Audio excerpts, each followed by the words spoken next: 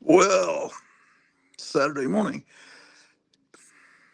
I have no idea what Streamyard has done to itself. It used to work pretty well, and now I've been playing with it for at least half an hour trying to figure out how to make the screen fill a TV screen instead of being in this skinny, stupid TikTok format for people to watch on their phones. I thought I'd go live for the amazing free comic book day, and yeah, I don't think this is going to be very successful. I don't like the skinny format. I don't.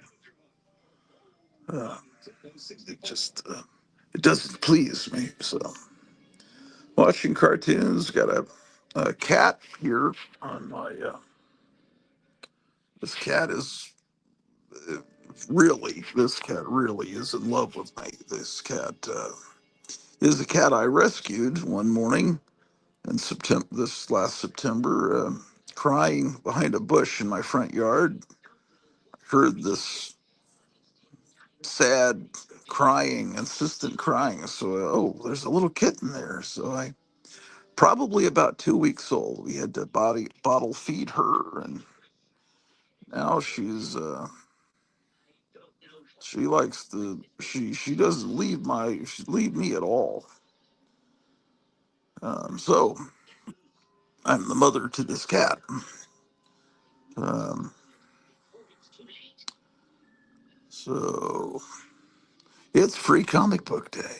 That's just so exciting. Um, Very rarely is there anything worthwhile on Free Comic Book Day. A few years ago, they had some comics that reprinted Atlas horror stories. Atlas being pre-Marvel, horror stories from the pre-Code era. That was I don't know.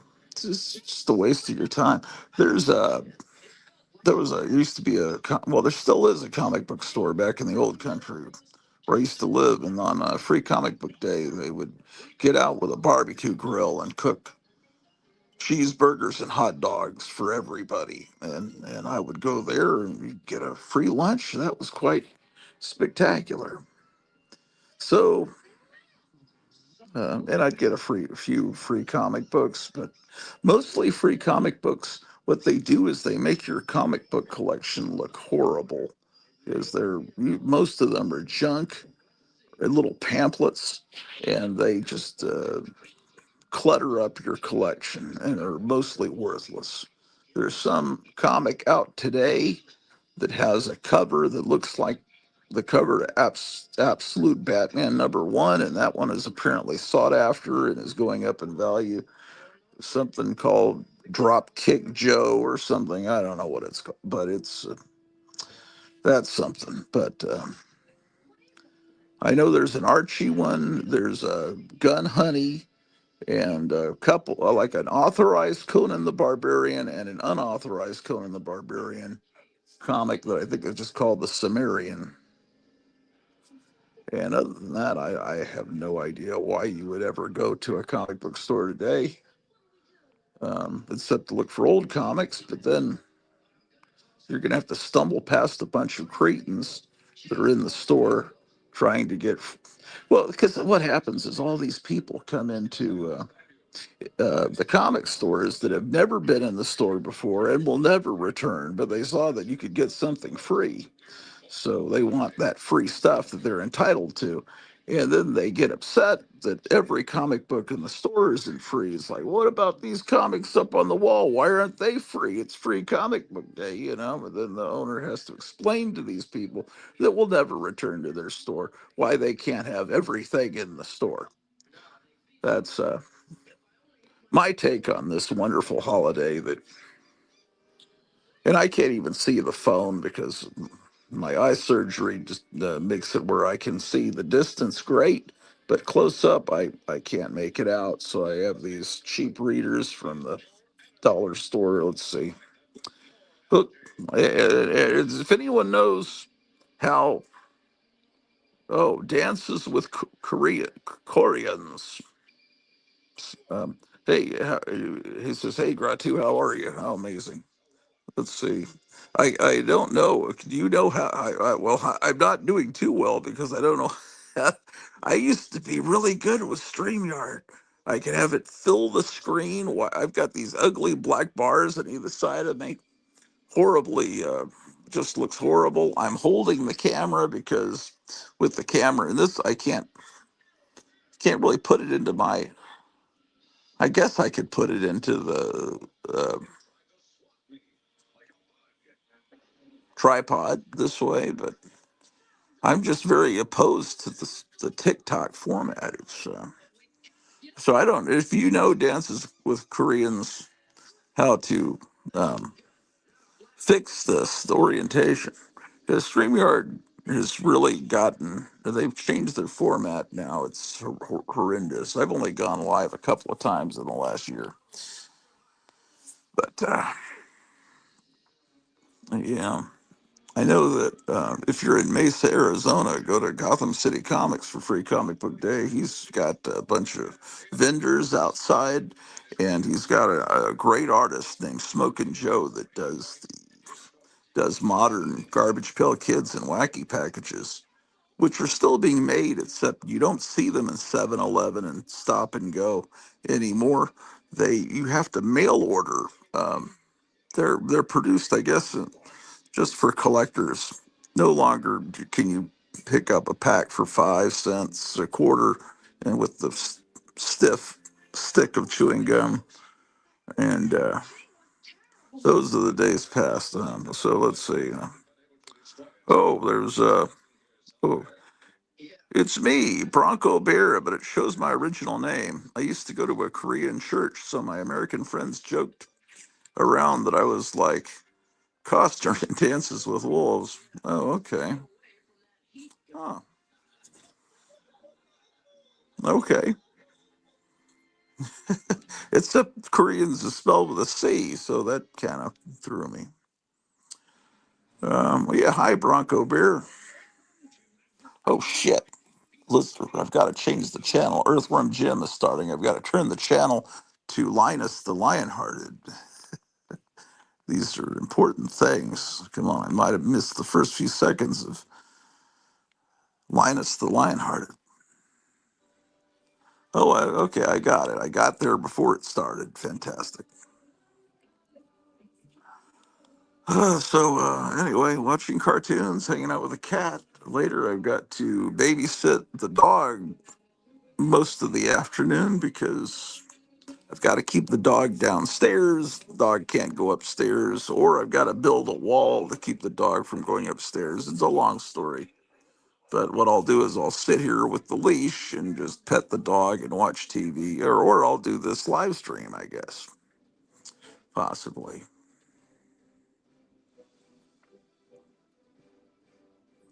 Um,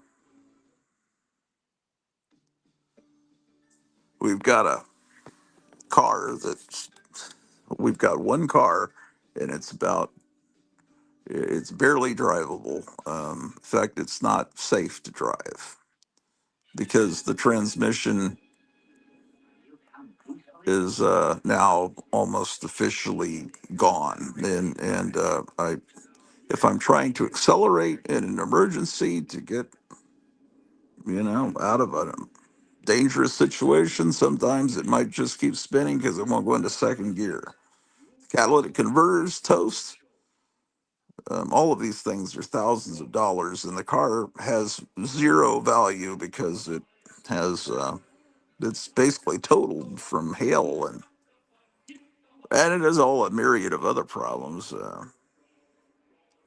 Leaks coolant like a sieve. Everything's gone wrong. So I'm gonna have to get another not a new car, but a used car. And so thought about, well, I'll start a GoFundMe, but I forgot how to do a GoFundMe. And someone said, well, you still have an active one for your eye surgery. Because I thought, well, I paid off my eye surgery. No, I didn't actually. I We just put it on a credit card. Then I didn't think about it anymore. It's like, oh, I'm not getting the letters in the mail anymore to pay for my part of the eye surgery, the part that my insurance didn't pay. And so I thought, well, that's paid, but it isn't. It's just on a credit card. So I still have a give, send, go for that. Maybe I could use that because if I could just raise about 6,000, I could get a kind of, well, not really that, not, a better car than I've got now. Anyway, I think I may have to sell the Elvira pinball machine, which is, I think, around $6,000 valued now, and that would get me a car. I think I'm going to have to do that. Um, the Kiss pinball machine, I really don't like to sell either one. That's not as valuable. I would have thought it would be, but I think they made so many of those Kiss pinball machines that are just not as valuable. But anyway, I don't know. Everybody's doing crummy nowadays financially. I don't know why. I mean, it seems like um, I'm really happy. It seems like things are going well, but then it seems. But then I realize, man, I'm financially, these things are worse than I've ever suffered in my life. Um, oh well, I've got some.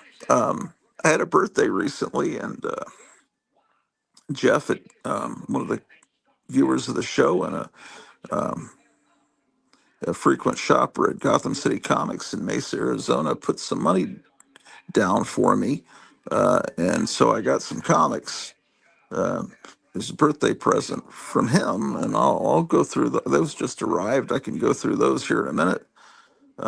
If I could just get this to a decent sideways landscape movie format so it will fill a wide screen. Does anyone know how to do it? Let's experiment here. What can I do? Let's press buttons. These beloved classic episodes are pre-recorded. Merry Christmas. Oh, that's nice. This is an example of a banner. Click on a banner to show it on screen. Yeah, they've really. Oh, I turned into a nothingness. Um,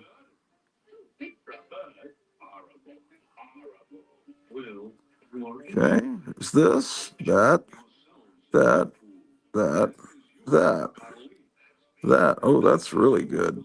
That, that, that. Okay, that's great. Horrible. What does this button do? Layout. Oh, this is what I just did. Okay. Settings. Layouts.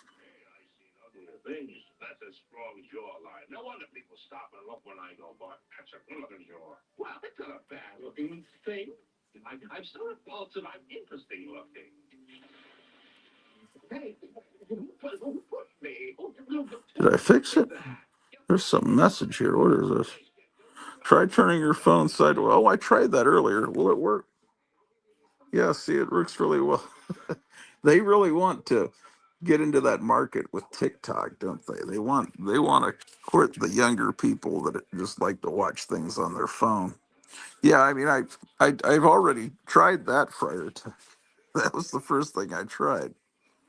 Yeah, that doesn't work. I mean, I used to be really good with Streamyard, but they changed. They're trying to sell me stuff here. That's all right. I'm not going to pay you a cent. Maybe you got to broadcast in landscape mode. Yes, I know that, but I'm in. I pushed the landscape button. I thought you tried, but yeah, yeah, buddy. Nothing works. Nothing works here.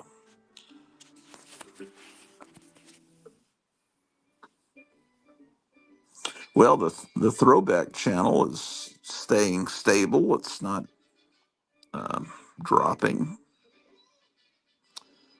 Boy. Um, I just don't remember where the buttons are. Um, this is it's not clear what you're supposed to do here. That's not it.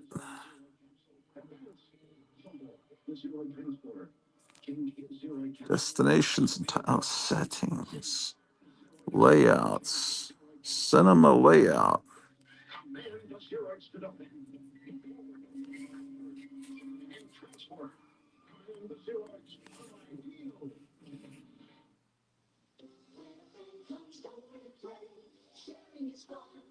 Front camera, mirror my camera. General, maybe general. No?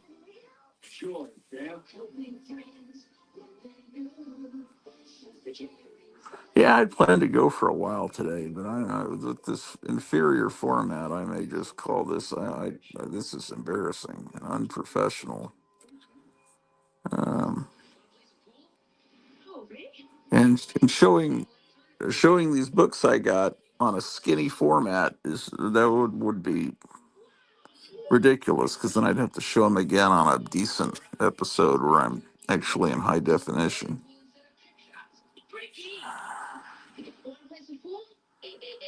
Oh yeah, a bunch of crap. What does that say at the top of the screen? I can't read it. Does it say thank you? Let's see.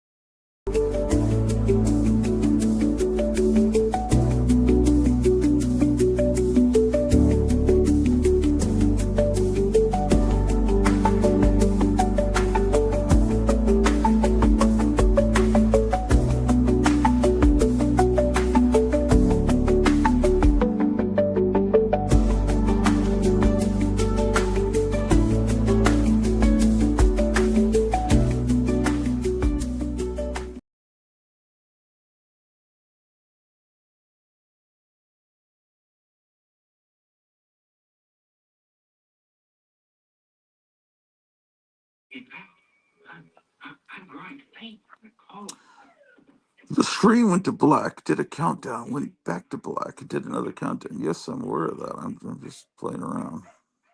That's about all I know how to do. Um, yeah, wow. This is pathetic.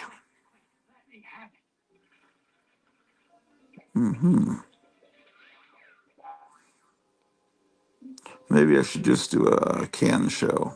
And what are you guys up to? Bronco Bear, Friar Tuck, and four of the people. What are you up to? You're going to your local comic book store to get these valuable collectibles.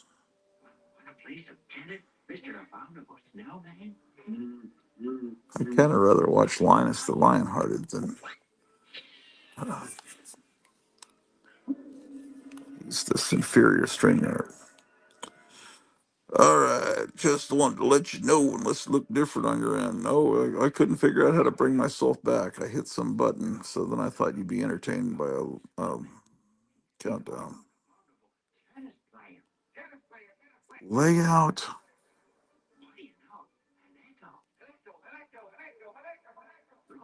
cinema layout. It says this is a cinema layout, but I don't see anything. What is going on?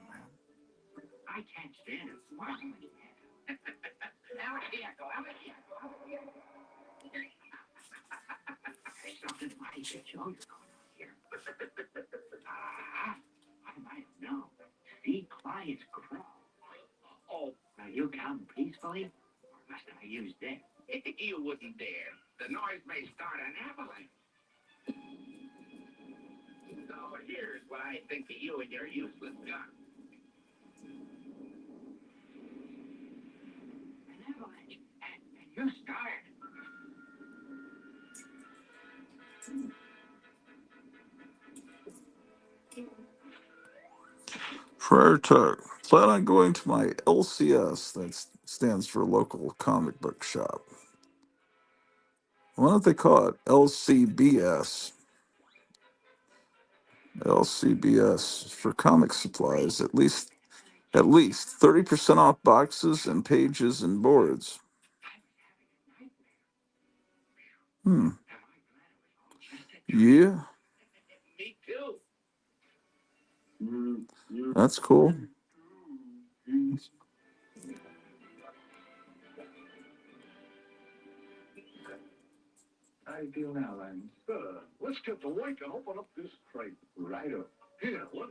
I got a whistle the other day, and I happened to be. I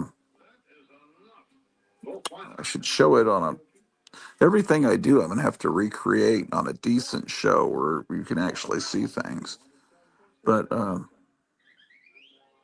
yeah, I found where they were giving out whistles for these protesters, these No More Kings protesters. It's interesting to see how they distribute the whistles. That they go out and blow whistles in people's faces that disagree with them politically, and they blow the whistles to warn people that ICE agents are coming to get them. And yeah, so some wealthy people are distributing these whistles to the masses. Yesterday was the big communist holiday, May 1st, and they were apparently staying home and not going to shop or school. And I don't know, maybe you saw some effect in where you live, but I certainly didn't see it here. Uh, oh, there's more comments here. Dances with Koreans says, I heard a baseball card channel called their store an LCS, so local card shop. Yeah. LCBS, I don't know, it kind of sounds like a disease or,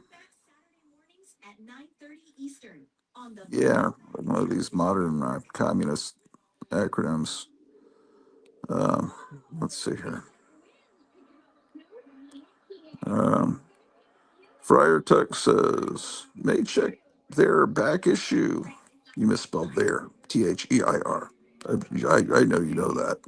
May check their back issues. Everything priced $10 is a $1. Whoa, that's good. That's pretty good. A $10 book is somewhat significant, and then if they're giving those, but if it's does that count Silver Age books stuff? Man, that's a pretty good sale, I have to say, because that means you'd get $100 worth of comics for $10. See, I'm good with math. Uh, if I was to stay on, I think Gary Davis would probably come on. I talked with him the other night and go to all the different comic stores in Colorado. Well, not the whole state of Colorado, but he lives near Mile High Comics. He could take us in there and see all the comics that would be $10 comics anywhere else sell for $1,000, and he could, they take us to some other. He was it last year or the year before? He did that. He showed us all the different. Might have been the last 2 years, and then maybe Kevin at Gotham City Comics could show around his store, but he's pretty busy, having to come on a live stream while he's dealing with all the customers and everything. It's kind of imposing, and I've just been having a good time just talking with him on the phone and not doing it publicly on these streams, which these streams are usually infested with, well, wonderful people like you, but there's other. See, let's see. He hasn't gone there yet. It's he had a tragedy in his family that caused that to be delayed. So, but he's doing well. I spoke with him a couple of nights ago. Um, this cartoon Linus the Lionhearted that's on right now on, would be good is everyone put on throwback television. We could just watch it together. But this cartoon's from about 1965. All the cereal mascots from General Mills cereals are the cast of this cartoon, and some of these characters um, aren't used for that cereal anymore, or the cereal's been discontinued. Linus the Lionhearted, I forget what cereal he was on the box of. It's just basically a 30-minute commercial, but it was one of the early examples of that. Later you'd have all the, you know, cartoons based on toys, where the toy existed first, like GI Joe and Transformers and all that. But this was an early example of that from 60 years ago. The cat got up and the claws went into my legs. Is what that's about. But there's a postman. That's the postman from Alphabets. There used to be. I don't even know if they still make Alphabets, but I don't think they have a postman on the cover anymore. And my wife was saying, "Why did they have a postman on the cover of Alphabets?" And I was saying, "Well, because he delivers letters. You get it, you letter." And then Sugar Bear's on here, um, which now you realize now that he's supposed to sound like Bing Crosby, but uh, Sugar Bear was on the Super Sugar Crisp, but they changed it from Sugar Crisp to something else crisp because they didn't want sugar in the name on the front of a box of cereal. And I don't know, just a great cartoon. I really enjoy it. Uh, Friar Tuck says, "Truly, the postman is on Alphabets." Yeah, that's what I'm saying. Then the little there's a I have throwback on TV and you on my phone. Yeah. Same with me. I've got me on my phone and some Asian. The Asian guy is on Rice Crinkles. Yeah, that's. Oh yeah, Sugar Crisp is Super Crisp now. Okay, they just dropped the sugar out of the title. Do they still use the same little bear? I don't know.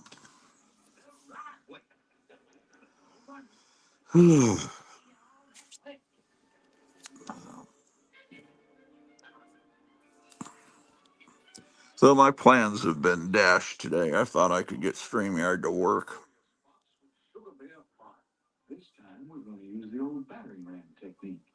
Yeah.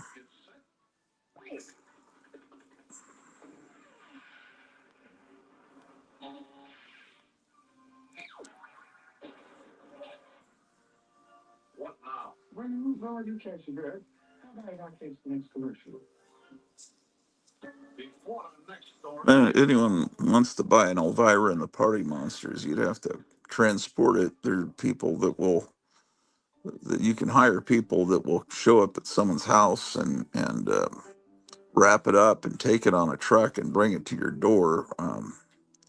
That's how people, buy these arcade machines from a distance. But yeah, I'm probably gonna have to sell that. I mean, that was the second pinball machine I got. I thought I would never sell that, but sometimes you just got to do things. And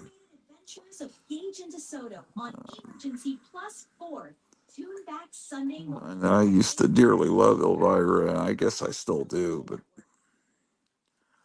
she's now on the other side politically. So is your car completely inoperable now?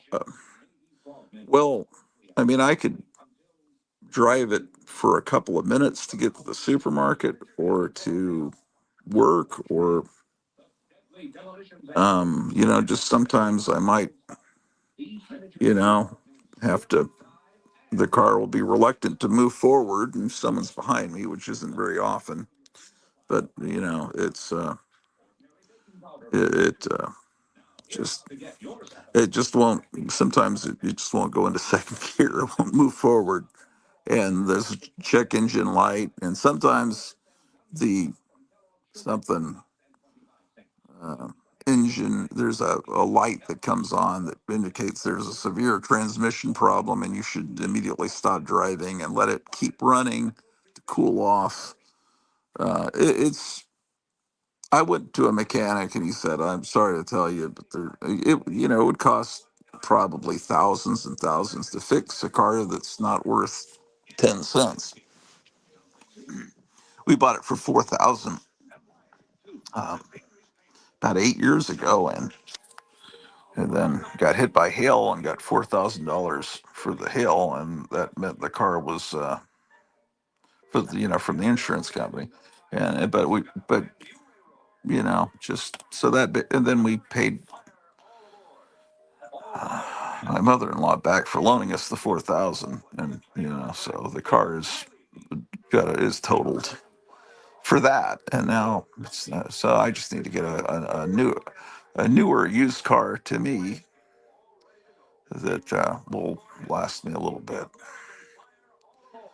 Um, I drive so seldomly that and I don't have to go long distances, that I gas up my car once every 2 months. But you know, emergencies like having to get my wife to the hospital and things. You know, uh, I need to have a working vehicle. It's kind of important. So I thought I'd do a GoFundMe, but I don't even have the GoFundMe ready because I can't figure out how to do that any more than I can the Streamyard. And so I could probably use an old GoFundMe that's still active, or Give Send Go or something, but I didn't have that ready when I started this morning. Uh, Subarus have issues with the engine design with head gaskets leaking. Yeah, I don't. Maybe that's probably happening too. For all I know, I know that there's fluid that everywhere I park it is just a sea of fluid underneath it, and so I think it's mainly coolant. I keep putting new coolant in. There's still plenty of transmission oil, so it's just uh,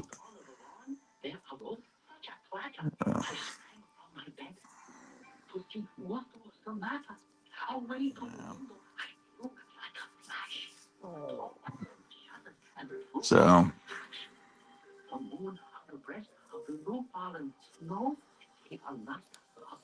Oh my gosh, this is a great show.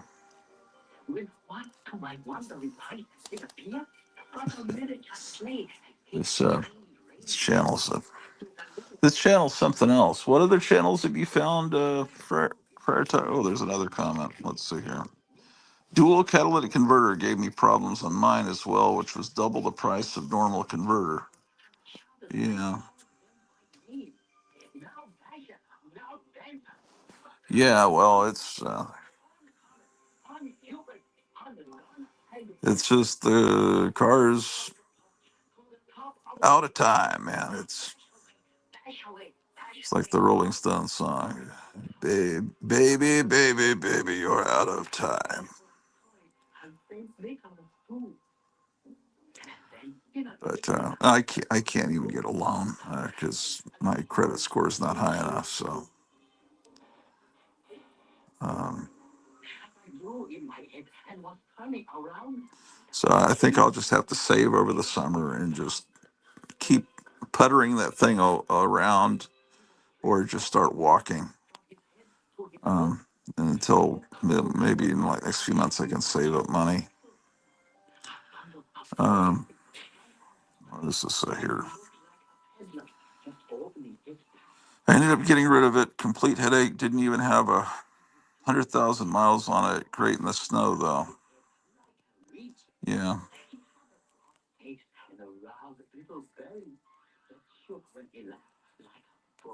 Have you tried the Distro TV app I told you about previously?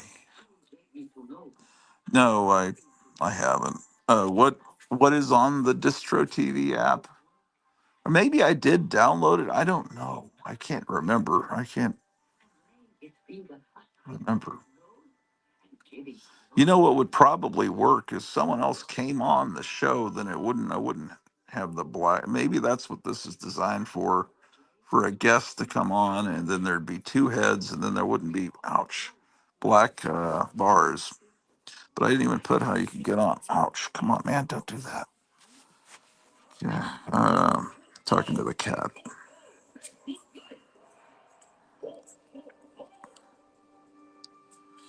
Uh, Nostalgia TV and a couple old cartoon channels. What are some highlights that they show on Nostalgia TV and the cartoon channels? I'm trying to remember how to invite guests. Oh, okay, I see. Now the dog is here. Hold on, let me feed the dog.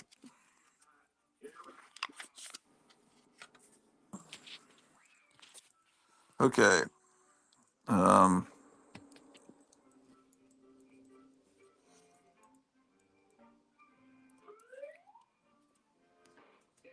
all right, there's a link now in the chat if anyone wants to come on.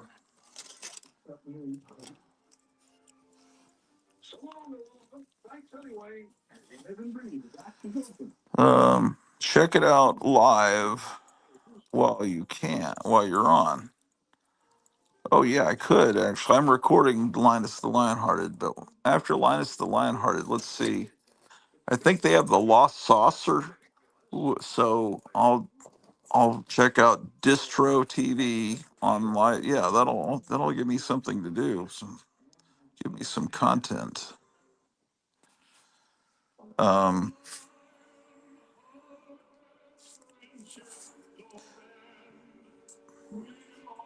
I mean, are there cartoons that are very rare that they show?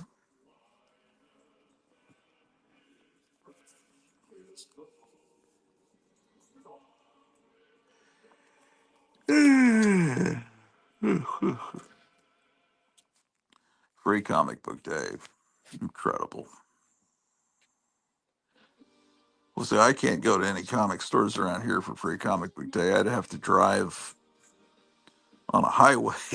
That would, yeah, driving on a highway will not happen. Now, the highway that comes through town, it's 35 miles per hour.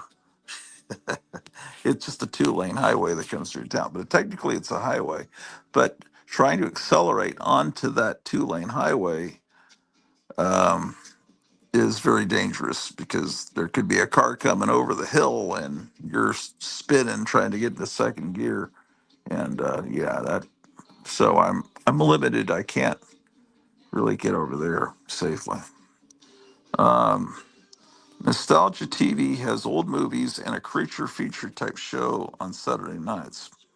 A lot of these creature feature horror host shows that are these new ones that are on these channels are absolutely wretched. Now, Svengoolie does a kind of a classic horror host thing because he's been around. for probably 45 years. He started as son of Svengoolie because there was a previous Svengoolie, and then he just became Svengoolie, kind of like Lon Chaney Jr. sort of became Lon Chaney. They just started calling him his father's name and dropped the junior. That's what happened with Svengoolie. I think the original Svengoolie was more of a hippie type ghoul.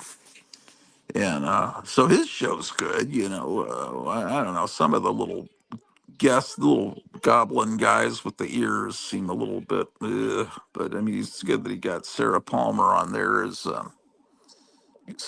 Gwen Gooley. I don't ever get to see that because I don't get me TV here. But some of these, the ones that are on this throwback television channel, they show some good movies, but they're just horrible 1980s public access quality. Ow, cat. Um, and this channel is great, but then when they show newly made stuff, it's embarrassingly bad. They have now this show in the mornings called Nutty's Treehouse. Nutty the Squirrel. It's a little puppet. It's a it's a kid's show, but it's made for adults. But it's not obscene. It's just made. Uh, it's not adult humor so much. It's just clearly the humor is aimed at older nerds. Lots of stuff about comic books and going to comic book conventions and stuff. It's comic book nerd humor. It's really stupid humor for morons that read comic books. It's really stupid and shitty. Nutty's Treehouse. It's bad. Uh, and then they have this show called Captain. I don't remember, Captain Comet or something, Captain Nuclear. I don't know. It's some new. It's it's like it's done in black and white, and it's supposed to be it's supposed to be funny, I guess, but it's like some guy that's some half bald guy playing the captain of some ship, and it's just like normal people, like your next door neighbors, are playing these people on a starship or something, and it's bad. Captain something horrible. They put that on, and what else? Uh, but for the most part, they're showing old great stuff like you know Ozzie and Harriet with Ricky Nelson, or old movie serials, Flash Gordon, or this cartoon lineup on Saturday and Sunday mornings, or they've got they run the Howdy Doody show. Just occasionally, you've got these really badly made things that are embarrassing. Friar Talk depends on the movie on Svengoolie. Otherwise, I watch WWON Creature Features type show with a pretty good host, has decent guests sometimes. His I've been seeing people on Facebook complaining about the movies on Svengoolies. They're saying that I really hated the movie tonight, but I don't know what movie it was. I don't know what movies he's been showing lately. The guy that hosted does a pretty decent job. He's kind of like a horror host, Ozzy Osbourne. Hmm. Yeah, well, I just, I don't know. I'm sure that's on WWON. What is that? One of your local stations where you live? Or, see, I don't know.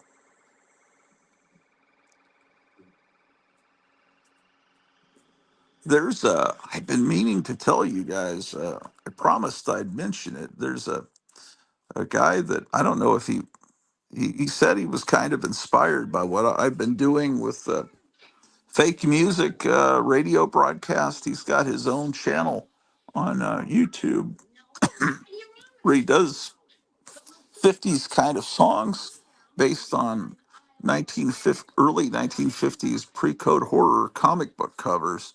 like the one where the uranium's blowing this guy's face off. He wrote a song about that, and he's got it like it's a radio station. So I need to show you that. WWON online or on the IO app. IO. IO. Is that the one that I I was just on or showing the superheroes card? That's IOTV. Oh, okay. Well, there's so many channels on that app that are like from North Korea. I can't or Middle East. I can't, I've never looked beyond that one channel that shows the superhero things. This morning they ran the 1967 Fantastic Four and Space Ghost and Birdman and some other Marvel cartoon. I don't know what they showed because I was in the shower at that time, but I was recording it.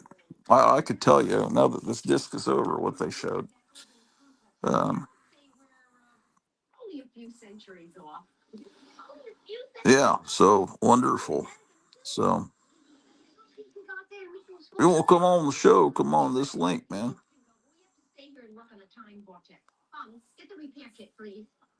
I don't think anyone will come on.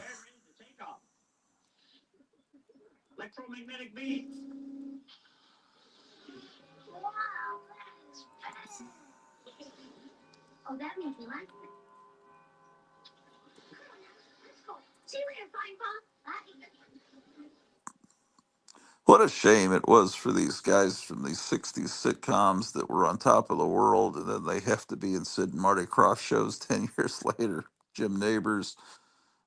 I guess he thought Gomer Pyle would last forever. He's still young, you know. I used to think, boy, Gomer Pyle looks so old now. And Gilligan, you know, Bob Denver on Far Out Space Nuts, he looks so old now. But no, he really didn't look that much older than he did in Gilligan's Island. If you look at it now from the perspective of someone that's 61 years old, he still looks young. But incredible.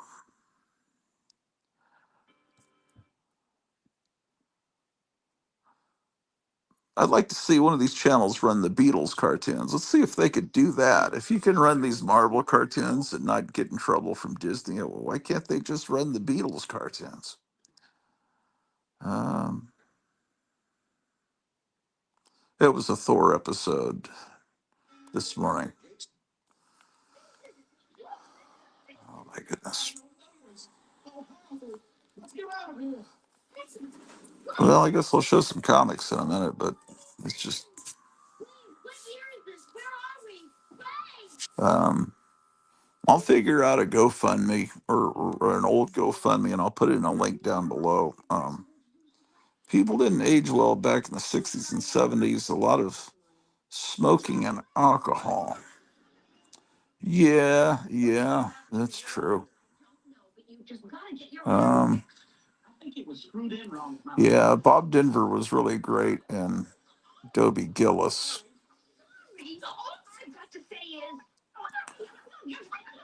I don't think there was much merchandise made.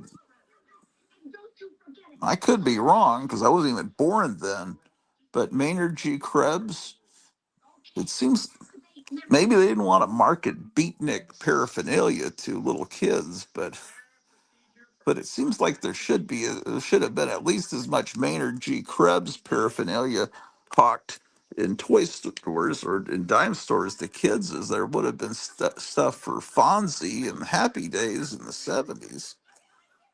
Because I think that Maynard G. Krebs' popularity was, you know, was he as popular as Fonzie was in the 70s? I don't know. He was definitely a cool character. Okay, all right, well. Um, I should show you the whistle I got. Hold on a second.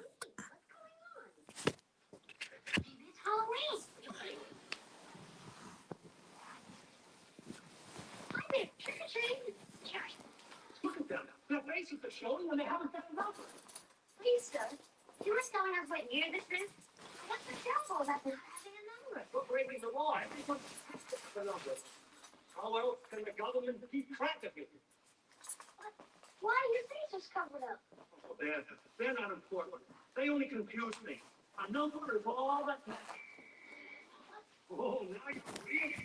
right, we're back. Let me try putting the camera in a tripod. Maybe we can just go with this. We can just be cool and be like TikTok with the skinny camera. Somebody's got to know how to fix this. Will this tripod work?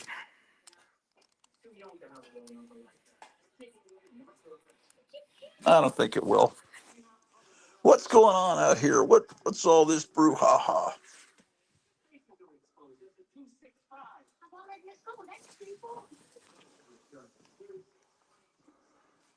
Oh, you're playing with this little pumpkin, are you? Oh, I dare you.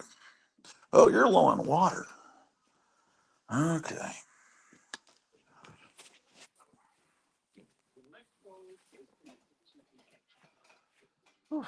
Well, I had an interesting moment this morning. I have this shirt that I got at our favorite restaurant. It's gone out of business, right? But before it went out of business, I got this shirt from them, right? Let me show it to you. Yeah, see, this shirt.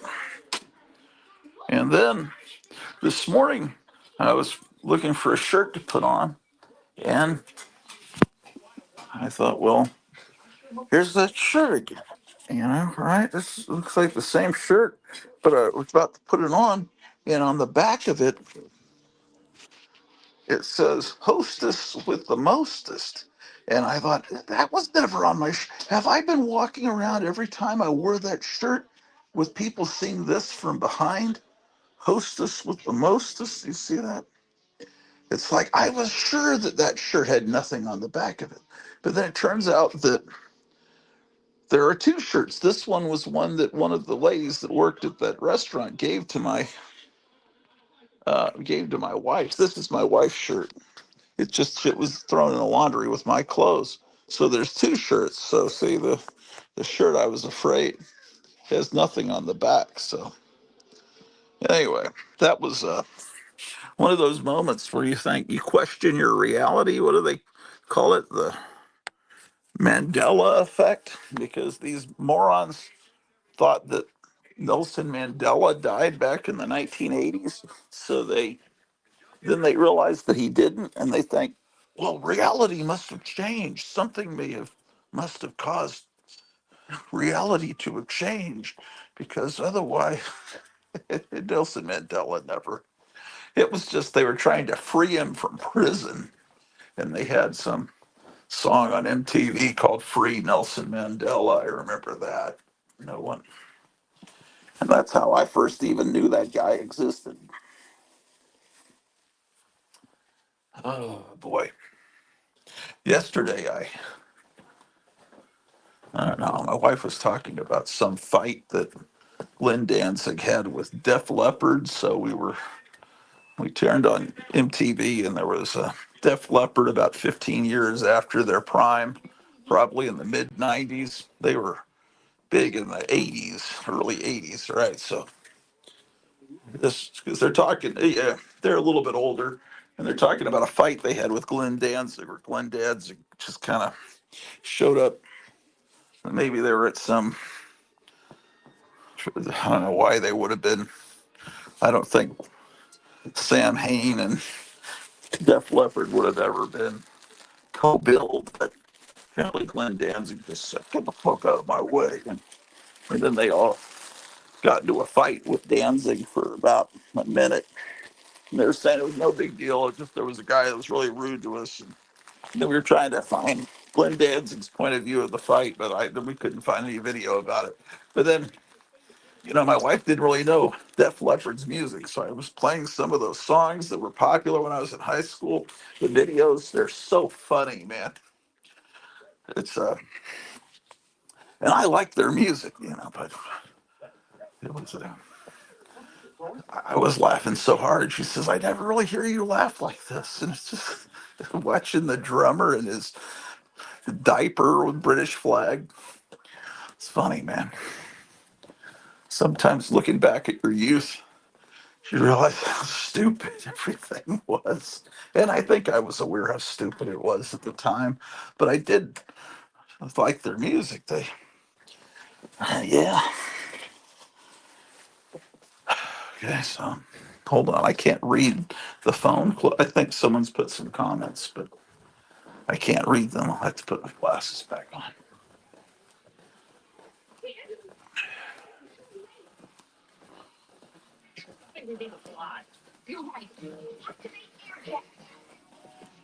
Okay. Whoa, cat.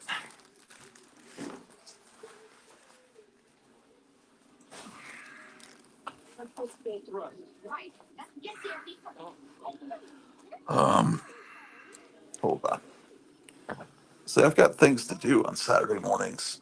Doing a live stream. It keeps me from doing them. Let's see here. Oh, Kevin's here. Says to get landscape mode on Streamyard, ensure your studio is set to the default 16 by 9 aspect ratio, which is ideal for platforms like YouTube, Facebook, and Twitch. If your studio is in portrait mode, okay, but I don't know how to do that. You can change it back by going to settings, general orientations. Okay, he's telling me. Okay, you can change it back by going to settings, general, and orientation. Okay, let me try that. Settings, general. Okay. Settings, general. Okay. I was saying, Your Honor, their only defense is they claim ignorance of the law. But that, Your Honor, is for you to decide. Okay. Well, I don't remember what the next step was. What was it? Settings, general, orientation. Okay. Settings, general. I don't see the orientation button though.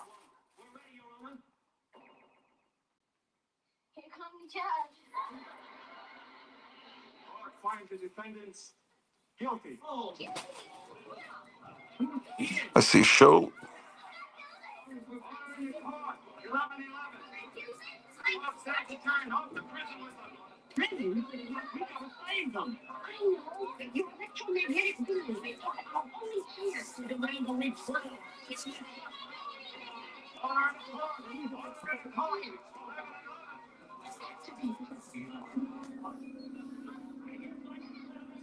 Oh, I can switch cameras. How about that? Um,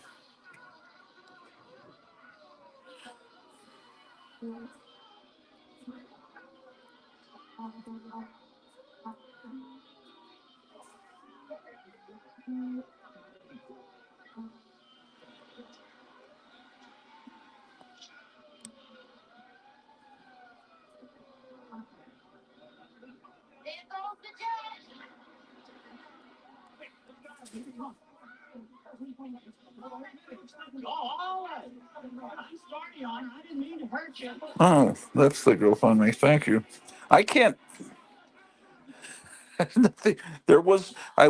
I followed your instructions, but when I got there, there's no orientation button. There may have used to have been, but it's uh,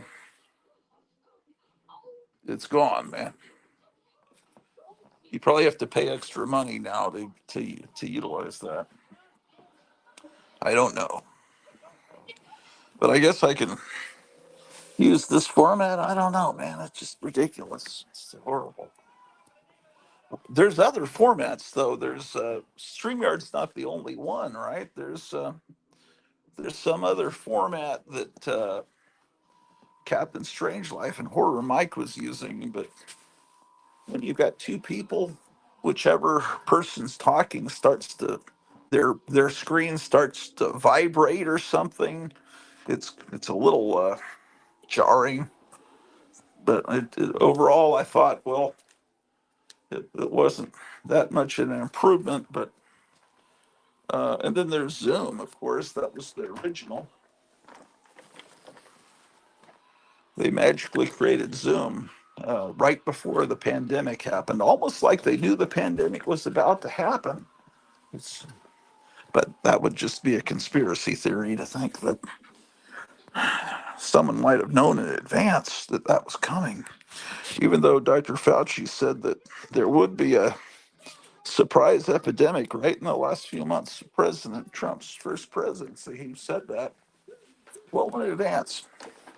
Yeah, but nobody questions that. Okay, so I don't know. I mean, well, so, what was that?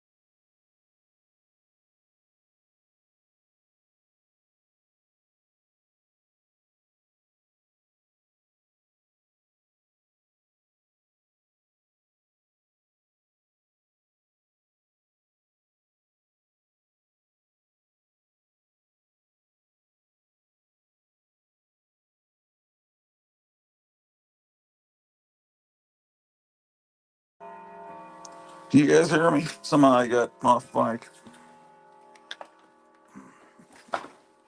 Someone was asking me a question that I thought it was a question directed to me, but it was a question directed to a whole Facebook group.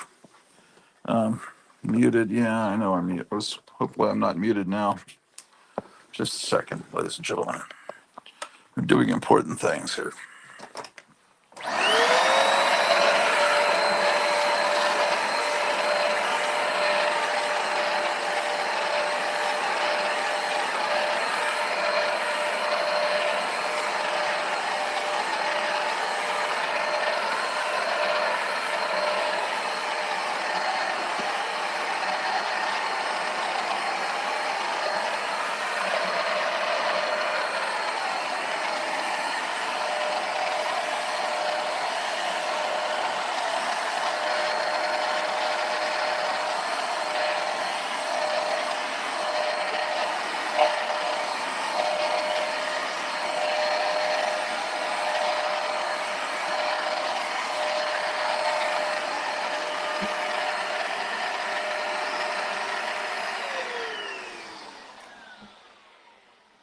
Okay. So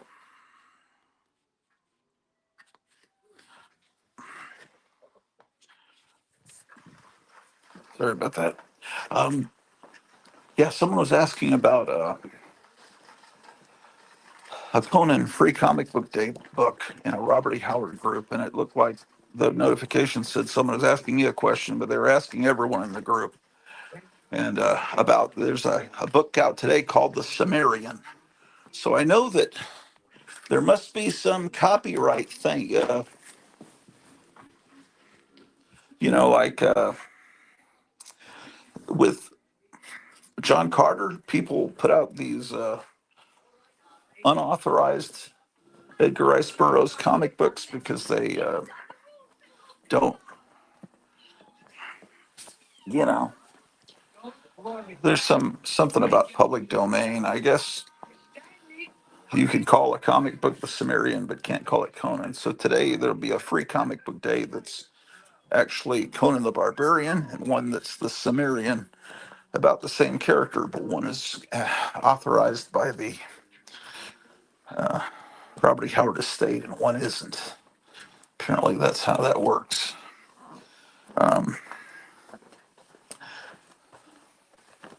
Oh, there's a few things I need to show you that you will be interested in media. Sorry, there was a pet accident. That's what I'm working on. I can't. Sorry, but I've got to. Life goes on. I do these long live streams. Here's why I stopped doing them. One of the reasons. Um, you know. Hold on.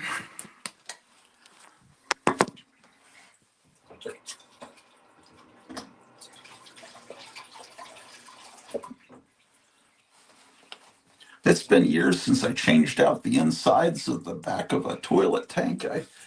I gotta do some research on how to do that because this toilet constantly sings. And you were just on the back of a toilet lid. That's why I mentioned that.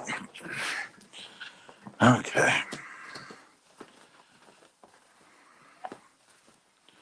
Um,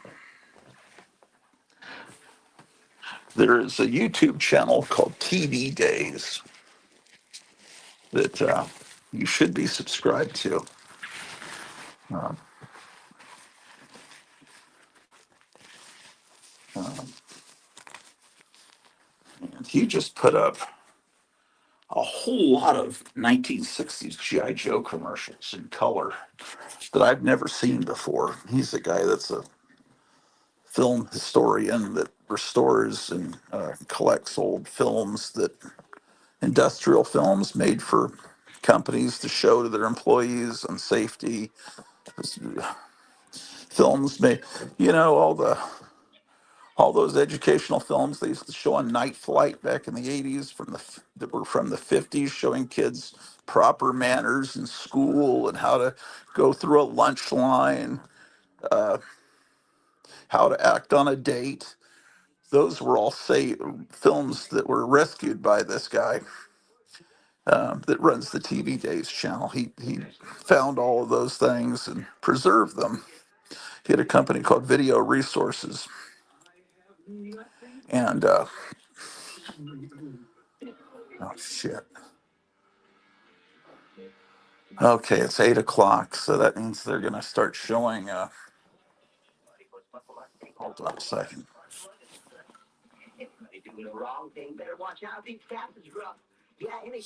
Hold on a second. I got things to do.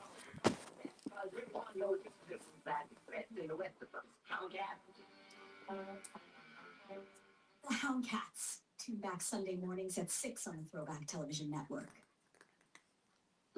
Imagine a gift under your tree that's a whole family can play. An Atari video computer system and game cartridges from Meyer and Friends. Now through Christmas, these cartridges and the video game system are specially priced. Easy to hook up and easy to play against a partner or one-on-one with the computer. Sports games, games, cooking games, a wide selection to choose from, all specially priced through Christmas. Anyway, go to TV Days, all one word, TVDAYS on YouTube, and you'll see some great G.I. Joe commercials. I'd show them to you, but I've got to record something else here. Um,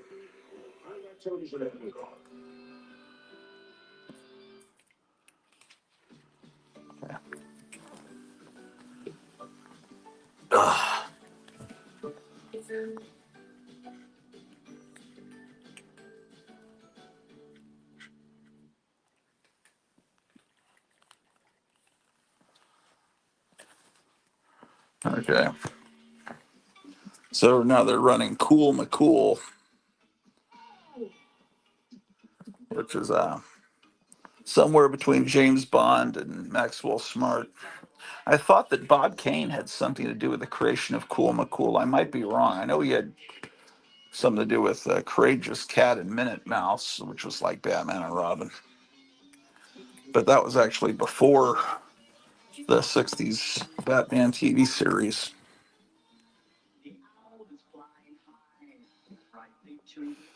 Dang, mess. Um,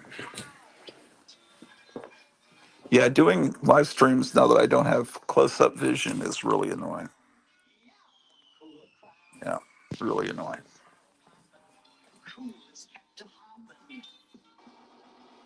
Oh, I was going to show you that whistle. This is really cool. to collect propaganda stuff. Um,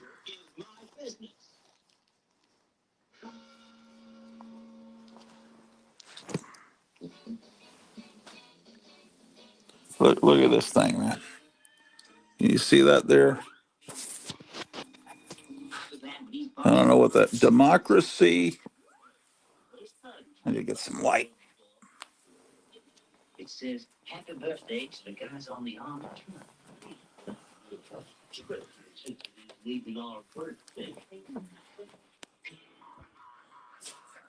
You see that? Democracy knee whistleblower. Form a crowd, stay loud.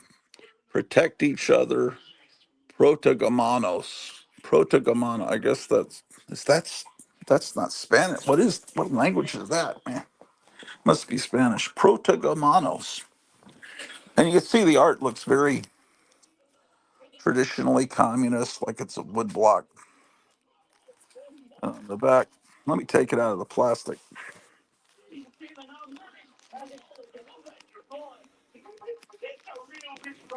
See, if you look at the bottom, there's a little whistle in there. You see that?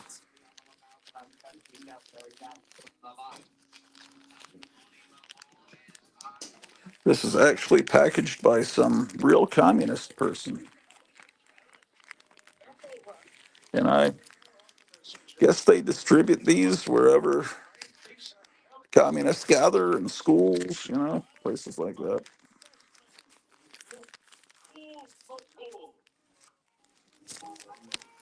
That's why everyone has whistles, they, at those events. And then whenever ice shows up, everyone just magically has whistles to blow. Oh, this is one of the official whistles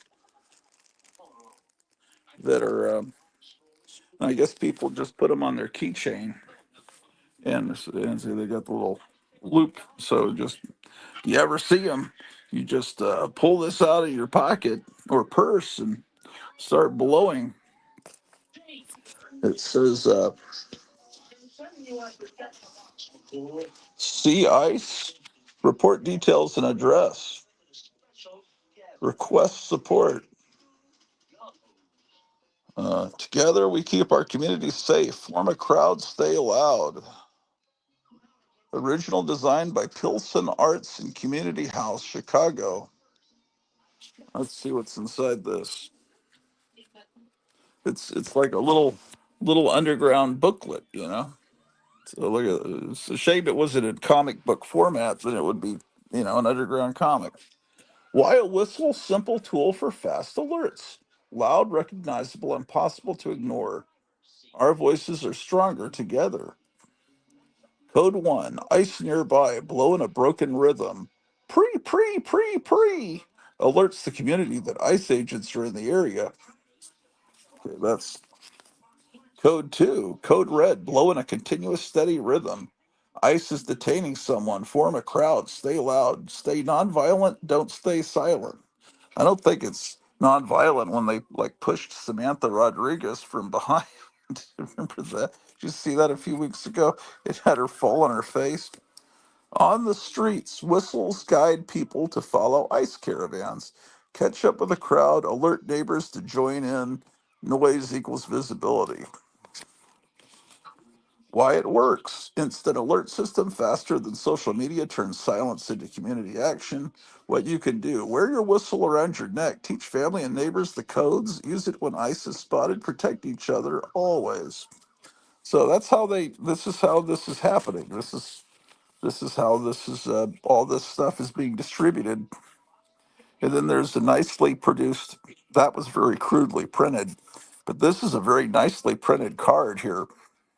It's got English and Spanish. It says, "I do not wish to speak with you." Oh, it's Quentin Tarantino. It says it's Quentin Quarantino's birthday. That must be a fake name. Someone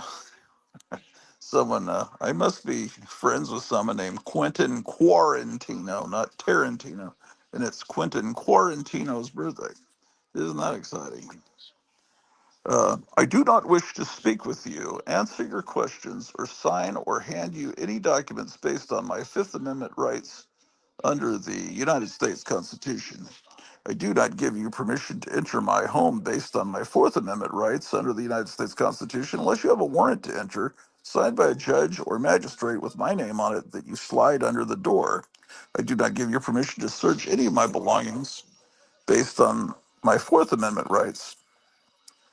I choose to exercise my constitutional rights. These cards are available to citizens and non-citizens alike. And then it's Spanish on the other side. So somehow most people don't need cards like that. But it seems like here it says 5-5, indivisible, liberty and justice for all. Indivisible555.org, and you can scan it. So, and then, oh, here's one of these official cards also included in your little package. Know your rights. Know before you go. Scan here for more information. KnowKings.org. What's it say on the back? The U.S. Constitution grants all people rights. I am proud to be exercising mine. I do not wish to speak with you, answer your questions, or sign any documents. I do not consent to you searching me, my vehicle, or my belongings, or to you entering my home or place of business. If you have a warrant signed by a judge or magistrate, please show it to me. If you're at my home, slide it under the door. Are you detaining me? If not, I would like to leave. If so, I would like to speak to a lawyer. Please tell me your name, the agency you work for, your badge number. KnowKings.org. So it's all very, and then here's the little whistle. Now, I'd blow into it, except I don't want to wake up my wife. And, I'd want to clean it first because this has been touched by actual communists, and I don't want to get communist germs. But anyway, that's I was excited to come across this garbage as I would be to find a cool old comic book. I don't know. I like weird propaganda, and someday this will be historically important. And because I like, I feel like I'd like to think I'm like a museum curator, but in reality, I just gather junk. This is interesting to me. I've got a flyer somewhere that was put under my mom's windshield wiper back in 1978, maybe at a Kmart. That's all about how terrible the Shah of Iran is, and how he needs to be overthrown. And they have him standing there like a Gestapo. And I saved that. I've got it somewhere. And that's now historical. There may not be any more copy. That may be the only copy that survived from Arlington, Texas, from some college students putting that under people's windshield wipers at that Kmart. So I don't know. It's interesting. No one's commenting. Nobody cares about my. You want to see comic books because. So I have some that I got from Kevin at Gotham City Comics. So let's look at them. I really wish I didn't have this darn problem with the skinny screen. I can't seem to fix it.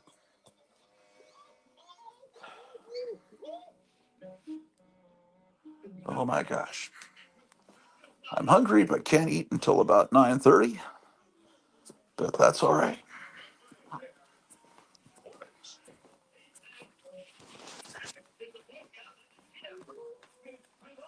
So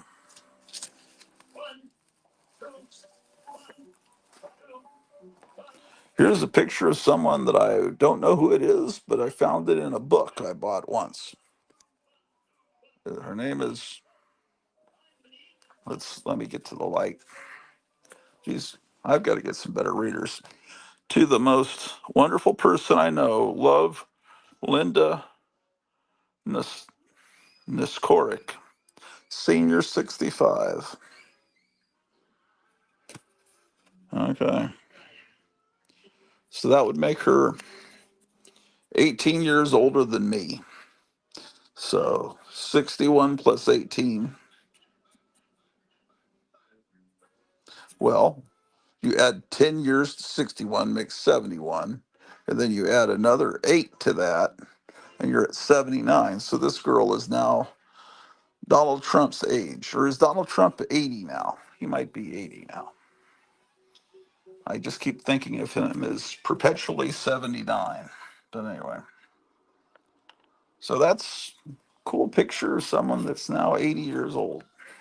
Like another thing, some people would just chunk that in the trash, but I think that's neat. Here's a here's an ad mat. Oh my gosh, there's some cool stuff here. Oh, look at this. Is this collectible yet? It's a flyer from a comic book store from when Xena, Warrior Princess, was on for Topps bubblegum cards of Xena, Warrior Princess. That was a show I liked. I really loved the first season. I think Roy Thomas was writing for the first season, and it felt like a Conan comic book.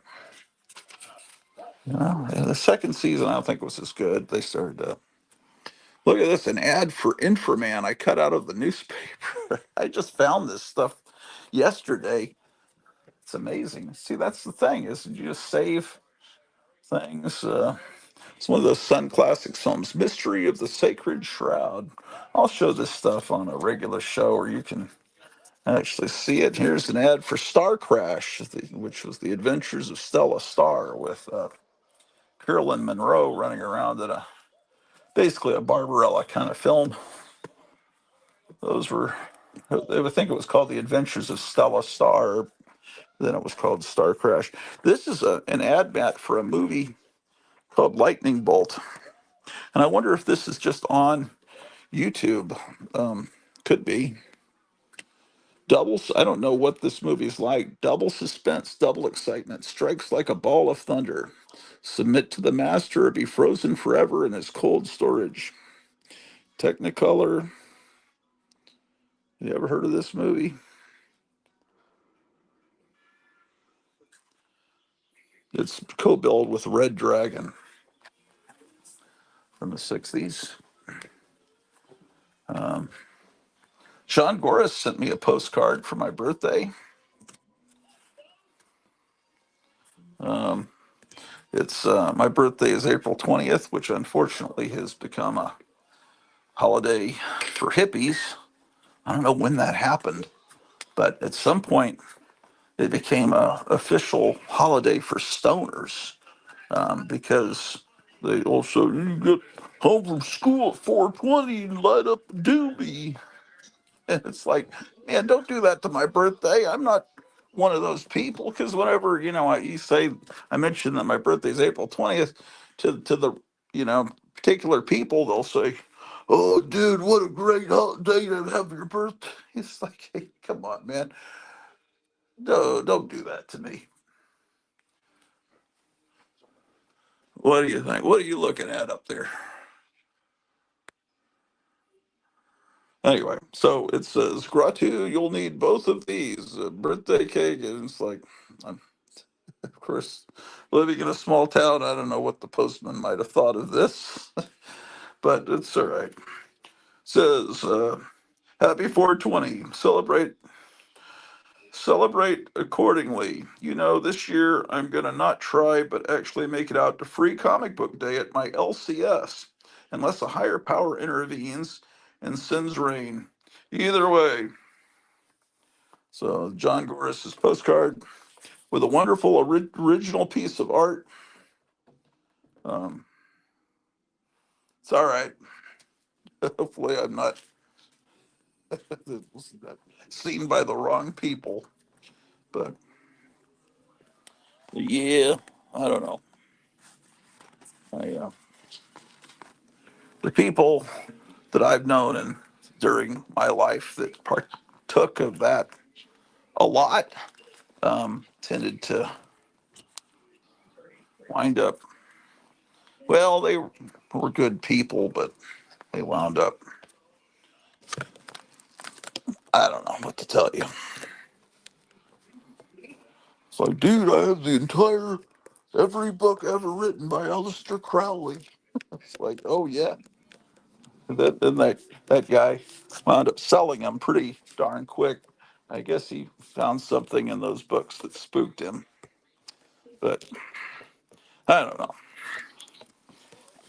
I recommend you stay away from that and alcohol as well, even legal things. I don't know. I guess they've made that legal in some parts of the country, and it's really made that. We drove through Oklahoma, and where they apparently made marijuana legal, and every strip center has a marijuana dispensary, and it looks horrible with pictures of marijuana leaves. It looks seedy and horrible. And right across the border, the neighboring state, you cross it, and it's nothing but fireworks and marijuana for sale. And it just makes you feel like you're living in a horrible place, horrible scum. Um, oh, Toddy Walnuts, good morning, sir. I'm driving to downtown Milwaukee and listening to this. I won't be able to comment again after this, but I'll be listening. Hope you and the missus are well. Yeah, relatively well. We're having, yeah, I mean, there's nothing horrible, but I'm needing to get another car. And yeah, my wife's not doing too good, but I mean, she's going to probably have some, yeah, not, not worth talking about right now. Because there are people out there that just want to make fun of her. One of the reasons I stopped doing these live streams. And John Gora says, "You got it." Yeah, I finally got it just 2 days ago. I was thinking, man, I hope the people aren't seeing this marijuana because it's a small town, but it's all right. It's a beautiful painting, man. But okay, so here's what. Yeah, it took forever for it to arrive here. And this time it didn't have a white sticker on it that I had to carefully peel off. They've been doing that, putting a white sticker right on top of the artwork. Okay, so what did I get for my birthday? This is, and I'm just going to have to show this again. It's going to be a pain in the butt because when I get, because I still can't figure out how to, this is how to get on the show. Well, hold on. I don't even know how to do this. Okay, I never even showed you. This is how to get on the show by clicking on that link. And and this is how to, let me see. This is what Kevin sent me. This is apparently the GoFundMe. I didn't even know how to. Let me try going to that. See if. Hold on a second. How do I do this? This second.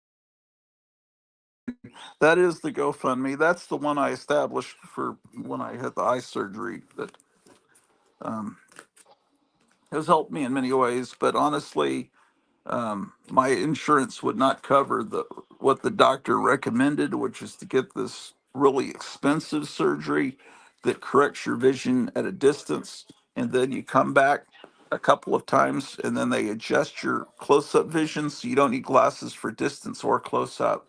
I My insurance would only cover the ones that fixed my vision at a distance, and then I'd have to get readers for close-up. And before I was pretty much okay with close-up, but now I say I can't read what's on my phone right now. So my insurance wouldn't pay for a penny of that, but they'd pay for a chunk, a good chunk. But then we still wound up owing, I think it was a couple of thousand for the and then it just got paid, and I thought, oh well, that's okay, but it was actually paid with a credit card, and that's not really paying it. You still owe it, just to someone else. So that's something I need. That's why I have that GoFundMe, and now my car's crapped out, and if I could just raise, um, well, I need about somewhere between 5 and 6 thousand to get a used car that would be somewhat reliable around here. But I don't know, man. Uh, um, but I don't know. Just what's that? I'm selling. I'm going to sell the Elvira pinball machine and maybe the Kiss pinball machine if you guys are interested. But wasn't really wanting to do that. But anyway, I've got this Captain America issue 126. I'll sell it. I mean, I'm not going to sell it. No, I will show it later on a real show that's not done with shitty Streamyard, which is all blurry, and there's no way, no button I can press on here that will make it go correctly. The only possible hope is if someone comes on the show, and then that will move me to the side, and then there'll be another head that will keep this. It's StreamYard went from something decent to shit.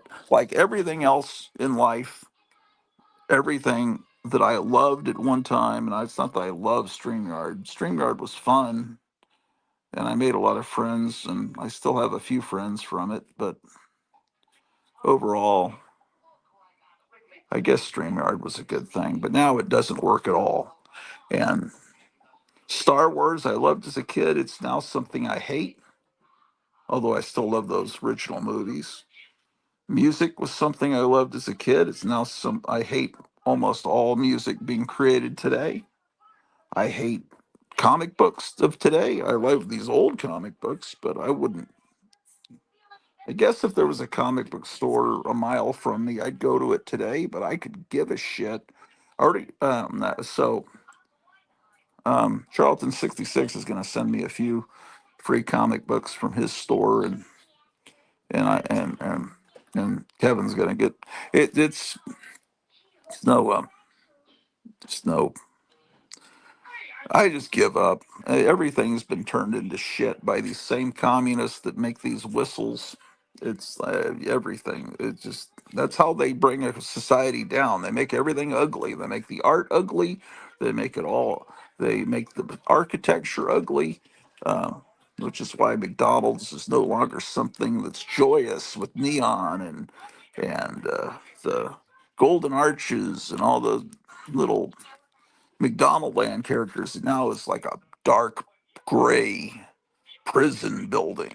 Then across the street is the dark KFC building, and across is the Jack in the Box. No longer has a little Jack in the Box. It's looks like another Saturnian cube prison. Depress the people, turn the people against each other, and let them all um, become communists. This is Captain America 126. Uh, got that part of the birthday present. You're thinking, why are you talking about GoFundMe and you've got new comic books? What are you, some kind of motherfucker? It's a grifter? No, this was a birthday present. Thank you. This is money that's put in by the incredible Jeff.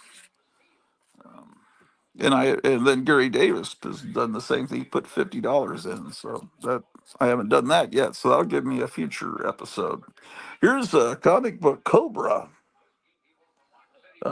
Number 3 from about 1976. I'm still trying to build the run so I could read it. 50 years later, I'm still trying to get all the issues together.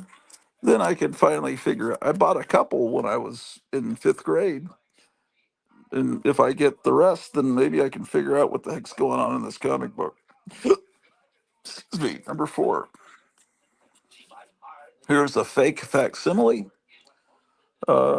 Not sure why they did a facsimile of it, because most of these facsimiles are what the modern comic collectors call key issues, the important issues. This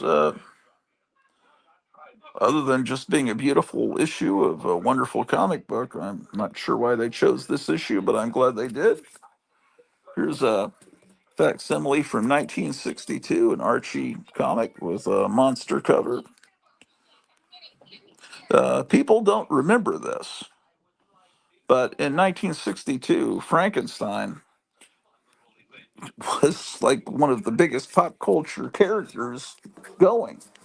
Boris Karloff, who had played Frankenstein decades before, had his own TV series, his own comic book.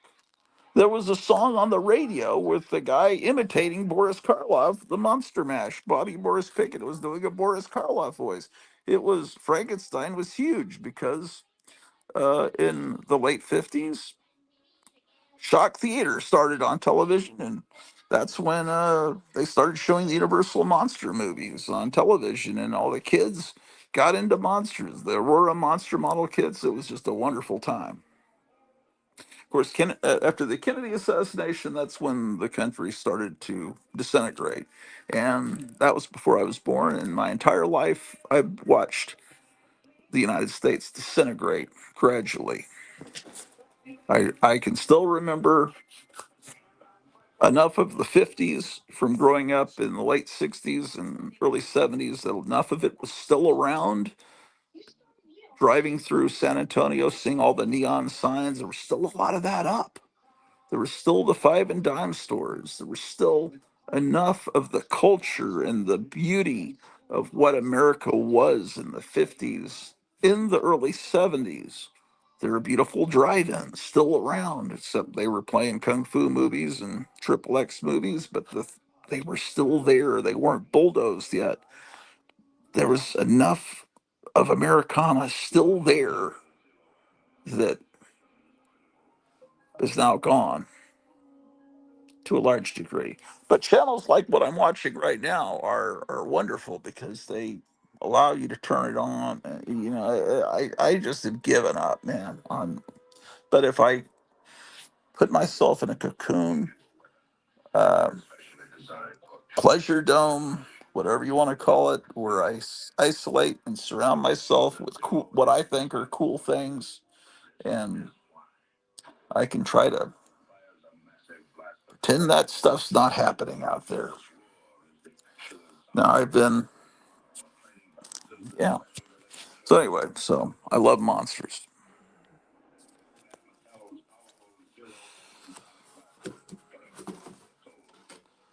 Here's I was real happy to get this. I know a lot of you guys don't like the Flash, but oh yeah, I tried to film an episode the other morning, and I showed all of these comic books, but all I did in between was complain, like I'm doing now. And I decided not to air that episode. I decided, man, this is just too depressing, talking about all my problems, my, you know, and so anyway, I remember I was unable to read the number on this because it's black ink on purple. It's issue. Then I had to get my magnifying glass out, and now I'm doing that again. I'm wearing readers that are magnifying glasses, and now I'm using a magnifying glass. 155. This is Flash 155. All of these books came from Gotham City Comics. So, um,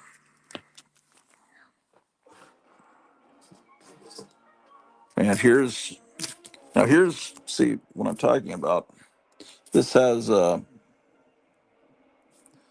black ink on gray, and you can't read that either. This is Flash number.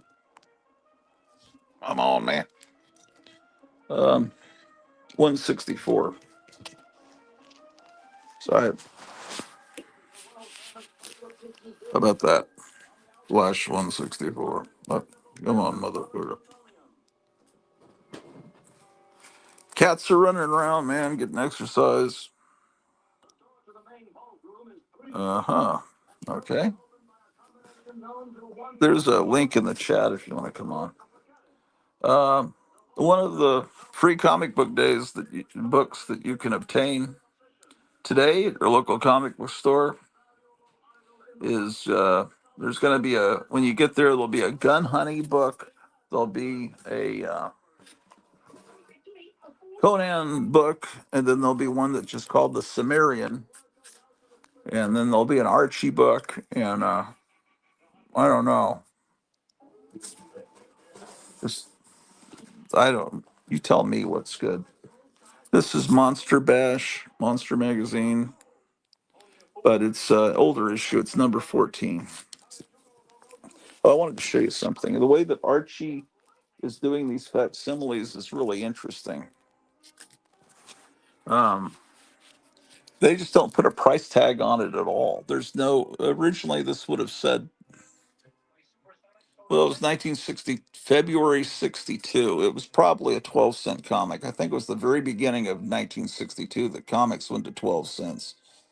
But before that, they were 10 cents. And so you see no price tag. Some of the facsimiles, they'll put 6.99 on the front. And it's like, wow, that's.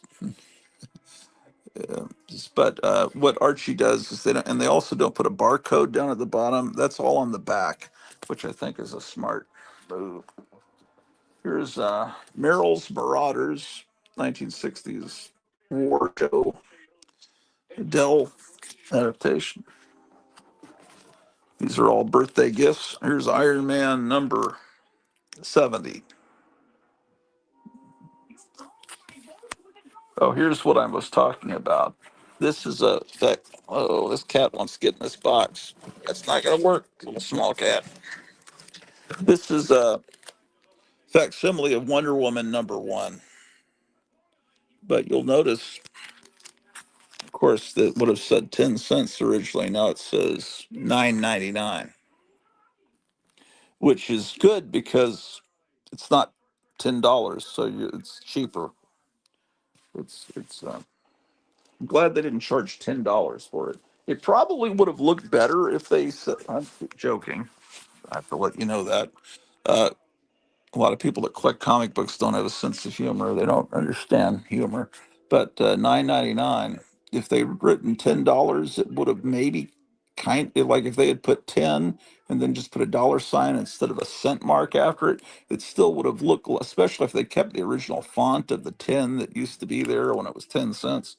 This is supposed to be um, golden age size, but it's actually a little larger than a golden age comic book. See, this is a magazine bag and board. So this is something that came out in the last few weeks. So if you go to your local comic store today, you might see these facsimiles. These are things that you could actually purchase when you go there, um, that are maybe still on the stands. This is Cryptology number 8, a good monster magazine. That's the thing. Today, monster magazines have had a resurgence, which is good. Um, and I'd open this up and show it to you if I had a widescreen option, because I just think it's a waste of time to show it to you with this ridiculous, shitty Streamyard format. Um, yeah. Now, you probably know there's a company called Warrant that puts out Shutter, which is supposed to look like the old creepy and eerie magazines. And then there's Vampirus Carmilla that's supposed to look like the old Vampirellas. And they look they do an excellent job recreating the look and feel of those old books. There is another book that people don't know about as much from Mike Hoffman, who draws in different styles. He can do a pretty good Frazetta looking art style, but he's put out a magazine called Eerie, not spelled Eerie like Warren did, but Eyrie. He did these as Kickstarters a few years ago, and now he's putting them out to comic stores, not just to the Kickstarter. So like he had Eerie number 1 that was out to Kickstarter people a few years ago. Now he's doing Eerie number 1 and 2, or what? I don't know what his shoe's on now, to people in comic stores. So it's not really a second printing. It's supposed to be the first printing. The other one, I guess, is like a preview printing for people, with select people, I guess. But that's how he's. Oh, this cat is starting to climb the. Oh my God. destroying my dad's. These are blankets my father brought back from Vietnam. My cats are destroying them, but what does it matter? It's not like, what am I going to live? I've been told by an old friend here that I'm probably not going to live more than a few more days. You know, he sent that message to my wife 4:30 in the morning. But you know, this cat that was just climbing was just fixed. You know, she had just gone in for her surgery, and we were up all night, kind of, because this is our baby. We were nursed her since she was 2 weeks old, and she had had that surgery. So then right in the at 4:30 in the morning, my wife gets just like, "Dude, your husband looks like he's gonna die any minute." I tuned him in, and for 15 seconds, and heard his fake voice. I just couldn't take it anymore. He's probably gonna die any day. He looks physically ill, man. Dude, he looks bad. It's just like, oh man, that's really nice. How about just telling me, instead of telling my wife? And it says, you need to sell all that old shit and get out of that shitty house. Because, you need, the biggest mistake you ever did moving from Dallas. You're just, he's so depressing.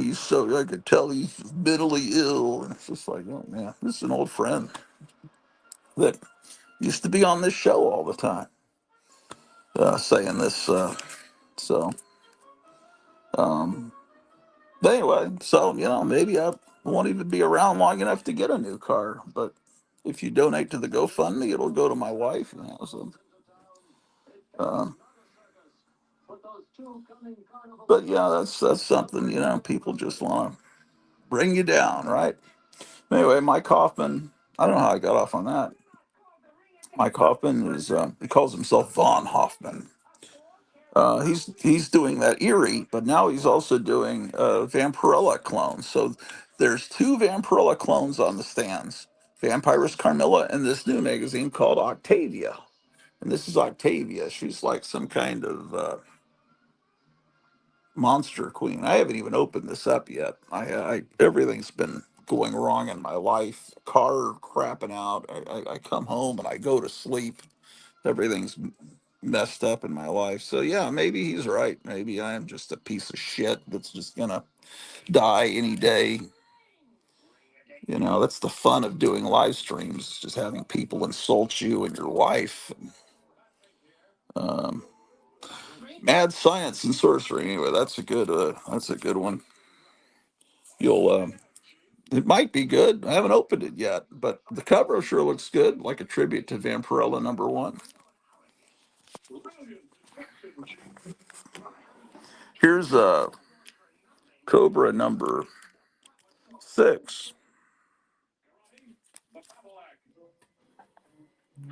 and Cobra 7.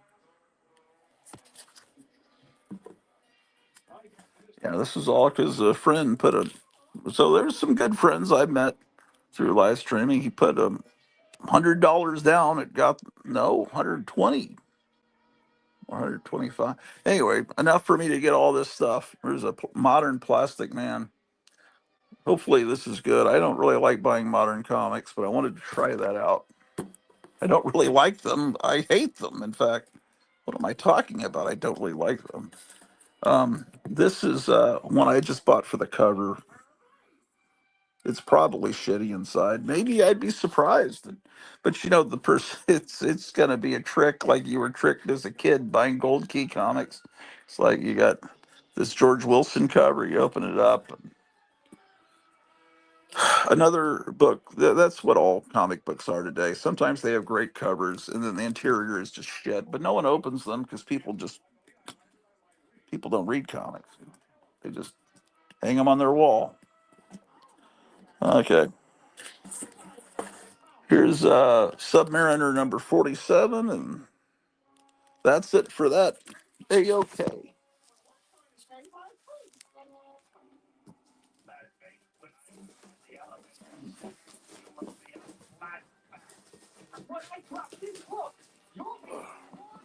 Oh my God.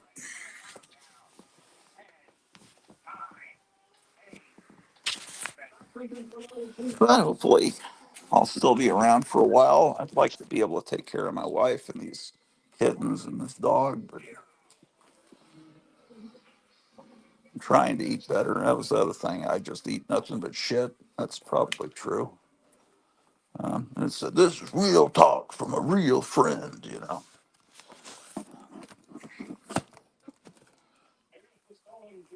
So,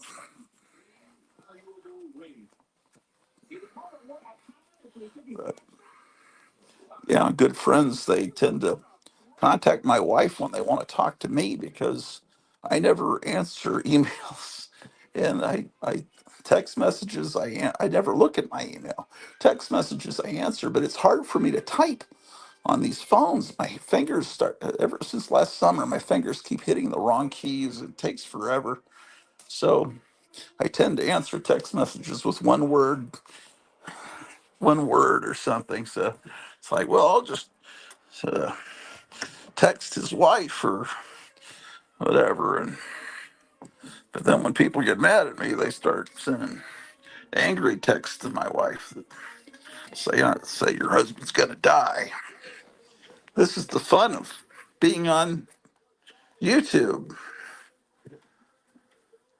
So yeah, buddy. So Like the bag, are you an imbecile? Well, spotlights. Why don't spotlights coming up? I can't go home. I'm ill. I think. Drew, you want to go on a walk? Well, let's go on a walk here. Actually, let me see what I'm doing here. Another incredible find by the maddest scientist of them all, Hugo a Go-Go. Okay, so they showed Cool McCool, then they showed Batfink, which is, oh man, this is bad.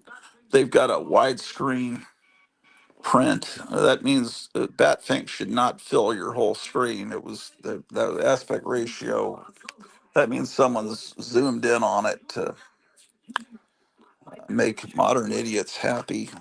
I don't want black, of course, I don't want these black bars on the side of my screen, but on a cartoon or a TV show that was made before widescreen, I want it to be in the correct aspect ratio. I want those black bars, but I don't want black bars on Streamyard. Yeah.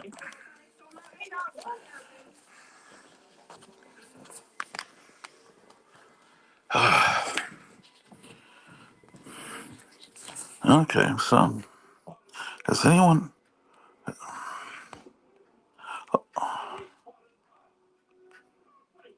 Oh, people have been commenting. I didn't know those comments were there. Sorry. Oh, I'm so sorry. John Goris says at 8:21. That was 20 minutes ago. It's looking very cloudy here, and man, I might be. Don't know if I'm gonna schlep to Gratis Comic Day. I don't think there'd be any real reason to do that. Um,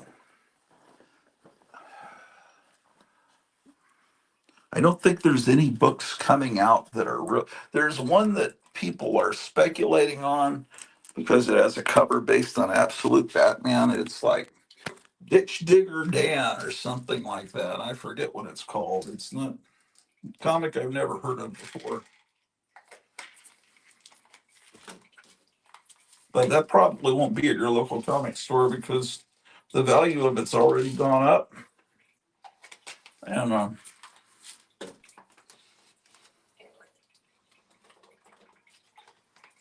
you know, for a book that's free. Sorry, I was taking a high blood pressure pill because I'm an incredibly fat bum. Let's see, what's going on here in the comments. Let's see. Um, Last Frontier. Hi, Grottu and Greta. Oh, okay. Last Frontier is a fantastic comic book dealer. So that's the thing, is not doing live streams. I lose touch with these people. I should get phone numbers from all these people so that if I don't do live streams, I can still stay in touch with people. Hold on. Let me plug in the phone. And footprints must always be spotless. See, it works.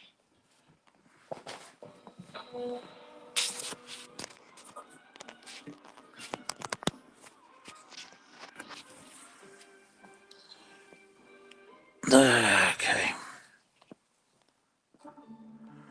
They're remaking Texas Chainsaw Massacre. Again, I'm not invested in it, just interesting. Huh. Yeah, there was never any point to any of those remakes. Original movies, great. But even the original filmmaker, Toby Hooper, his sequel was really kind of, it's like people make these sequels and it's like, is this really the same person that made that first movie?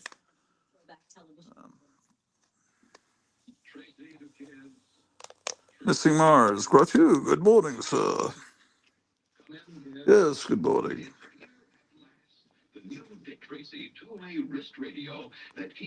Isn't Sarge's near you, John Goris? Says Friar Tuck. There's a comic book store called Sarge's. Apparently. Missing Mars says, Friar, good morning, brother. Then Friar Tuck says, morning, Mars. And John Goris says, that's the one. It's a good shop. Haven't been in years, but good to know it's still there somehow. Friar Tuck, I don't think John Goris is a comic book collector. Cats are still waging the war. Stormtrooper is probably visiting Sarge's today. Oh, yeah, some of these comic shops. We've got the Stormtrooper Legion visiting. There's these people that dress up like stormtroopers and God almighty. Heading to Wonderland in Putnam later, says Frere Tuck.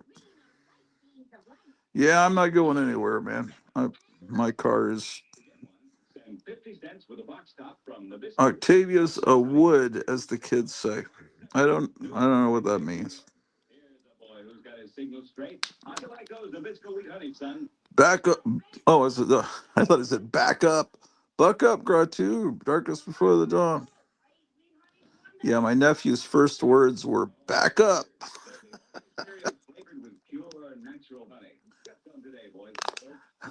Can you imagine? It's not mama. It's like back up. I bought a couple of newish comics last weekend from 2021 that looked promising, but then again, I only paid 14 cents of them, not $3.99 or $4.99. Yeah. John Goris, need to get some bone broth. You ever tried that? I send messages through Kevin for you. Oh, yeah, I know. But, you can always have my phone number. It's just like, he doesn't need to be the operator. What are these people saying? There's so much to read. I I don't know if that the Saturday morning show was ended because of just health reasons or because they got sick of reading all the messages. I don't know, but I'm sure they enjoyed reading everyone's thoughts. Friar Tuck, I send messages through okay, sardines as well, says Friar Tuck. Literal death messages, fun. Yeah. Paulo Costa says, yo guys. Yeah, I saw the Paulo Costa. There's a like a ultimate fighting champion death warrior that has the same name as him. It was funny. I saw him in the ring, and it's Paulo Costa. I know that guy, man. I'm hearing Murder Hobo is possibly going to get hot if he made it to a show. Yeah, sure. Paulo, Mr. Goris, hello. And I remember when they were saying that about what is that Japanese looking comic book about a duck or what is it? I don't remember what it is, It's some. Is there some samurai comic where it's a duck or something yellow? I can't remember what it is. But they thought that was going to be made into a cartoon at Netflix, and everyone was all excited about it. What was that? I don't remember what it's called. And then they were saying Gru the Wanderer is going to be made into. That'll never happen. That would have been great if it was done by the right person, but people are using the term spec book for murder hobo or going off the rails. I don't know, man.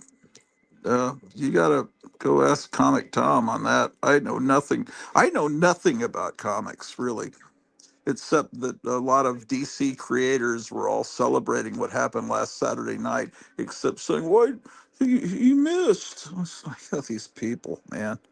Isn't Dork the most recent spec? I don't even know what that is. Uh, I don't know. I, I, I'm not. I'm just. I don't know anything.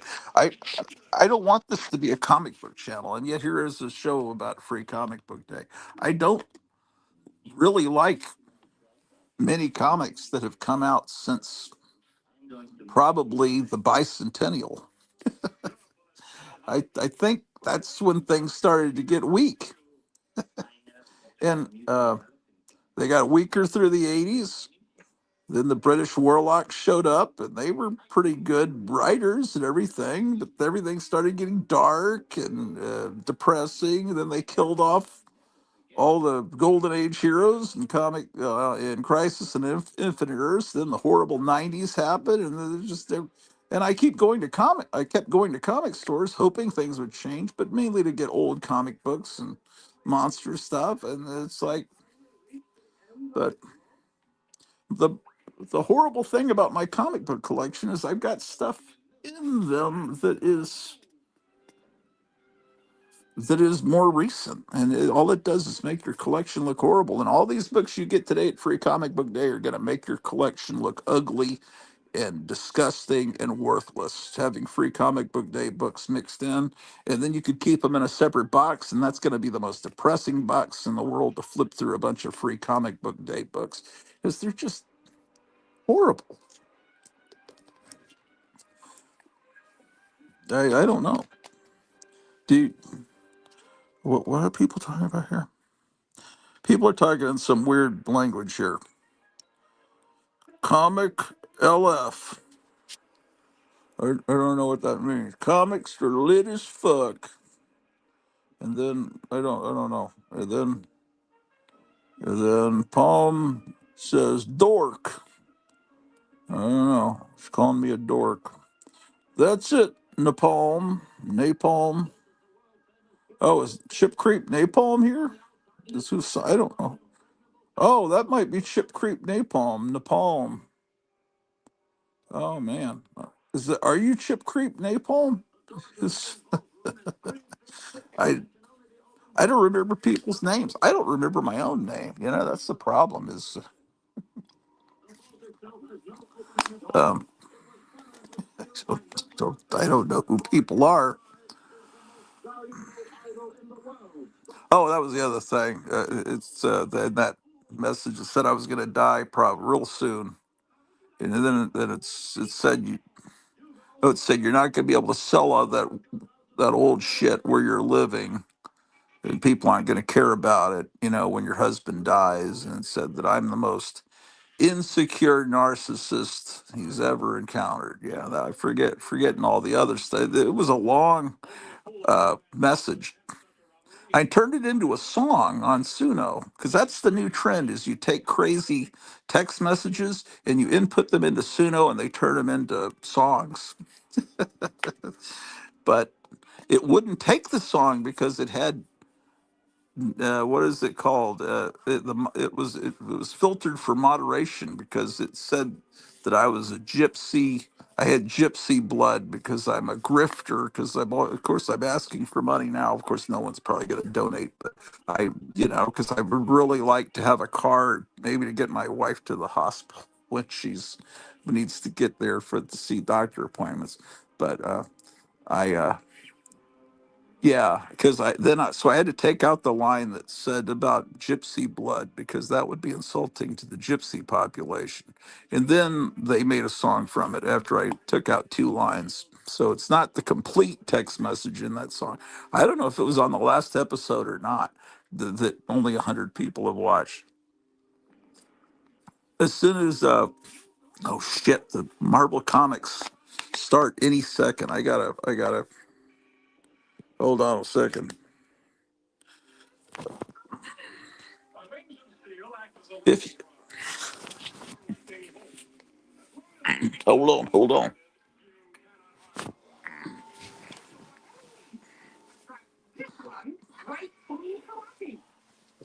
Oh shit.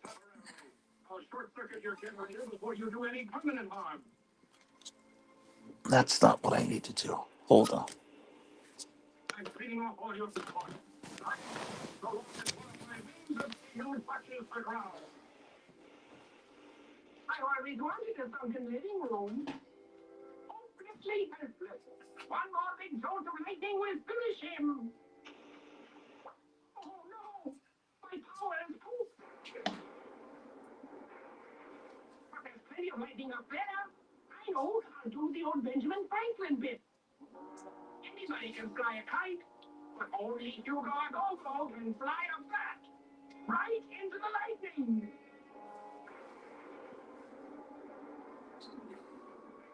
Is this the shocking end of our hero? Will that fate become a current event? The electrifying climax comes now.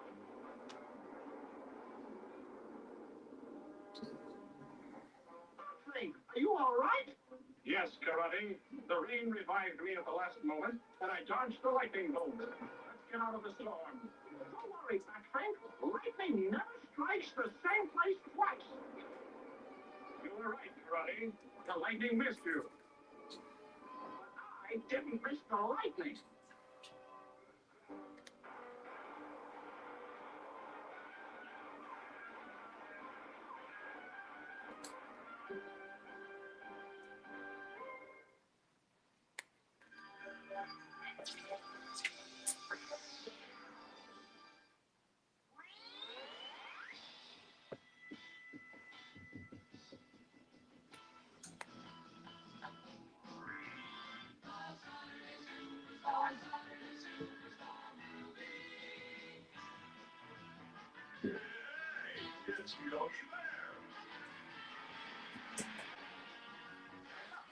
Don't miss the Saturday Superstar movie. Tune back Saturday mornings at 11 on the Throwback Television Network. What do you know, the Campbell kids? Play football. Wanna play? I'm too cool. Okay, I had to switch out the disc because the Marvel superheroes show was about to start, and I want to record that. Okay, so the great thing about this channel is it shows old commercials. One of the great things about throwback TV. Okay, now let's see what people are saying here. Yes, it's me. Wow. Hold on. This is so hard to do. This used to be so easy, but then it was easy doing it on my phone. But I think that maybe if I was doing this on a laptop, it would be better. I got to turn this music down because Disney will get me. Um, okay, Chip Creep Napalm. That is Chip Creep Napalm. Um, oh, and he says, "Love the radio show. I want a CD of that last show. Great tunes." Uh,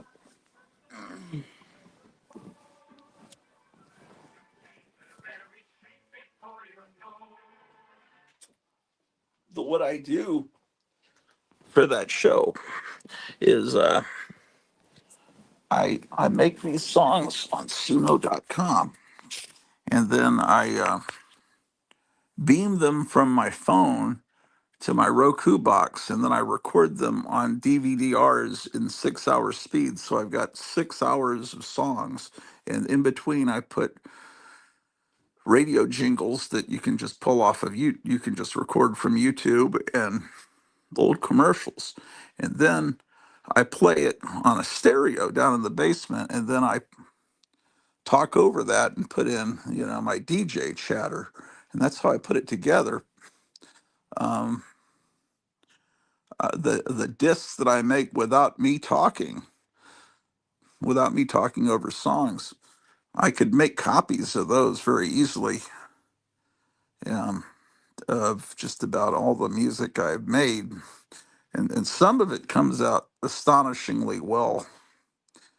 Um, let's see what people are saying here. Let's see, where is that? You kind of wonder if they'd make that movie Drag Me to Hell with its representation of gypsies, whether they'd make it today. Yeah, I guess it's oh, like now. I mean, yeah. Well, certain groups are okay to make fun of. It's okay to make fun of Christians, and it's okay to make fun of fat people. That's okay for liberals. They especially Christians. They're completely in anything from cartoons to any kind of entertainment. But they would never go after any other religion. And um, ouch! Don't bite me there, kitten. Um, Friar Tuck. Love Throwback TV. I have it on all the time. It's great. Well, Friar Tuck invented it. He's the one or he discovered it, rather. If it wasn't for him, I would never know, because it's completely impossible to find. It was something that took me forever after he told me about it for me to find it. And now he's telling me about other channels, and I got to find those. Napalm says I would buy them. Yeah, I may need to go into selling them. Uh, Paulo, I'm doing a lot of stuff with Suno, but you wouldn't like it. It's mostly house and trance and some other electronic stuff. But why don't you do some comic book music, Paulo? I tried doing some experimental jazz, but it wasn't experimental, though. Sounded like what if Parliament Funkadelic were hired to do a commercial. Yeah, it's all about figuring out, why is there a dollar sign appearing there?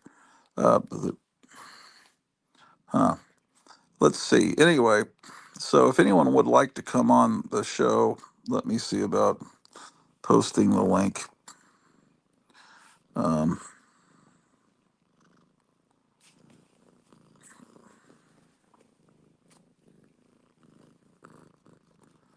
there, oh, did that appear? Yeah, this is the link. It's in the chat. And then let me read. Man, hold on.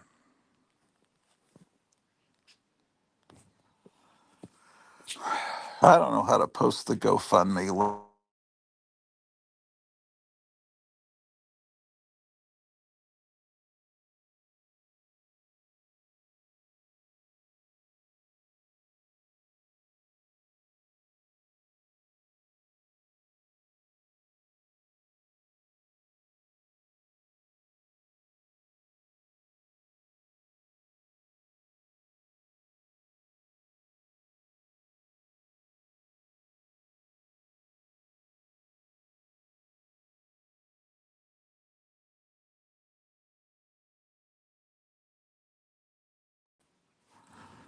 Oh, apparently I lost my mic.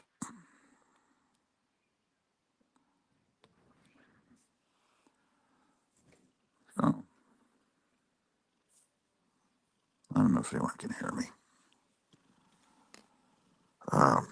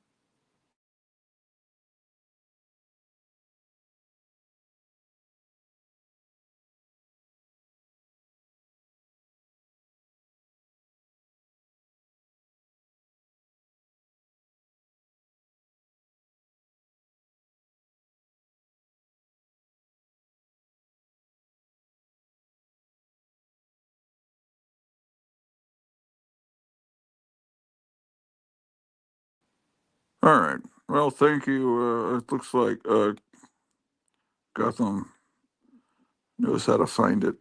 Okay, that's the GoFundMe. Please, we're trying to get.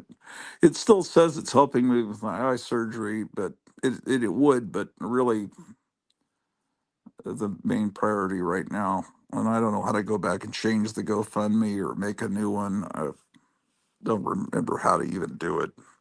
Is to get the car back in operation.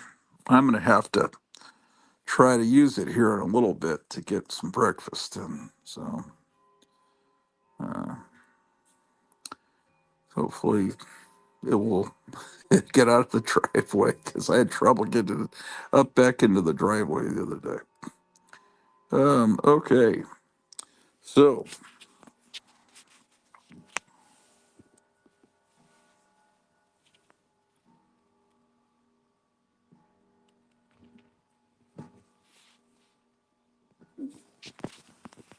it sees the cat sees the cord that's plugged into the phone that's giving it power and thinks it's a snake and wants to attack it.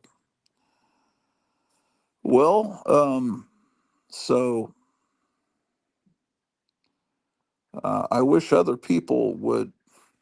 What are you doing, Paulo, with your music? Is it just for your own entertainment, or? Um,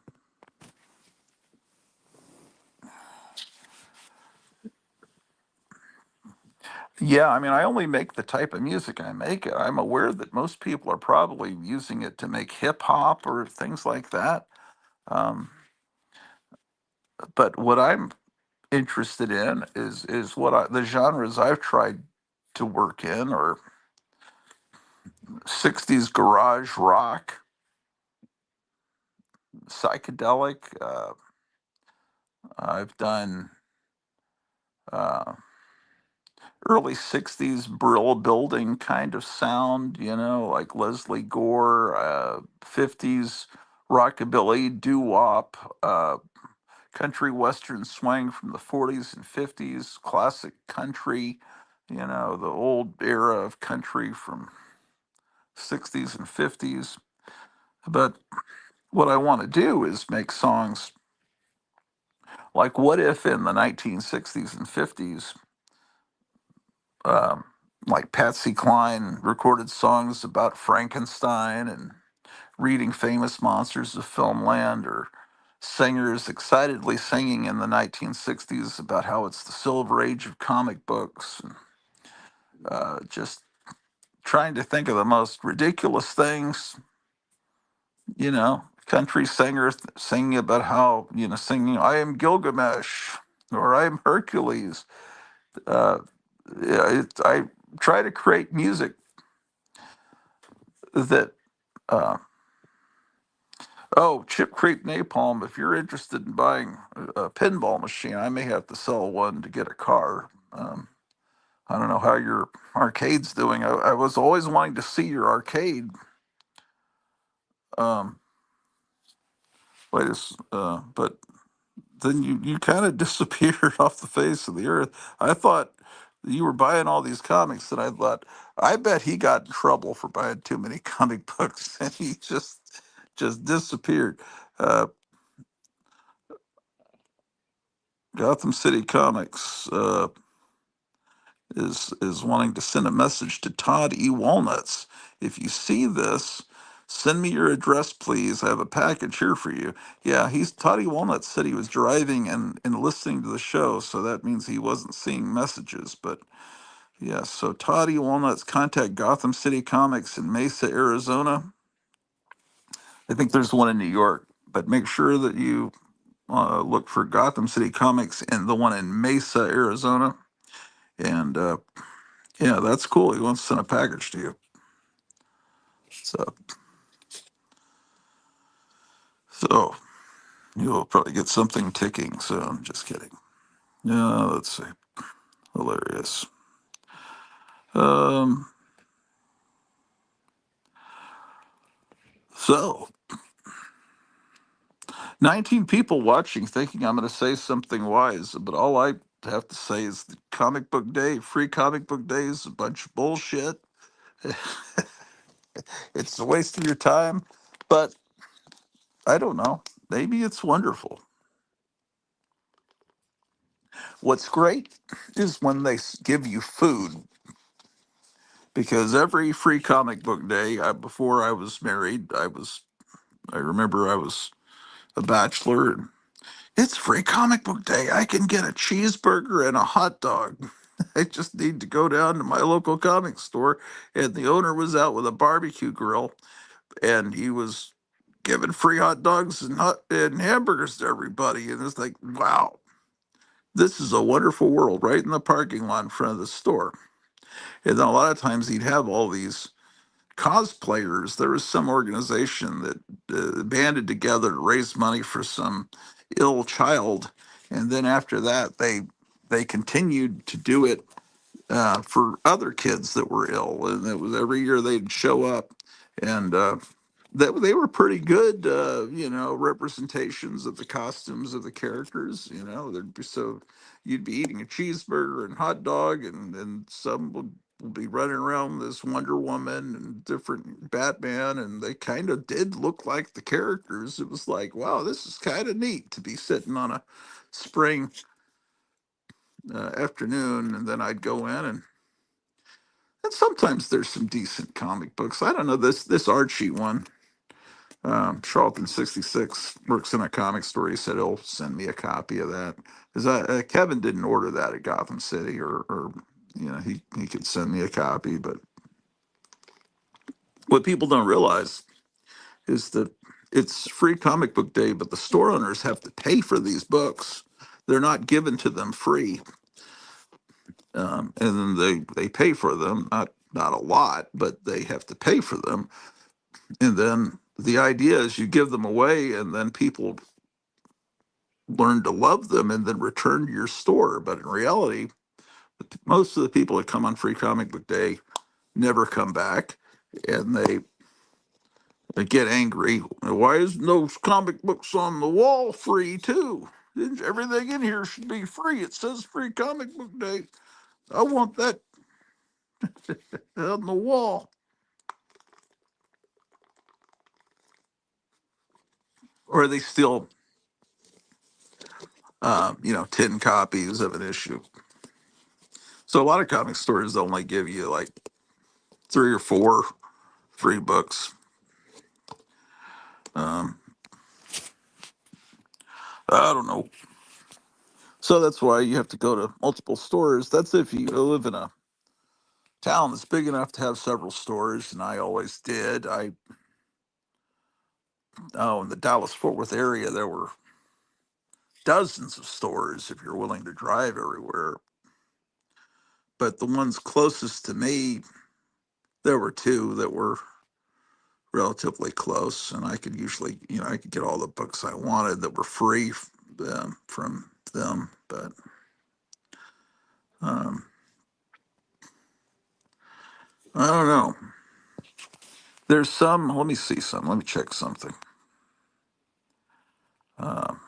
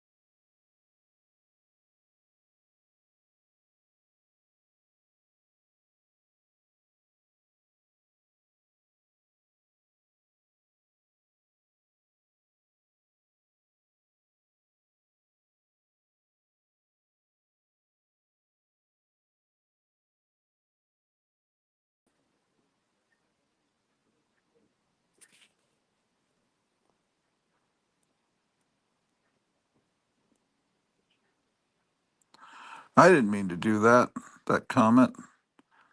Um,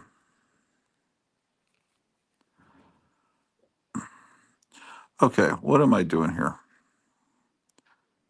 What the hell? I used to know how to run StreamYard really well. It was pretty professional. It's not me. It's StreamYard has gotten shitty. So, um, uh, what the hell? Um,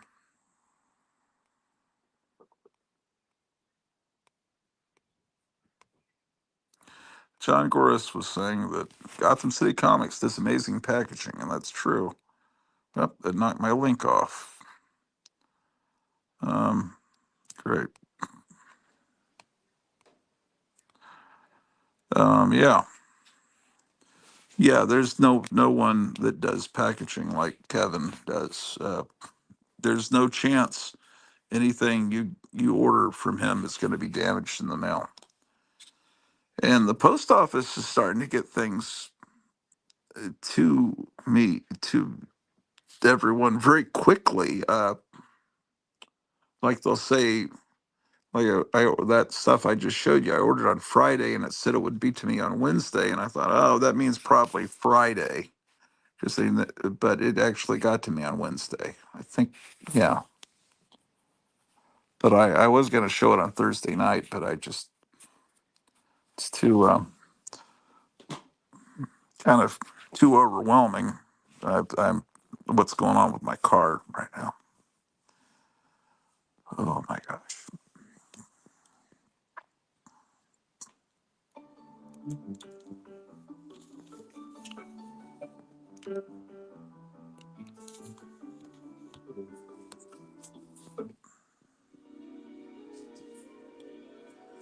Oh boy.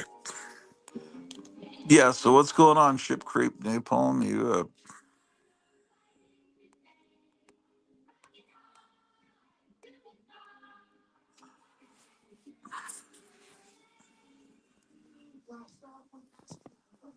seems like it was like a couple of years ago that he was on all the time.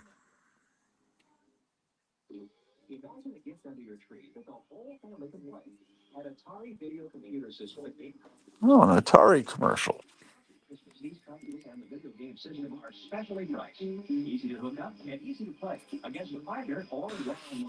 Wow. I wanted to get one of those. My mother didn't want me to have it. So I played on my older brother's system. I'd go over to his house. He was married at the time. And she had heard that it would damage your television. And it is true that if you left an Atari going and just walked away, it could burn the image into your screen. Like, in the old arcades, sometimes there'd be a arcade game that had been left on for a long period of time, and uh, it would even when they turn it off, you could still see the image of the game there. I think. Oh, here. Someone's here. Doug. Ed. Hello. How are you, Grottu? I'm all right, but look at this weird format where you're way on the other side. Let me see if Is I can figure out how to do that. What's been up? not too much. I saw you had a live stream going through it, so I thought I'd stop by and say hello. Yeah, I was doing it kind of out of desperation. Well, because StreamYard doesn't work.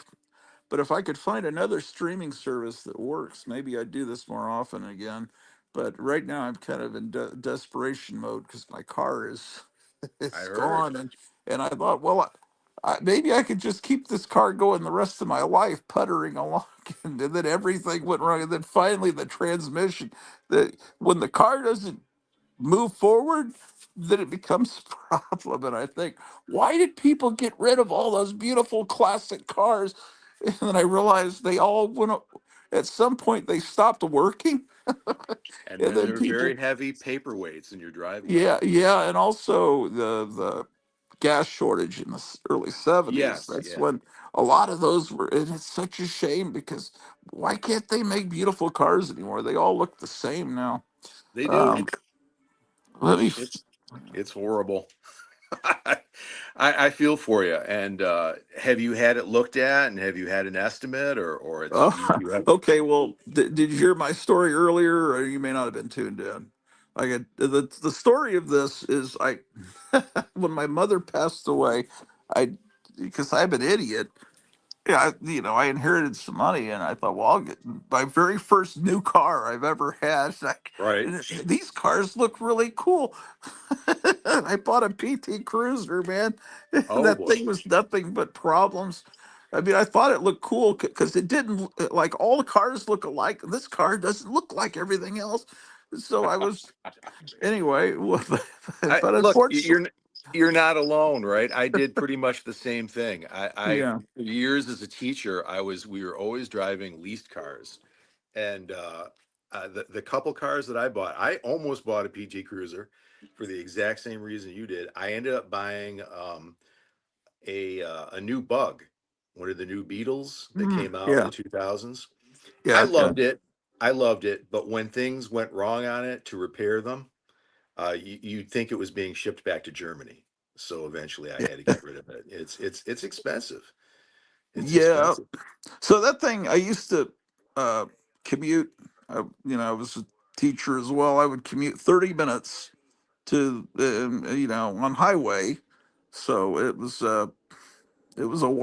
a good distance. And then that car crapped out, and then a friend of mine just lent me a car for about a month. It seemed like, which was crazy. And then my wife's mom lent us $4,000. Now there's a old gas station near my house back in Texas, and it was run by this guy from Middle East, and he would fix cars and sell them and repair cars. And everywhere you went in town, AutoZone, O'Reilly's, any other, he's the guy they would recommend. He's the guy that mechanics took their cars to him to fix them. He was just a master mechanic and very honest. And he had taken this Subaru and put an engine that hardly had any miles in it, and he was selling it for 4,000. And it's like, well, so she lent us 4,000, and at some point we got hit by hail real bad, and the guy from USAA Insurance came out and said, "Well, here's a check for $4,000 to get that hail fixed, but the car is totaled." And I think it's what happened. And so we took the 4,000 rather than getting the hail and gave it to the mother-in-law to paid it off. So, and that was a couple of years before the pandemic. It's been going since then, but now, the check engine light came on, and it was a catalytic converter being dirty thing. And so the guy said, put this in to your gasoline, it'll clean out the catalytic converter. And so I tried that, and then um, the next time I went to that, well, the weird thing is there's a town about 40 minutes away. Whenever I got in the car to go to that town, because they have a Walmart, they have things we don't have here, the check engine light would come on. And I said, well, that check engine light is coming on because they don't want me to go to this town. The car They doesn't got want they to got go there because everyone says that's a meth town. Everyone there is on meth. It's just, but they have more stuff than we've got. So you kind of have to go there. And that's where I have to go to get glasses. And, they got stuff there. So, anyway, so the next time I went, the check engine light came on, and the guy said, well, uh, it was the catalytic converter, but he said the catalytic converter is gone. I mean, it's pretty much, this is warning you that it's and so yeah. And I well, said, well, last time I said is there a way that I could put some cleaner in there, like the guy? And he says, no, that doesn't work. He doesn't realize that one of his coworkers had told me it did work the last time I was in that same store. But anyway, so that went bad, and then I've had this bad leak of coolant, and then now the transmission code is on. It's having real trouble getting into second gear, so everything's going wrong. So I oh shit, the cat knocked that's all of a sudden all the sun came in, is the cat pulled my Vietnam blankets down. There used to be Grottu, doors there. I got worried because with your friend's prognosis, I thought the Lord was coming to take you for a minute with all that light on you. Oh, it was just an old friend that used to be on my live streams all the time that Right. doesn't really, Yeah, I guess that's okay. decided he doesn't like me anymore, so he sent some negative wishes my way. But That's okay. That's okay. Well, anyway, I hope the car thing gets fixed. I mean, if there's a well, silver lining, if your yeah, catalytic converter had gone and you lived in California, you would have been arrested on the spot. So at the really. very least, at the very least, you're still a free man. Well, there's no emissions test here. Back in Texas, Right. you had to go once a year and have them test the emissions, and then if but here they don't do that. What But what anyway, so so I'm looking at other.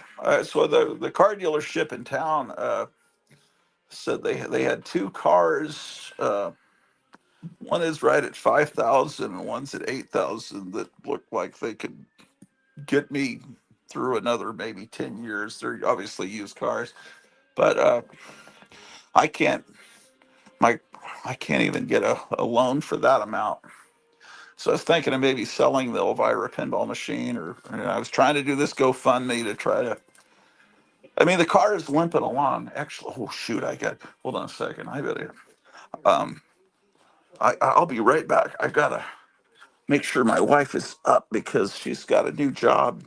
And is there? Do you have anything you could show people? Comics or Yeah, you anything know for what? a I few? went to a convention last week, so while you're gone, I'll show your Yeah, audience do the that. comic books. All right, I'll be right back. All righty. Don't show All right. anything pornographic. No, no, I won't do I that, know you Gratu. won't. I won't do that. It's And like you can some check me later. one time years ago, someone showed. I had to go to the supermarket. I left someone in charge, and he was showing this comic book that was done by some old lady that was, and he was laughing at it about how terrible it was. And when I came back, he was saying, "Yeah, I showed this book. Apparently, this lady, whenever someone makes fun of her book, she threatens a lawsuit." And said, "You were doing that on my show." Gee, thanks, you son of a bitch.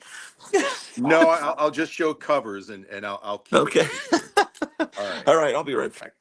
All right, so Gratu Orloff audience. I went to a convention in my town, and I live outside of Buffalo. We have a very, very old comic book store called Queen City Comics, and they actually were incorporated in 1969. They're one of the first, and the owner of it, Emil, runs a little convention once a month in the Polish Falcons Club. Very modest little club, one room. And, to his credit, he manages to get quite a few sellers there. And I love going to it. They have a table of free stuff. And sometimes there's treasures there. Not so much on this set that I'm going to show you, but everything that I'm going to show you today cost $1. So bear that in mind. So my period of time when I was most into comics is the late 70s, probably about 1976 to about 1980. So there'll be a little bit of a preference for that era. But we've also got some old Silver Age stuff here. So let's start with this. Okay, it's a Daredevil, and I kind of keep track of the time a lot like Gratu does. This is a 25-cent book. So we're talking probably about mid or early 70s. And I thought it was in pretty good condition for $1. So I picked that up. A little later, Fantastic Four, 30-cent book. Again, right at the time where I was probably starting to collect in earnest. My tastes were very Catholic. I collected whatever caught my attention on the comic book spinner rack. I didn't have a whole lot of brand loyalty. I wasn't a Marvel guy. I wasn't a DC guy, but I did like the Fantastic Four, most especially a lot like Gratu has said before for the Thing, right? That monster. So that's a nice little pickup, 30 cents for $1. Here's another one, a little bit earlier, Fantastic Four. So we're talking about the 25-cent era. Absolutely love this cover. It's got Prince Namor on it. You can't go wrong with that. And a couple critters. and the thing kind of prominent. Good shape. It's got some folds in the back, a couple things like that. But I've got to admit, I am, as every year goes by, less and less a collector and more just these are things I bought to read. Okay. Here's something a little bit different. It's a Charlton book. This is Primus, Trapped by the Man Called Yang. So I know Yang from Charlton as one of their martial artists. I'd never heard of this book before, but it's a really cool time period, 20 cents, right? Kind of the tail end here of the Silver Age. And it wasn't in horrible shape. I haven't read it yet. As I said, this was about a week ago, this convention, and I'm looking at these things for the first time right here live on Grottu. What a special treat for you. Okay. I'm back. You're back. Okay. So I'm gonna put these curtains back up. Years ago, before we got this house, there were doors here. That was the front, one of the front entrances to the house, but they're not. No, they can't. I just have curtains to keep the sun from coming in. Someday maybe we'll be able to get new doors put here. Anyway, Yeah. All right, I'll keep going. So we're going to stick a little bit with my time. I know this is a little later than Gratu usually loves, but here's a 30-cent book, The Champions. And I like that. I still like 30-cent books. good. I think you're still in a time when there's good stuff being put out. The covers, certainly, if nothing else, are what you want in a comic book cover. Look at all the action on this one. Now, I never bought a Champions book in the wild when I was a kid, so I'm interested to read this. And again, everything you're looking at today was purchased not so much for a collection, but to read. And here's another book from that very same era, 30-cent Invaders. And again, not something that I would have been buying off of the spinner rack, although I did love Captain America and did buy Captain America, especially the era where Kirby came back for a couple years. I know that's not a favorite for a lot of people, but it sure is for me. All right, Silver Age people, are we ready? 12-cent Casper. Okay. Again, I love all the Harvey stuff. Casper, not so much. I'm a little bit more of a Richie Rich guy. But you know what? I attribute this to Gratu because he is the one who kind of got me looking at some of these older humorous Silver Age books.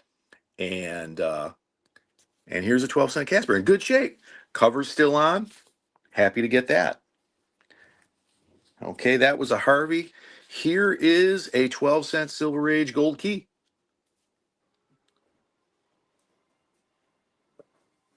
All right, Woody Woodpecker.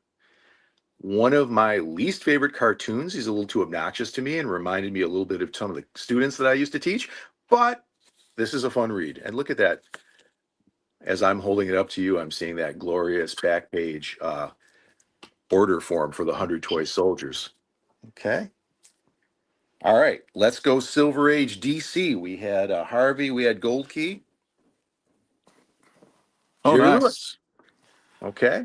Again, this was $1. Everything I'm showing you cost $1 at the sale. I have never bought a Jerry Lewis book. I've seen a few Jerry Lewis movies, right? But this should be interesting to me, and especially seeing how it's coming from DC. Yeah, those are good. Okay. Ratu, do you want me to keep going on, or? Yeah, keep going. I'm in the process. I'm looking. I'm just kind of doing a couple. Oh of no, things no, right now. you do you. Okay. We've got another Casper here.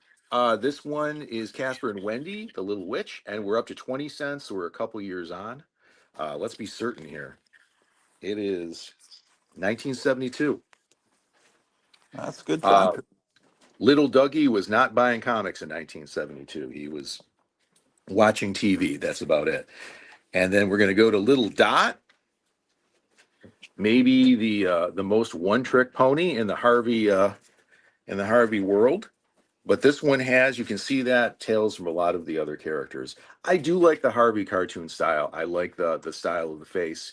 It's easily as identifiable as, say, the Peanuts from Charles Schultz. It's its own thing. I like it. So this is a 25-cent one. It's pretty thick. It's actually 1972 as well. Yeah. All right. I was hoping to grab some horror books. That's one of my main attractions, but I didn't really find any. But this is kind of close. We're a Whitman reprint of what would have been I'd imagine, a Gold Key book, Ripley's Believe It or Not, Those aren't and reprints. they aren't. This was actually published through Whitman. Yeah, but yeah, Whitman. That was people used to think that Whitman were reprints, but oh, the cats ripped it down again. Yeah, they actually weren't reprints. They were the comics. The Overstreet Guide back in the late '70s, early '80s said that the Whitmans were reprints, and a lot of people just threw them in the trash. And now it's known that they were it's all first printings. All they did is during the process of printing them, they put the Whitman little thing over the gold key part and continued the printing press. So they're all first printings, and the Whitmans are now more valuable because there's fewer of them, and Okay. kids that bought them out of bags and toy stores didn't treat them as well, so they're harder to find in good condition. So Well, now I'm sad there's that hole in the cover. No, but um, it's lovely. Look at that beautiful painted cover. Absolutely um, fantastic. yeah, yeah, Very yeah, seldom do the artwork inside match it, but this one I'm just paging through it. Looks as good as any DC mystery book at the time. So I'm yeah. looking And, forward. and the gold key interior art looked crummy to us as kids, and now it looks Yeah. better than any modern comic that's put out by DC or Marvel to me. Well, that's like a professional athlete competing in the Special Olympics. Pardon the joke, but today's comics are something else. Rawhide Kid, 20 cents. Again, a little bit of we've got the fanning in the corner, but the cover's on, and look at that ad in the back for Ideal Racing Sets, kind of competing with the Hot Wheels there. Very nice. And the interior art on this. They're always trying to make this the westerns published by Marvel, always trying to make it look like the Jack Kirby style. I'm not entirely certain why, but boy, did they! I know overall they Kirby for a long time was kind of the house style, but Yeah, that went on in the Western books way longer than it did anywhere else. I mean, if you look at this, let me see if I can get a yeah. You can see some of the characters there with the Kirby jaw. yeah. It's kind of amazing, and I'm not quite sure why. Well, some of that interior art may actually be Kirby. It Those are could be reprints. reprinted. It could Yeah, be, they're or it might have reprints. been art where they redid it, right? They modernized it a little bit. Here's a 25 cent. Um, the Avengers Marvel Triple Action. Look at all the action in that cover. I know. Grottu's talked about this. You're a little kid and you're looking at a spinner rack and you see this and you just want to jump in and be a part of that action, you buy this comic book. As opposed to, and I know Groucho's pointed this out, the modern comic books, which look like they're modern art, and it has no attraction. Zero, zero. Um, Marvel Super Action, 35 center. This is probably my peak period, 35 cents. This has got to be, just check the date here. 77. Yeah. I probably was buying most of my books 77, 78, 79. And then it kind of petered out in 1980 because in 1981 I discovered Heavy Metal magazine, and a lot of my comic collecting just kind of went the wayside. Bought this for the cover, 40 cents. This was very, very much the end of my collecting, but it's a reprint, I think. Marvel Tales to Astonish. Look at that Submariner cover. Absolutely fantastic. Again, talking about what you're going to see on the spinner rack and what's going to get your hard earned 40 cents in this case, or mom's hard earned 40 cents. What a beautiful cover. And for our Charlton fans, here we've got a 25 center Wheelie and the Chopper Bunch. Believe that was a cartoon. A lot of Charlton comics were adapting cartoons. I'm not familiar with this one. This is something that I missed on Saturday morning, but I thought it looked cool and just beautiful colors. It's a little bit a little bit more modern than you might expect for a 25 center. This actually looks a little like some of the covers you might see on the Marvel Star comic line in the 80s when they're doing the same thing. They're basically doing Saturday morning cartoons. Top Cat. Okay, Hanna-Barbera cartoon. This is a 20 center, so we're talking Silver Age. I am, I'm probably going to offend some people here, but I'm not a super big fan of this cartoon style from the 60s and the late 50s. It doesn't float my boat. I'm talking about the edgy cartoon style, but I'm sure some people are. Very late Silver Age, Abbott and Costello. Used to watch Abbott and Costello movies after my Saturday morning cartoons. I can't remember it was before or after Creature Feature, but there was a little comedy series every day or every Saturday rather. This is a 15 center, which makes sense. I cannot imagine a lot of kids buying a Abbott and Costello book deep into the 70s, right? I mean that's yeah, they were on TV, but maybe not glamorous enough to get kids money by then. And then the last one in this pile, Dennis the Menace. Oh, And this one is a 10 center. So let's just check and we've got that little banner here. Duh, that's yeah. still 10 I cents. like to do guess. I'm guessing that's April of 1961. I like to guess and then to play that little Yeah. game. Let's see how What? close you are. This is, oh boy, where's the time on it? 1961. Nicely done. It What was month? Just tell you month. actually published in January 1962. So that's a good Okay. ballpark guess. Yeah. Very nice. So it was. I was just talking about this earlier. The very early '62 that things went to 12 cents. Right. Yeah. Right. Well, that's pretty cool. I've never seen that issue with the still 10 cents on it. Isn't that something? And that's kind of why I picked it out. He had a lot of that era book, Silver Age comedy, um, cartoon books, and I Uh, picked out a couple. I'll probably get more in the future. I have a yeah. little more. Do you want me to show anything else, Gratu? Or Shoot, yeah. Unless okay. you've got to go eat breakfast or something. I've already eaten. So I'm going to show you a couple things. This was actually on the free table, and one of the coolest things. By the way, all those comics I just showed you, $1, and I think I bought them from Emil, and it came to 20 books, so he gave them to me for 15. So I mean that's beautiful. I mean, again, I'm not going to collect these. That I don't think I'm going to bag and board them, but I'm loving reading them, and I've kind of gotten to this thing. He does this convention once a month. The books I buy, I pretty much promise myself I will have read them before the next convention. So there is a table of free stuff, and I picked up a couple things this time, but I was kind of stoked to get this. Let's see if anyone in your audience recognizes it. This is actually a Japanese book in Japanese manga, quite old.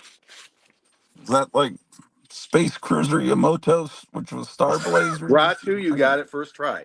We watched it in the States as Star Blazers. Yeah, And this was a big part of my afternoon. They ran it after school. yeah, And I was by that time in high school and a little bit older. But this was yeah, so captivating and different that my friends and I, who were again teenagers at that point, would go home and watch it. So I thought yeah. this was a lot of fun. This was free. It's actually a Japanese manga.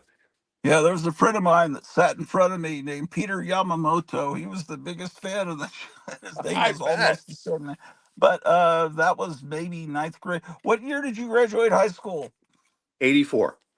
85. I was 83. Yeah. Okay. Okay. So I've got to go to Subway, which is so I'm going to actually try to move the vehicle. So let's first of all, you'll enjoy the sound of something going wrong with the air conditioner that makes this clicking noise. It'll even click after you turn the engine off for a little bit. So let's hear that. I don't know if you guys know what that is. They say you have to remove the dashboard to fix this, which would would ridiculous. Well, anyway, let's see about moving this. God damn. so embarrassing.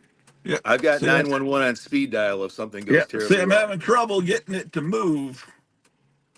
See, I got the check engine light. Oh shit! I may not be able to get the subway. She just ordered some food. Yeah, yeah. Well, maybe it'll warm up. Oh shit! Yeah, I might have to walk the subway. Oh, well. Is it in walking distance? I've done it before. I just about. Yeah, you can walk there. It's not that far. You'll see. It's not going to take that long to get there. Okay.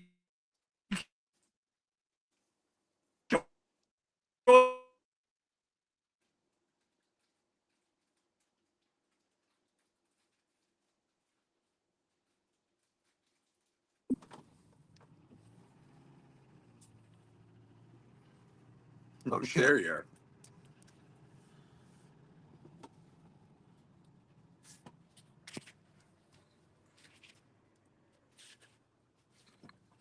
So it seems to be working. You there? I am. It seems to be Okay. working. Well, I'm moving. Yeah, it's kind of hard to once I stop to get moving again. But yeah, keep showing books. Okay. I gotta grab our breakfast. Okay. Well, we'll do this stack. Here are the other books that were on the free table. I don't know how interesting they are to your audience, but I'll show them. So I was a big D&D player back in the day, and Knights of the Dinner Table was a cartoon. I think it first ran in the Dragon magazine. I'm pretty sure that's where I first saw it. It became a comic book. So they had a bunch of these, and they were all on the free table, and that's a price that's hard to beat. So I picked them up, and I will read these. Okay. Another thing that was on the free table, Savage Things. I have no idea. I'll probably be heartbroken because it looks too new. Another Knights of the Dinner Table. Extra points for anyone who can point out what video game, early video game they're referencing there. Cubert. Cubert. What were these all free? They were all free. Oh well, Cubert free is good. I just because I had a lot of friends that played Dungeons and Dragons. Yeah. I felt like I was kind of isolated when they got into it. Like they'd all join the Moonies, and I didn't want to join. Yeah. It's like I've got to read all these books to play this game because when I played Risk with my brother, we could just take out the board and play it. I didn't have to read all these manuals and do math. I a Yeah. game where I have to actually do math. That I can get how it would be daunting, but you know the secret of it though is Grottu. Only the guy who's running the game really has to be familiar with all the books. Everybody else can kind of fake it till you make it. well, Dreadstar, I think I already have this. I have a bunch of these. It was on the table. It was free. I yeah. grabbed it. I've never really. I have a couple of issues, but I never really read that. I never really knew what it was about, but I I've always think seen it. that might have been an Epic magazine for a while, or something very similar by the same artist, and I think that's why I picked them up. But it's really it's a little outside my wheelhouse. Another one of these Knights of the Dinner Table. Here's another one there, and the last one I've of those little Incredible Hulk homage, right? Yeah, I've seen those comics around. I guess I didn't really know what they were. I didn't know they were They're Dungeons just and Dragons related. if I open a page and you look at the art, they're basically about gamers, not so much the game and what's happening in the game, but the gamers lives outside of it and around it. Very humorous obviously to people who play the game, and self-referential at the time. So the last bunch I have here Yeah, I'll be were right all back. I'll see all these books later when I watch the rerun. yeah, But yeah. all right, I'll be right back. So while Gratu is getting his sub, we'll continue on here. Now, the next books I'm going to show you were actually from a different seller, and they were listed anywhere up to $4. But the good news is they were having a little sale, and everything $4 and under was a dollar. So I felt like the world's biggest cheapsteak, but skate. But I wanted to pick these up and I didn't want to spend a huge amount of money. So I am a big Howard the Duck fan from back in the day, but find myself without a Howard the Duck collection. So most of these are going to be Howard the Duck. This one is um, a little bit into the 80s, it looks like. This might have been a reboot. Okay. Uh, I'm a sucker for these. This is a comic book put out by Radio Shack, and it's got DC superheroes in it, but it's basically an introduction to electronics, kind of focusing on their computer at the time. And boy, oh boy, did I want that computer. I was a big computer nerd and couldn't wait to get my own computer. Now I can't wait to get rid of them all. Um, Master of Kung Fu, right? Son of Fu Manchu. Love this stuff. Of course, if you were a kid in the 70s, you were all about Kung Fu because we had Kung Fu theater on Saturdays and the martial arts. And if you were a kid in the 80s, that shifted a little bit into ninjas. Um, couldn't resist this. Love Plastic Man, even his incarnation in DC later on. I think this one, well, Grottu's back, and I'm glad because I think he's gonna appreciate this one. Okay. Couldn't believe I got this for $1. Let me see what that is. Oh, a Charlton war comic. Right, from a 12 center. So I was so happy to get that. I thought that was cool. I don't think that every comic store has gotten the memo that there's some people that are into war and romance, and they still think it's all a bunch of shit. Uh, I don't think there's that many people into it. I think we've just created this echo chamber, this false reality on YouTube that there's everyone's into it. When in reality, it's about 7 people. Well, I'll tell you what. I had a friend back in middle school. So we're talking about 1978, 79, who introduced me to DC War Comics. I love Sergeant Rock. And if I Oh see a yeah. Sergeant Rock, I pick it up on site. Fantastic. I love The Unknown Soldier, Oh Men at yes. War, The Haunted Tank. Couple more. Yeah. I know a lot of you are probably familiar with these, so I'll flip through them. But trying to start a Howard the Duck collection. There's that one is number 30,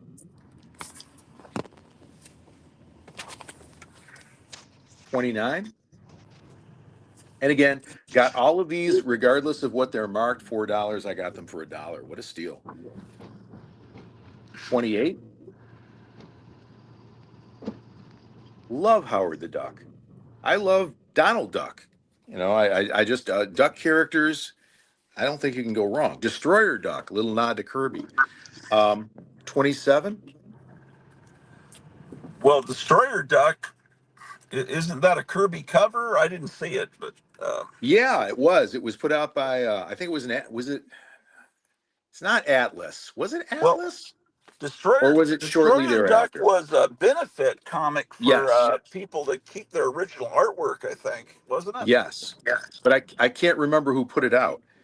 Or maybe it was for. Oh, it might have been for because for Steve Gerber to Ye- own Howard the Duck. That might have been what it was. That Well, was that sounds something. right.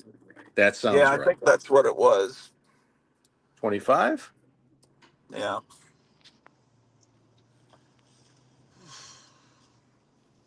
24. yeah. It's a good way to build a collection just for $1 each. Yeah, I think I got 10 or so books for $10. And now they're the I later bought ones, but that's okay. I 20 bought them off the stands when they were coming out. I never could find issue 1 and 2 at the time. I had to get those later, but the rest, all of them, I was buying as they came out. And then there was a magazine afterwards, black and white Yes. magazine, and I Yes. would buy those. And then it's been revived several times. I've never really gotten those. They didn't look as good, but No. black and white magazine's a little eye opening when you see Yeah. some some of the romance scenes between a duck and a girl. If they could do a little bit more adult stuff, that's little psycho shit. That's you didn't expect to see that. No. Yeah, I bought Howard the Duck off the off the newsstand. I think, there's a couple things going on at that period. I know we're all about key issues now. I'm not. I Some know you're people not, are. but we make fun of the key issue people, but we had our own problems back in the day. We were number one issue Yeah, number junkies. one in Origin issues. That Yeah. was the and So I first think I appearances.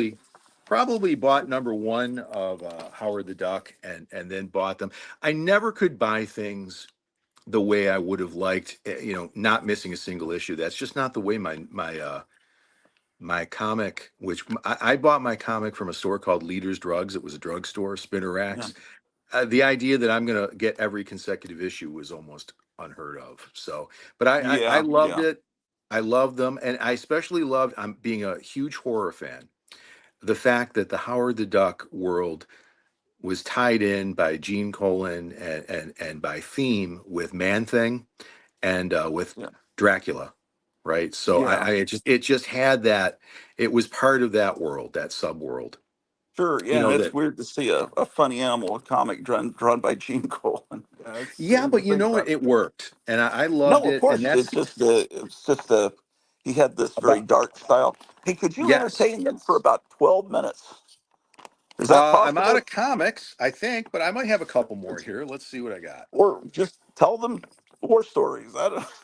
I don't know. I just got. I've gotta take care of my wife here, but I'll be right back. All I'm right, so I'll see. sorry. I'm doing all No, my stuff. Otherwise, I'd just have it point at the TV, but I'd get in trouble because of the Marvel stuff.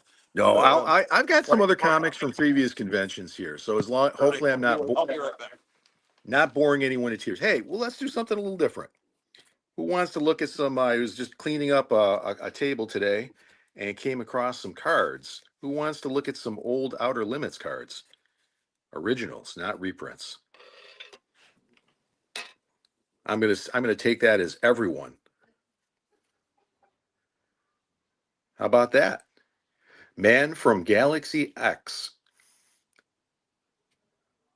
Nice card, a little rough around the edges, but I think I got the set I'm showing you here for probably under 20 bucks. This is the first Outer Limits episode that I ever saw. The caption here is Jellyman Attacks, but this was aired as the episode The Mice. And the theme there, or the story narrative, was that an alien race had been contacted and they were going to send a representative of their race, and we were going to send one of ours over to them, hence The Mice. First episode I ever saw as a kid. Fangs of Death from the Outer Limits. Um, what episode was this? It's right on the tip of my. Looks a little bit like Purple Twilight, but I don't think it is. Maybe it is. Maybe it is. The Subterraneans, bit of a melty mess. And I wish I had the actual episode titles on the top of my head here. I do remember this episode very well. Uh, Martian Torture is the title.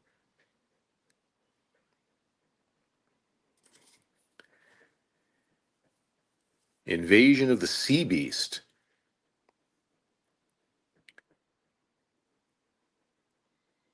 And of course, the titles on these cards have nothing to do with the episodes. Now, this is the Purple Twilight for sure. Absolutely love the costumes for this, right? The aliens, they differentiated them. This was the scientist alien, and then they also had warrior aliens whose heads were smaller, right? You don't have the egghead shape for the egghead scientist, but boy, they were effective out in the desert showing up there. The Invader.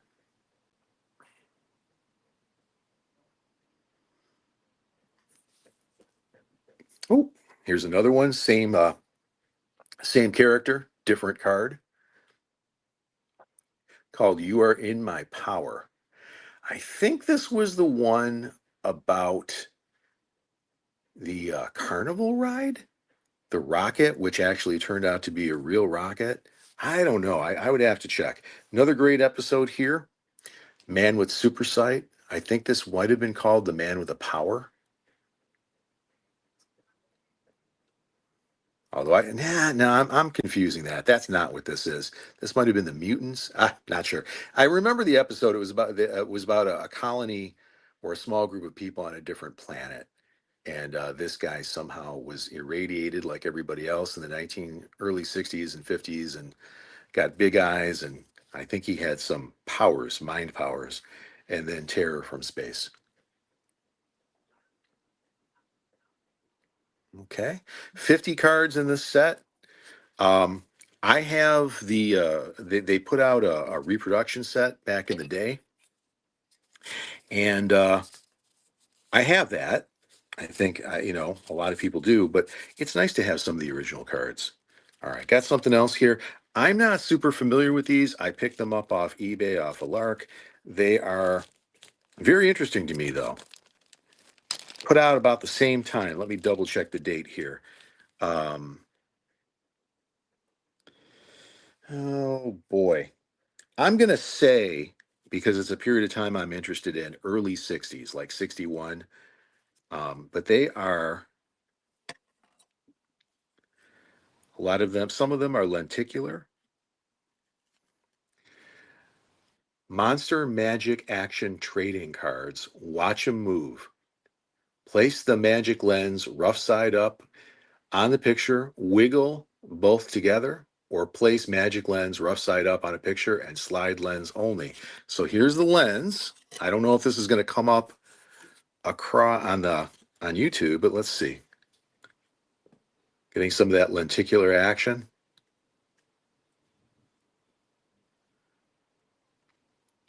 Or am I just making a fool of myself? Look into the hypnotic eye. All right, there we go. So let's take a look at the rest of these. Love the artwork on them. Doesn't that just scream the era of cartoons, magazines, right? That type of thing. I want to do this one upside down. You've got like an astronaut and a Loch Ness monster type creature.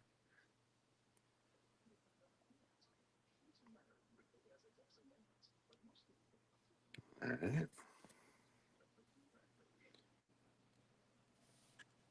Alien invaders or possibly robots attacking and being repelled.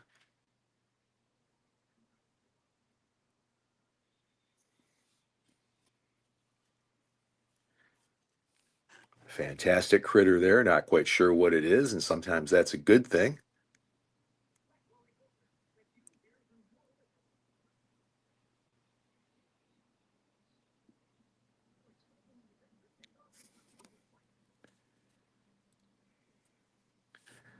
Very scary scene. You've got a diver and something there between a octopus and Great Cthulhu.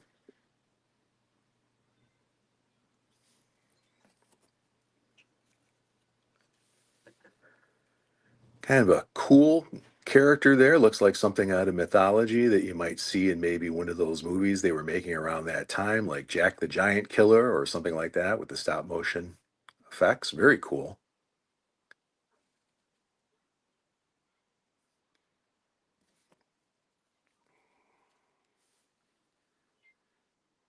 Here we're back on Earth, and if we weren't there, and we've got a creature menacing a bridge.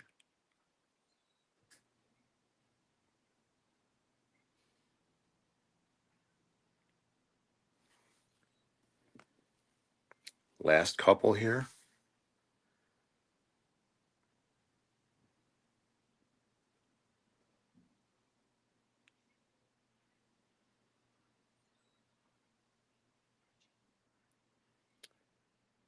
Kind of looks maybe like a minotaur or a demon. I don't know. Difficult to say. And then the last one is my favorite. It's got all the elements, right? That you look for in something which is kind of that period and kind of cool, kind of Halloweeny. You've got a gorilla-like critter, but a gorilla that would have, in the way that Ben Cooper might have committed it to a plastic mask. He's huge, and he's got someone who looks a little bit like Waldo from Where's Waldo, upside down. That is neat. And the eyes are just the void. Cool stuff. So these, if you're interested, are called Monster Magic Action Trading Cards.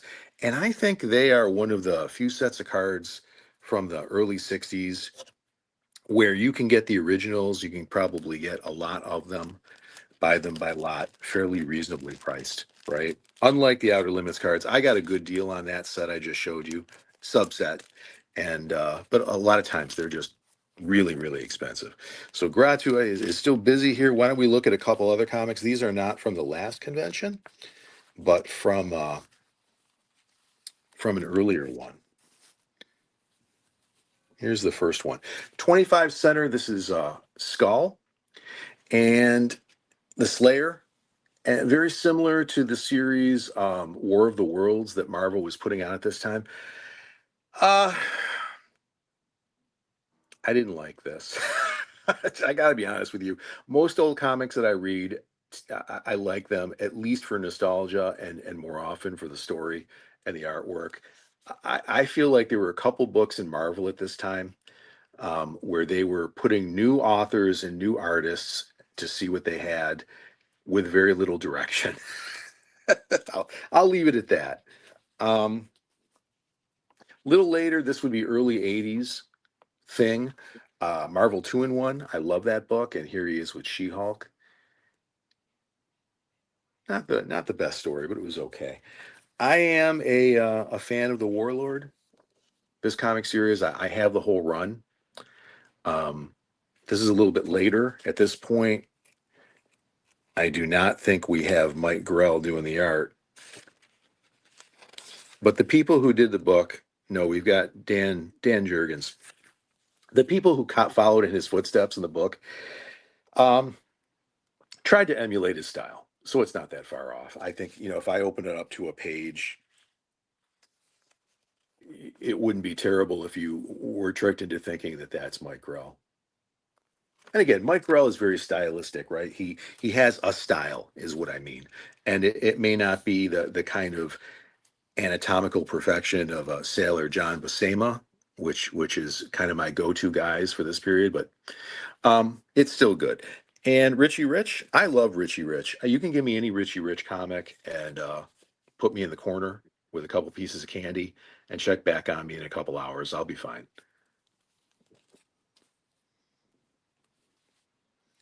Silver Age Richie Rich, nice cover, right? Very simple design elements. I wouldn't like everything like this. I like busy comic book covers from the late 70s and 80s, but that's okay. Was not familiar with this modern comics. This is Vengeance Squad, but I enjoyed the story and I enjoyed the art. It was I don't know. I would call it workmanlike, right? It's not going to knock your socks off, but it's perfect for telling a story. And I like stories in comic books, right? I just do. Put me in the no side for splash pages. I think the only person who ever did them right was Jack Kirby. Um, Usually on Commandy. Green Lantern, 30 center. Okay. I desperately want to love the DC comics with superheroes like Hawkman and Green Lantern, which are kind of space centered. I'm a big science fiction fan. And I like the older ones like Martian Manhunter. I have a couple collections of those, and I do like them. But I don't know. Not my favorites, I guess. A little bit underachievers in my book. Let's see what else we got here.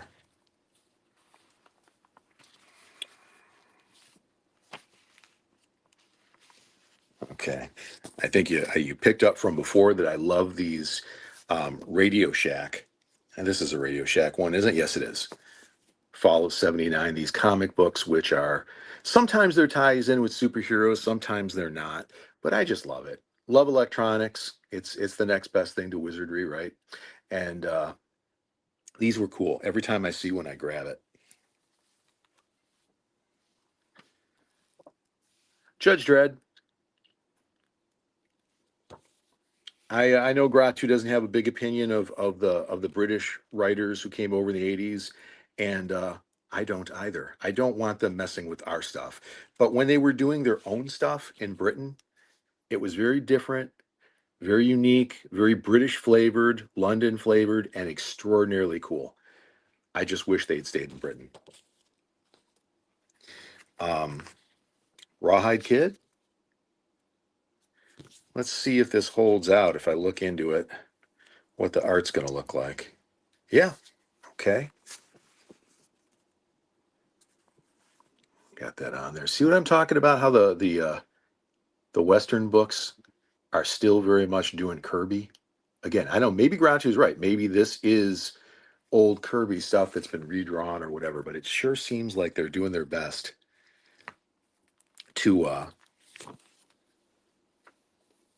to keep it in the Kirby style. I picked up a couple of these. These are from, let me just check the date before I end up being a liar. 1956.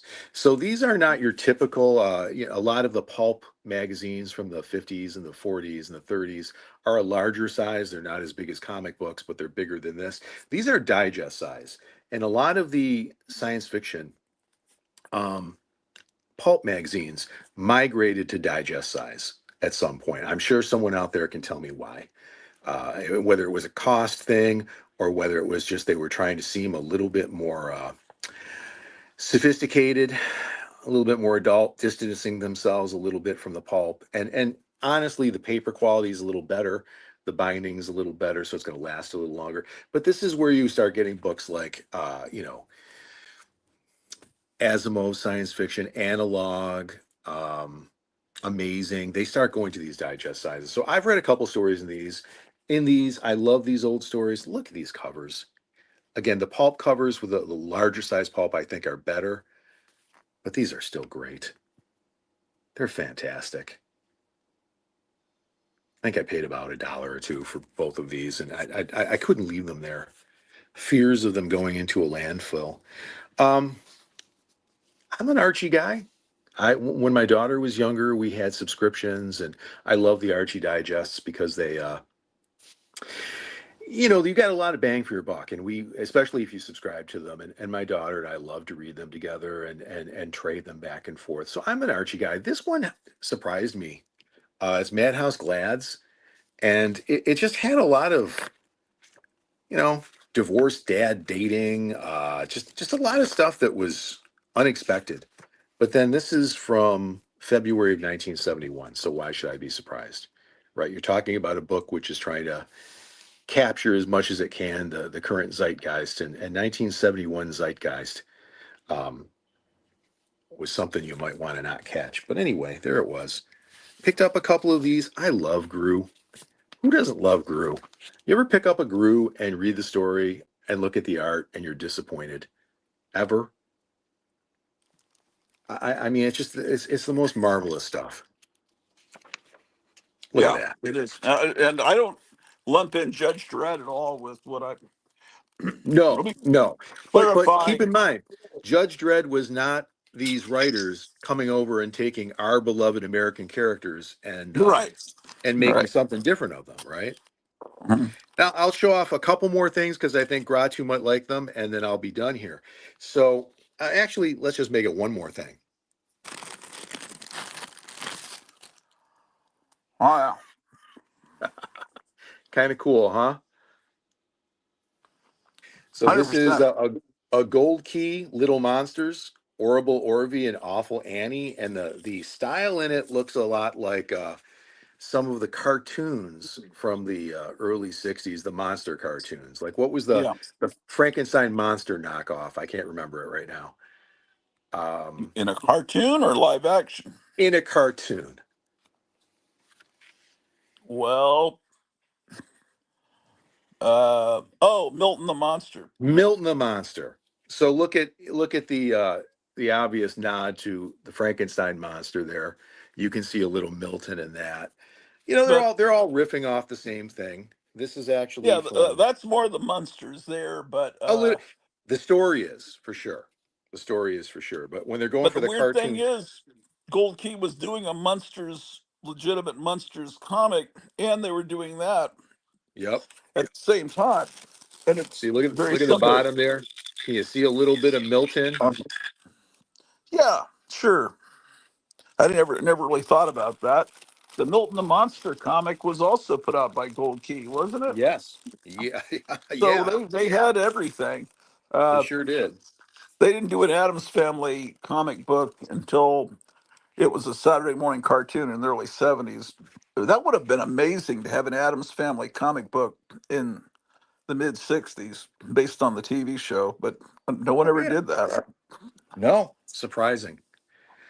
What a strange time the TV was at that time. I mean, there's parallels to it, right? In the late 70s, you've got Battlestar Galactica and Buck Rogers on TV within a couple years, all kind of riffing off of Star Wars. And Mhm. there's nothing like that any other time where you have that many space shows, of that level going on at the same Yeah, time. But Adam's Family and the Munsters, and shortly after that, you've got, or during that time, you've got Dark Shadows. Just wonderful stuff. Neat yeah, things. yeah. Anyway, my wife is going to put me to work, so Okay, I'm gonna let you go. You're back. You're large and back in charge, Gratu. So all right. Thanks for. I'm sorry I wasn't able to talk with you. I just left you in no, charge. no problem. Hopefully you'll do Um, this again sometime. I know I caught your earlier bit about not really being an email or a well, text guy, but if I I am knew a that you were, text guy, not yeah, email. if I knew that you were going to do it, I'd try and make sure that I was free and I'd stop in. But Okay. this was a lot of fun. Hopefully, how many viewers did you lose? Are you down to one or two? Oh no, no, it went up to 24. Probably they'll leave when you're gone because there won't be comic books. Well, tell them if they want more. I'm going to start doing some comic reviews on my channel, and of course, there's the Monster Bash stuff. I'm about to put the Monster Bash video I filmed last October. I'm going to wrap that up, and I'm going to put it on my channel in the next week or two because the next bash is coming up in June. I mean, I sat on it all this time, and I think I'm going to start putting some comic book stuff up on there too. So if anyone's interested, you can find me at the Real Atomic Toy Chest of Doom. That's a mouthful, but Okay. It's a great channel. Yeah. And I remember last time you said you were going to put together that Monster Bash, and so it's pretty much ready now, huh? yeah, I'm going to put it up in the next week or two. It's shorter than the previous ones, but I think it's doc for the people who went. It's really nice to put the videos up so they have a little something to remember it by. Not everybody there is an idiot like myself shooting right with the camera. Some people are actually enjoying it, but Um, it's nice for them. how far is the Monster Bash from you? About 2 hours and 45 minutes. Well, that's not too bad. Yeah, so I'm Well, planning on it's going. I'm planning on going to this next one too. My wife and I already have a hotel room, so we're and planning that's on this it. summer, or is it in October, or when is it? It's in June, Oh, that's real June soon. 12th and 14th. They do one in June, and they do one in October. You know, So if you, I mean, editing it is wonderful, but if you just put the raw footage up, I and put it up the next day, I think yeah, people would love that too. yeah, they would. Um, They I would. would. I prefer raw footage.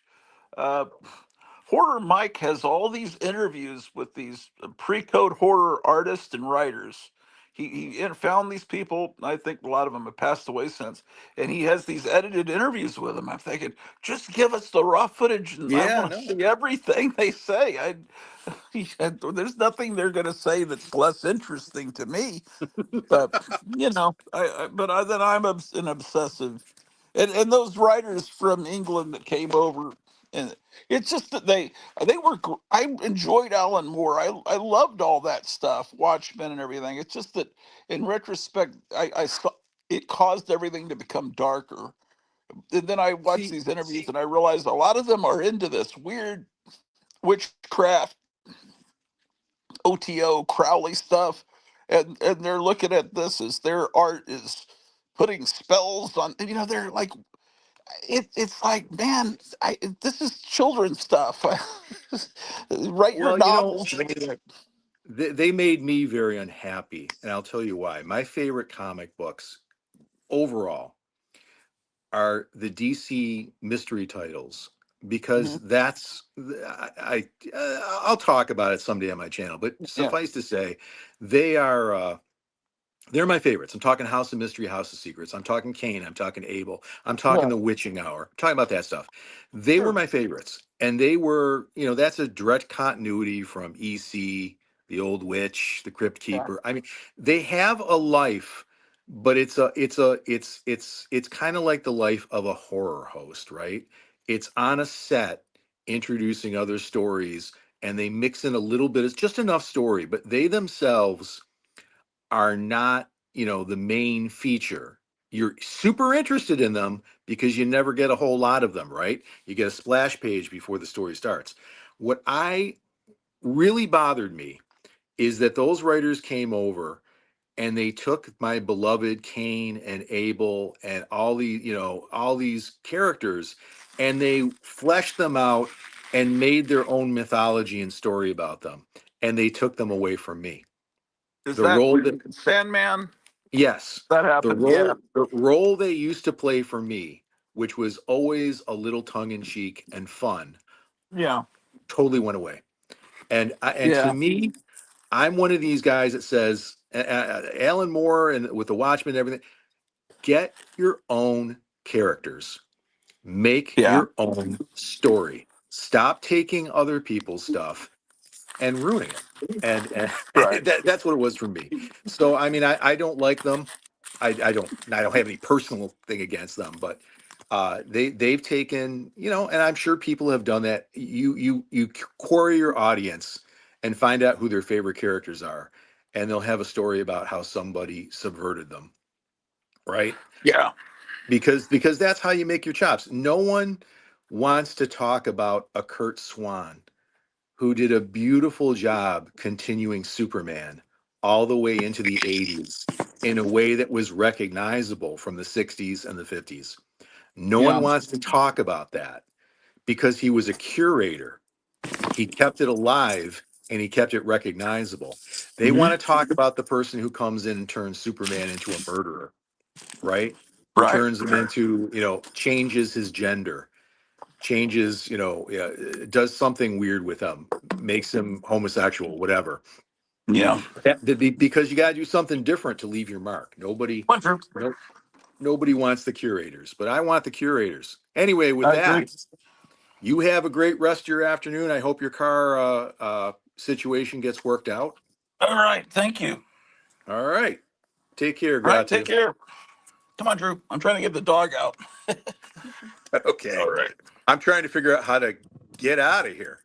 I'll Oh, figure I, I, I could probably do it, but I don't have my glasses on. You I'll just, figure it out, Grottu. yeah. Otherwise, I'll be here for the rest of the day. All right. Thank you. Talk to you soon. All Nice right. talking to you. Oh my gosh. So, oh, I wound up on the side now. I have to reorient this. There's a private chat here. I'm back. Oh, Paulo says I'm backstage. Oh my God. How long's he been there, man? Add to stage. What's up? Not much. Yeah, how's it So, going, man? not too bad, man. It's been a long time. Yeah, so Oh, look at nothing's that. not. You see that? Can you see the Amish buggy going by? Oh, gee, yeah, yeah, I can see. That's cool, man. It's like being in, the 1800s. Hmm. You know about the Amish? Yes, of course. Everybody makes fun of the Amish. I didn't know if in Portugal, do they exist in Portugal? No, no, no, no. The Amish only exist in the United States. Hello? Oh, my Yeah. sound is probably off. Oh,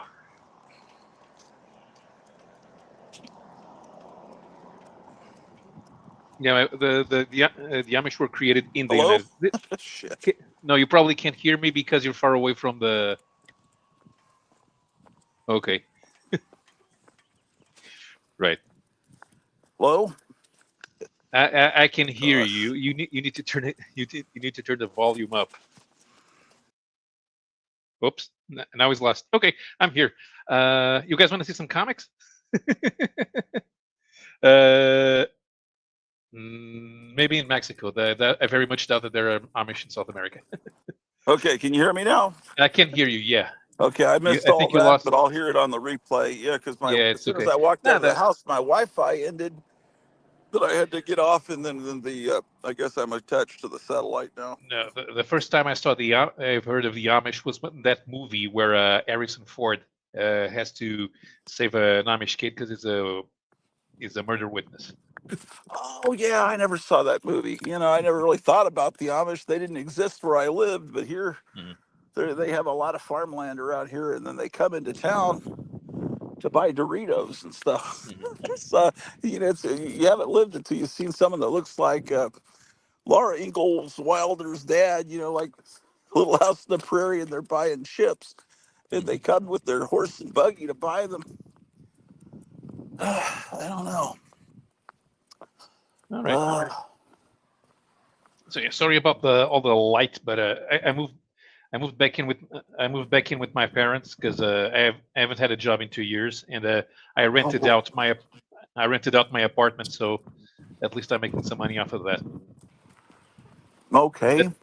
That means the comics I have are here. Oh, okay. So Yeah, so the economy, everything it sucks all over the world. Basically, yeah. everyone's suffering. Mhm. Um, what's the current state of hatred for the United States there? Who the hell told you to invade Iran? You Well, know we're I paying think we know 40% more. that. We're paying 40% more for gas and 80% more for diesel. Uh huh. The fishermen can't go out. Um. They can't Yeah. afford to. They can't afford the fuel for their boats. Yeah. Oh. Yeah. Didn't think about that. Um.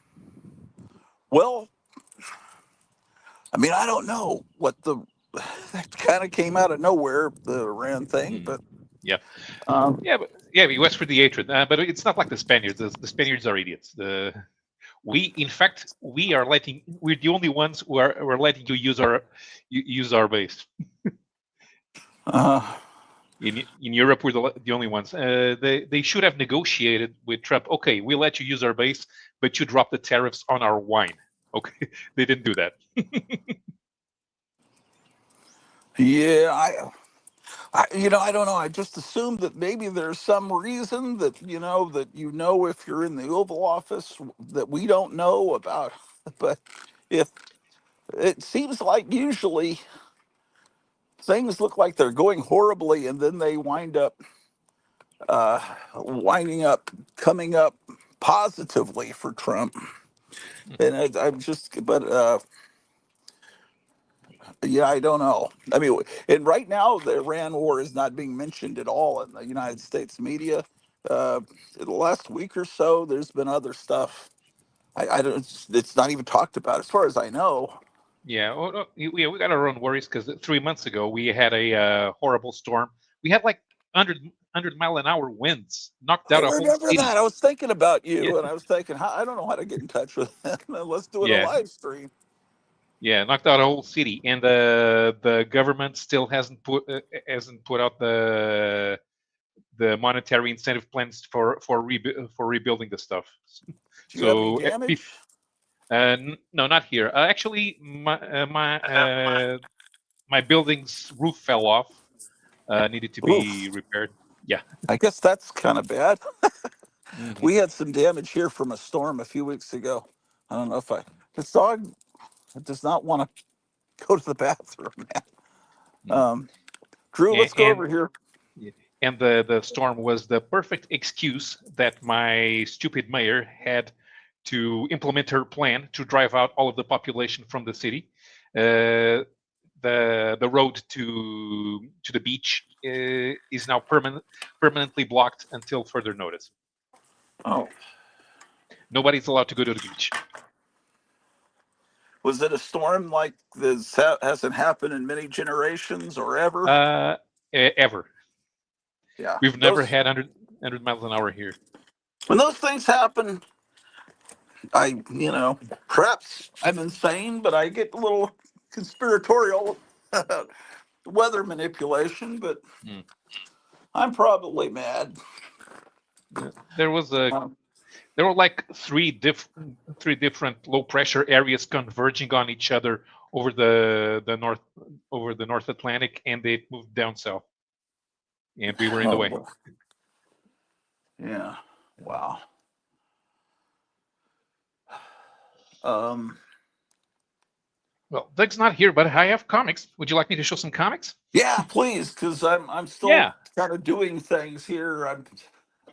Yeah. Well, he had mentioned that I can't, I wanted to come online, but you were still running around the house, and ended up not having. He said something about Disney, and I wanted to show him these. I think I've showed him to you once, because these are a sort of a prequel in the Duckburg universe. You know that in Italy, Donald Duck has a superhero identity called Paperinik, which is like a parody of Diabolic. And Oh, really? Oh, yeah, that's crazy. and in the story, he finds the equipment of this guy, Phantomias, who is, of course, a parody of Phantomas. And these are two of the 5 books that sort of tell the history of the Phantomias. Wow. But of course, he's not a crazy killer because these are Disney comics. They're made in Italy. They do a lot of crazy stuff in Italy nowadays. Like movie adaptations. I think I probably still have one where the Mickey and Goofy and Peg Like Pete all do their own version of Casablanca. Mm. All right, some more stuff here that I find interesting. All right, so this is the Portuguese edition of a US comic made by a Portuguese author. This is Man Plus. It's kind of a ripoff of a manga, all set in the future, of course. They have an artificial human that somebody has to rescue. It was fun. It's a fun read. Nothing like brain challenging, but I liked it. So the guy's name, if you're, to those of you who are still buying new comics, you may be familiar with the name. So it's André Lima Araújo, and he mostly does work for the U.S. market. He's done a lot of Marvel and DC, but he's trying to be more independent. And this was something that he wrote and drew. Here's something different as well. Okay, so this was made by a friend of mine. This is an anthology. Kazulu means cocoon, and it's a series of short stories, usually 2 to 4 pages, that he did for a magazine that's made by the homeless, so that the homeless can sell it and make some money. Unfortunately, nobody buys that magazine. Do you guys have any? I know there's one in New York, and I think there's one in San Francisco, but I don't know how many cities have those magazines that help for the homeless to have something to sell. Oh, no, I don't know anything like that. Yeah. And then, so all of the stories have different artists, and they're all different styles. Let me check something here that's fun. Yeah, this one I liked. It's a pair of beavers who are watching a family of campers by the lake, and they're all amazed by the tent they can put up. Oh, they can take their house with them. Nothing like ours. Ours is boring. And then they're building this gigantic dam. So it's kind of everything is a matter of perspective. This one they're making fun of politics in general. A minister turns into a frog for no reason whatsoever. But it's all different stories. Yeah, some are cute. Like here's something about snowman.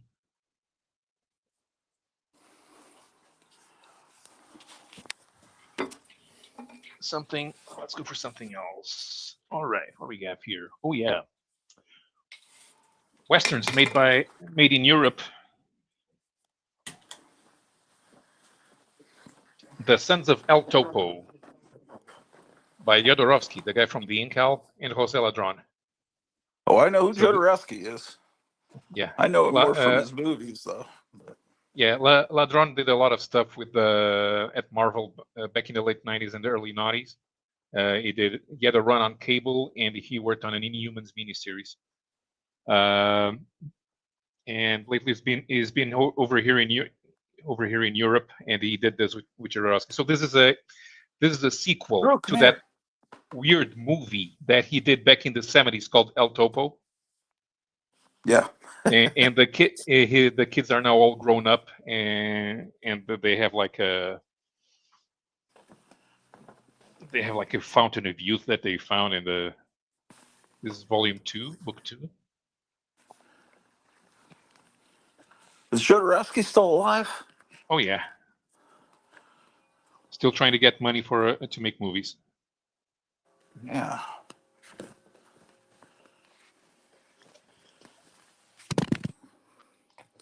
Wasn't El Topo financed by George Harrison to a certain degree, or am I wrong? I'm not sure. It may have been. Might have Maybe one been of those. Apple that released it in the States, Mhm. the Beatles Yeah, company. right. And this is book 3. It's the last one. Yeah. Mm-hmm. Here's something else that's different. All right, so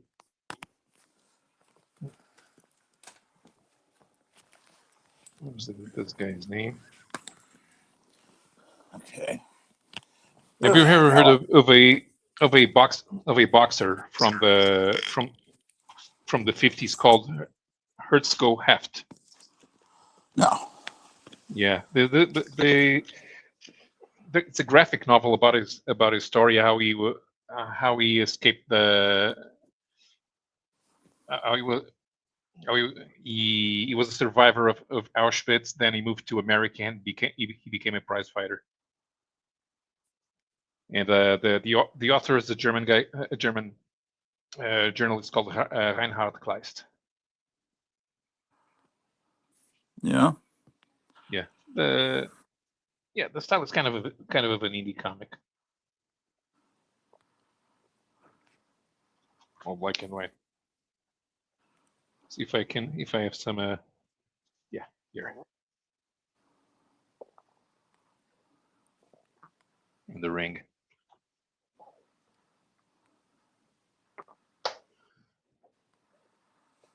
Something else that I just read. I had this for a few years, but I haven't picked it up. It's Griffoud. So it's Jacques Tardy adapting one of Patrick Manchet's books. This was published by a magazine that was owned by the same guys who did Charlie Hebdo. Tardy is better known in the U.S. for his comics about World War II. But this one is more of a hard-boiled detective story.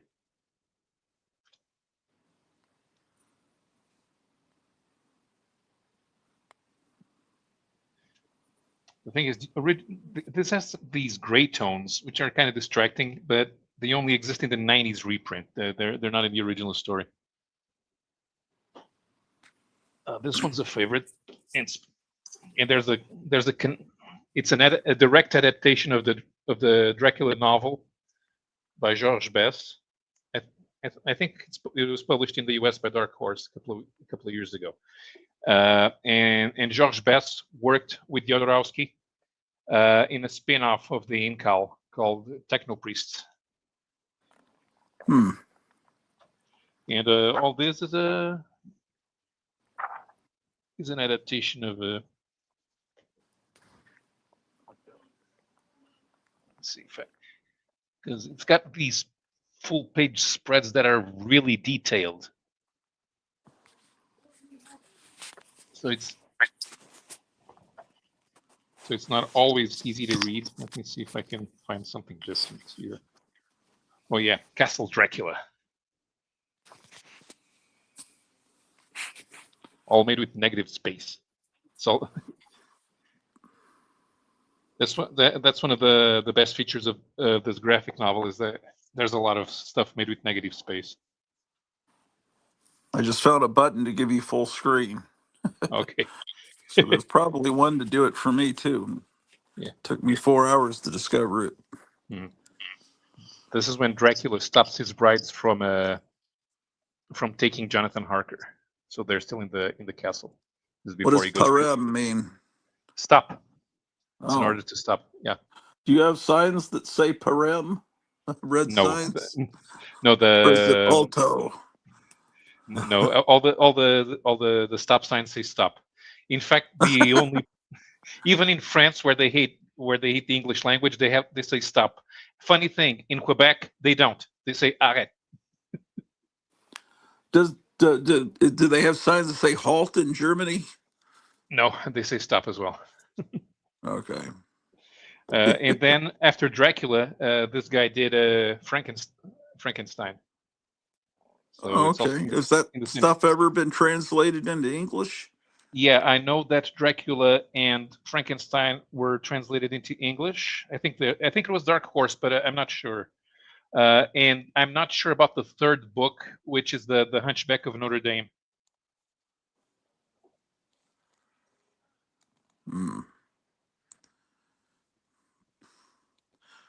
Well, what I've been doing is scrambling around to get ready for my wife's shift upstairs, and I've got to keep some. It's a new job she just got. She hasn't had anything really since January. Well, since the end of December, middle of December. Her old Okay. job flaked, so we've been without that income, and now she just started a new job, and uh, I've got to keep the dog downstairs until like 5 o'clock tonight, so that she won't accidentally bark, because that'll get her like instantly. She can't have that happening while she's on the phone with people. So now I'm going to be on the couch for a while, and maybe people will show up from their local. I think Gary Davis was going to show his local comic shops in Colorado and stuff, but I don't know. Not that it's that interesting to see Free Comic Book Day, but every comic shop does it differently. Some of them put on a real show for it. Yeah, your wife is asking if I've watched any good new movies. I haven't been. Oh, The last time I went to the theater was to watch Ford v Ferrari, so that was long ago. oh, Yeah, that I was don't go. when we were still in Texas, so that was pre-pandemic. Well, that Yeah, was yeah. definitely. And before that, and I only went to watch it because it was a movie about a particular story in the world of auto racing that I like. Although some details are very fantastic. Before that, the last time I went to the movies was to watch that train wreck of a movie that was the Lone Ranger with Johnny Depp playing Tano. And I said, okay, I'm done with Hollywood.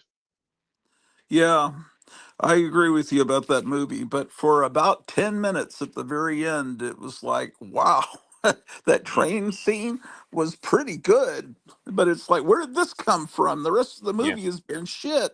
And all of a sudden, the William Tell overture kicks in, and the Lone Ranger's riding his horse on top of the roofs of buildings. It's like next to a train. It's like, if the whole movie had been this, it would have been like Raiders of the Lost Ark. But instead, you've got to like completely make the Lone Ranger look like adult, while you make Tonto seem brilliant, and it's just Oh, typical. oh, wait a minute. My mom's calling. She's not doing very Oh, well. I'll be sure, back, sure.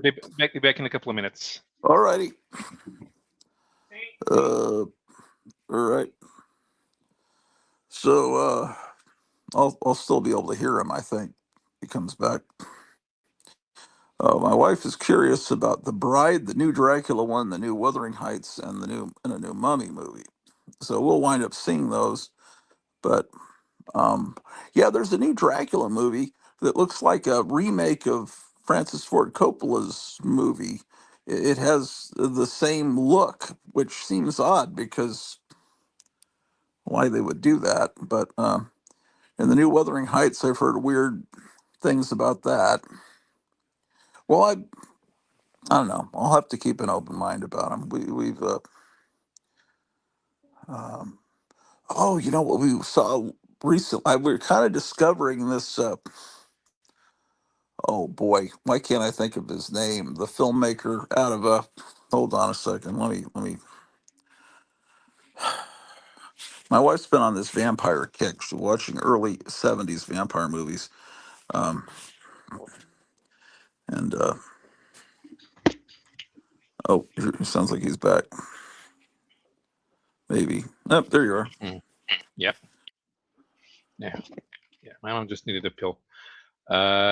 No, your wife was the bride Hmm? is the one with the where they try to make Frankenstein's bride the main character, I think. But I yeah, think I'm not gonna. so. Yeah, yeah. I Didn't think see it. I've. I'm not gonna watch. Yeah, Yeah, we'll not gonna. probably see it streaming because she wants to see it. So I don't Mm, know. I think it's got an actress I used to like playing the Bride of Frankenstein, but um, yeah, and I don't know anything about the rest. yeah. I love Disney and comics as I've been watching a lot of '60s and '70s horror lately. Yeah, Mm, I'm trying to remember. There's a movie I've always admired the poster for it. It's called jeez. I'll find it. We saw it recently, and it's a what? Oh, never. I'll find it. Anyway, so let's see. Wait, oh, she says it's directed by Maggie Gyllenhaal, and a lot of people say it sucks. mm, Yeah, I haven't heard anything positive about that Bride movie, but I'll still watch it. mm, I have trouble staying awake during movies. yeah. And I think the new Mummy, they're going to ignore the third one, which sucks, and it's going it's going to be the actual sequel to the Mummy Returns. The Oh, ones with it's the sequel to those movies with yeah, the George of the Jungle guy. mm, Oh, why would they do yeah. that? Because I, the first one is one of the best movies ever. The second one is one of the best sequels ever, and the third one uh, is just terrible. So they're well, ignoring the third one and doing an actual sequel. I mean, I remember those movies being okay, but it might have. I don't know. I just think of the Mummy. I think of either the Boris Karloff one or Christopher Lee, but really mainly the Boris Karloff one. Uh, but that's just you know, I just like the classic stuff. Right, because Um, these ones are not horror. They're pulp stories. They're fighting mummies. they're action Eh, adventure, yeah. yeah, Raiders of the Lost Ark kind of things, yeah. yeah. I may the only thing that's coming out that's still being done that I may be interested in is the Spaceball sequel. Oh, they All of have a these guys are Spaceball sequel. it's it's going to come out a Spaceball sequel. They're probably going to market it as the longest wait ever for a sequel, 37 years. Is it Mel Brooks? Mel Brooks, yeah, and He's directing it. yeah, How is he like? He's got to be pushing 98. 100. Yeah, I think he's 98 or Yeah, but 99. if you're a World War II vet, you're in your 90s for sure. Wow. Well, he should have done like a prequel where he goes back and Yeah, talks. I don't know. Rick Moranis is coming out of retirement to play Dark Okay. Helmet. So basically, the only one they can't get is John Candy because he died. But Okay. they're using Bill Pullman, and they're probably going to do that same scene with Tim Russ. We ain't Did found shit. Spaceballs came out before the prequels, right? Oh yeah, yeah. Spaceball still Yeah. came out So in the 80s. yeah, because when it came out, it seemed very strange. Like, why did they do a Star Wars sequel? Sorry, parody now, years after the popularity? Because that's how it seemed to me. But then the prequels came. Yeah, okay, right. Yeah, it's hard to. Yeah, I I didn't think that was Mel Brooks' finest moment, but Yeah, it's got its moments. I still think that Blazing Saddles is the best Mel Brooks movie. Oh yeah, that's absolutely that and Young Frankenstein and the producers. Although I always wonder, in an alternate universe, if the two actors that were originally going to be in Blazing Saddles had made that movie, what it would have been like. Because he wanted John Wayne to play the Gene Wilder character. Can you Hmm. imagine?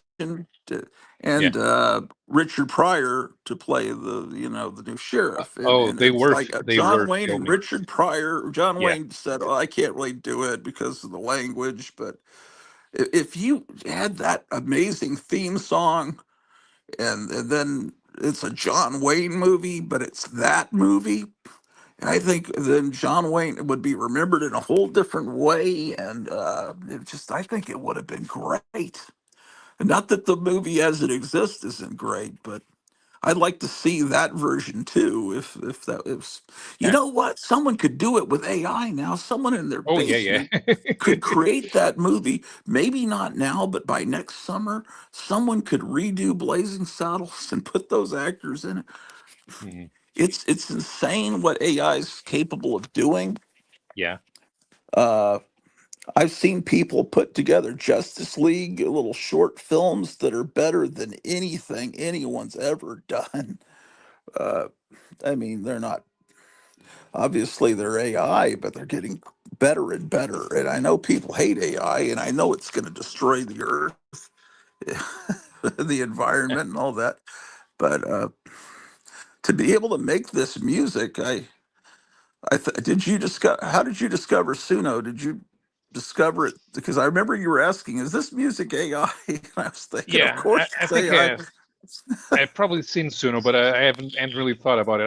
I had actually been looking at something else to do remixes, but I forgot what that one is. So I usually do throw Suno a couple of prompts every day, and electronic dance music comes out. Oh, okay. So do you? It's mainly instrumentals that you're doing. Yeah, yeah. Okay. Well, yeah, you can. And what do you do? Put in the instruments you want used, or the whatever. Uh, Do they use instruments to make electronic music? Maybe they don't. Uh, they can use they can use all pre-digital programmers, but nobody does that anymore. But the the the best one the best ones have a bunch of synthesizers in the studio in something in the computer to assemble all the sounds, and uh, and then they apply filters and chop things up and create samples. Of course, the new guys, they have absolutely no the electronic dance music that they do now. There's absolutely no punch. It's all extremely boring. If they tried playing that thing back in 1997, nobody would dance. okay, so you're creating music that people would dance to. You're not creating like the John Carpenter Escape from New York theme or something. I No, mean, no, no. Although I did try giving Suno a prompt to something inspired by Jack Kirby's Fourth World, and it's kind of like what Vangelis did with the soundtrack for Blade Runner, but so it's not very advanced. you told it Kirby's Fourth World and Yeah. allowed it to figure out what that is, Mhm. which it probably already knows. I got into it last June. It's been almost a year. A friend of mine named Randy was playing around with it just as a joke, but he created actual albums of some pretty funny Mhm. music, and so he told me about it, and so I started playing with it. And if are you using the free program? Yeah, yeah.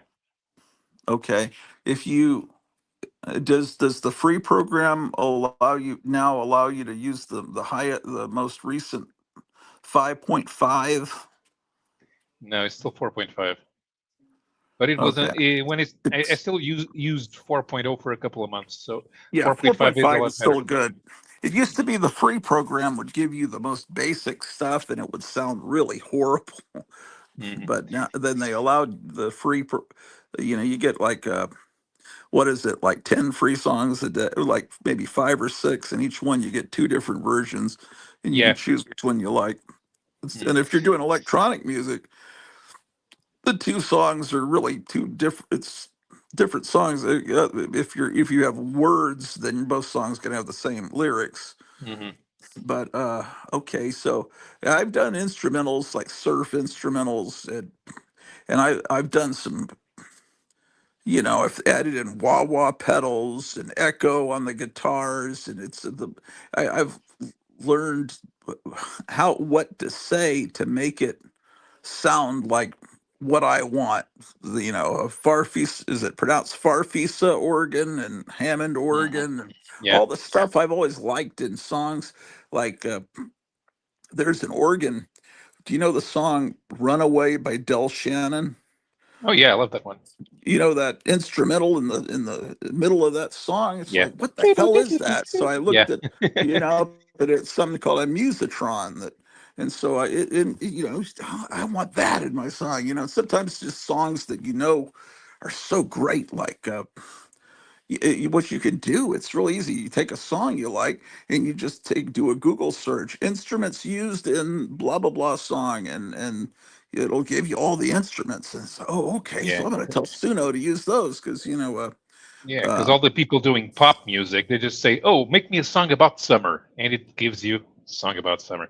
If you oh want to yeah, do no, something electronic, I asked ChatGPT to come up with all of the things that it needs to avoid having a song structure, because dance floor tracks for the dance floor are not songs; they can't have a song structure. oh And ChatGPT gives me like a 900 character prompt instead of a single sentence. okay.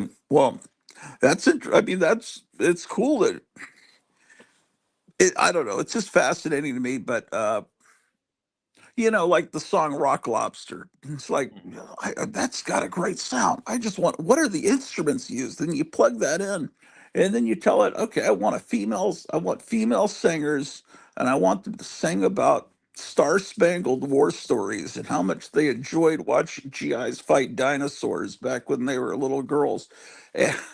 And see, I'm trying to create a universe where the pop music and of the 60s, they sang about the comic books and monster magazines, and Patsy Cline singing about being in love with Frankenstein. And I'm trying to create an alternate universe, and some of it is fucking astonishing. I wrote this song. I this is what it's. Okay, we've argued about Stan Lee before, and now I know what it's like to be Stan Lee. Have you heard me rant about this before? No, no, seriously. What Stanley did is what we're doing with Suno. Yeah, It's yeah. like, I want a song about Frankenstein and the Wolfman, uh, this or being in love with the same. You just put this stuff in, and then Mhm. you get this fully realized song back wi- that's amazing. And you think, man, that's a great song I wrote, but I didn't play the instruments. I didn't come up with the melody. And you can write all the lyrics on Suno, or you can just give it some suggestions, a few lines or about maybe a paragraph, and then it turns it into a song, and it has rhyming words, and and sometimes it sounds so real that it's spooky. And do you when you listen to it, do you ever wonder, how is it a computer did this? Or I, well, you're not, you don't have a spiritual, like, as I recall, you're kind of agnostic. Is that fair? Mhm. Oh no, I'm 100% atheist. There's nothing 100% that's not atheist. physical. Okay, so Well, okay, so here's the thing. For music, it's actually very easy to decompose the things that make music work. right, That's right. But here's the thing. 2001: A Space Odyssey, where does Hal become alive? When right. do when does man become like God, and they've created not artificial intelligence, but when does it become alive? When it has a feeling of self-preservation, when it feels jealous, and it's like it's no longer a computer. It's got human emotions that are just as real as ours. So I'm thinking, man, I've got tears in my eyes right now thinking about this. I've given this computer some prompts, and it understands my sense of humor, and it builds on my sense of humor, and it's adding humor to it. If something has a sense of humor, is it alive? Or I mean, it's just, how the hell can in 5 seconds a song be created like that? I mean, because there are people on YouTube that are saying, are demons coming through using, if there were entities out there that don't have bodies that are floating around, if like people would communicate with Ouija boards, could they be using the crystals in computers? Because that could AI be giving them a voice? Mm, And since you don't believe in that, yeah. but imagine that. I mean, because you have to, or let's say that they're aliens, because as an atheist, you can accept that they may exist, Here's the thing. and then We are digitizing when we type. We are digitizing our own thoughts, and then those thoughts get stored into a database that can be read by the computer, and the okay, computer so knows how to these find patterns in the thoughts that we give it. okay, so then these people like Jeffrey Epstein, these people, what do they call them? It's called trans something. They want to live forever and download their mind, their brain into a computer so they can live forever. And then the question is, well, these are all evil people. They don't know that we actually have a soul. And can the soul be stored in the computer? And they would say, well, that no. But it's difficult to talk about concepts like this. But I have seen, it's just, the uh I'm just wondering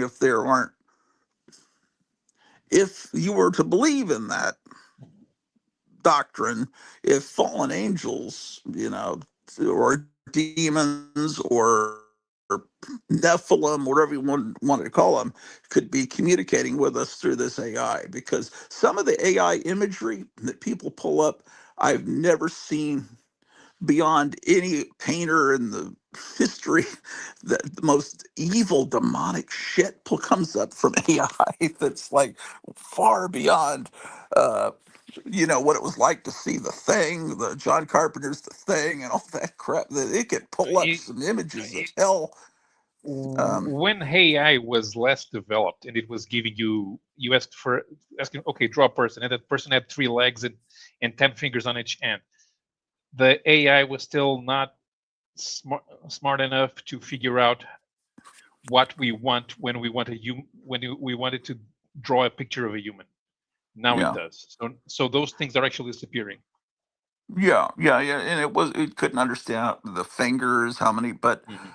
I have to say that last June, if I was to ask it to write a song about famous monsters of filmland, it could kind of figure out what it is now. And I don't know if I've been the one that's been teaching it all this stuff, but now it knows this stuff, and because how the fuck does it's just like you've got someone that sounds like Leslie Gore singing about uh and you just put in a few words about how much she loves her older brother's Star Spangled War Stories comics, and seeing the GIs fight the dinosaurs on those islands, and how much she loved the cover of issue 119. I didn't put that in. I had to look up what's on the cover of 119. It wasn't what she said it was, but with some pterodactyl fighting some. It's like incredible. And just in the last year, I've seen the growth in intelligence and what it knows. Mhm. You know, like let's say I put in a 50s.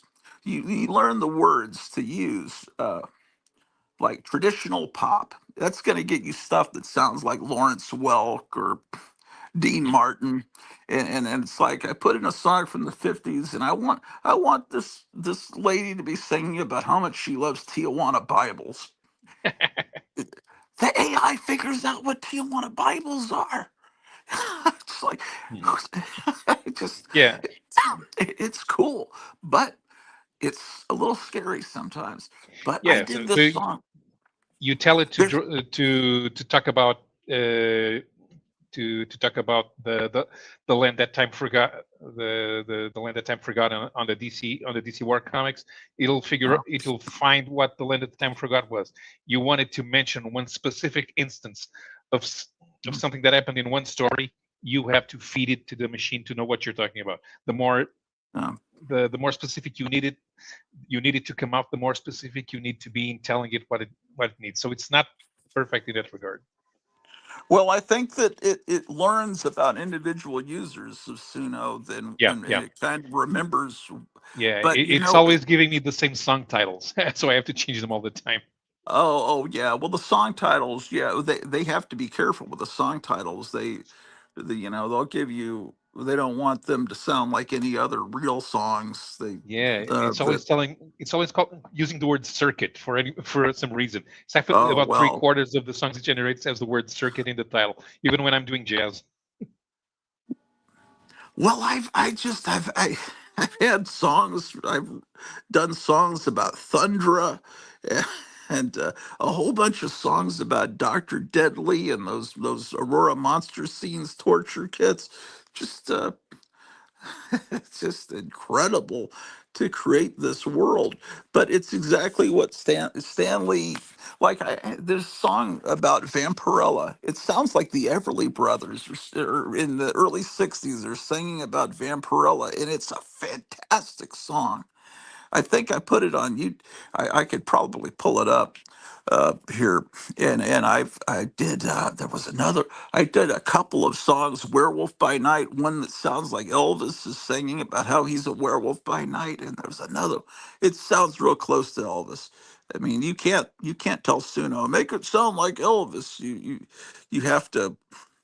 You have to know the right things to say and the right year to put in and the right genre, and eventually you'll get something that sounds right. But it's just a fun thing. But I did promise to show.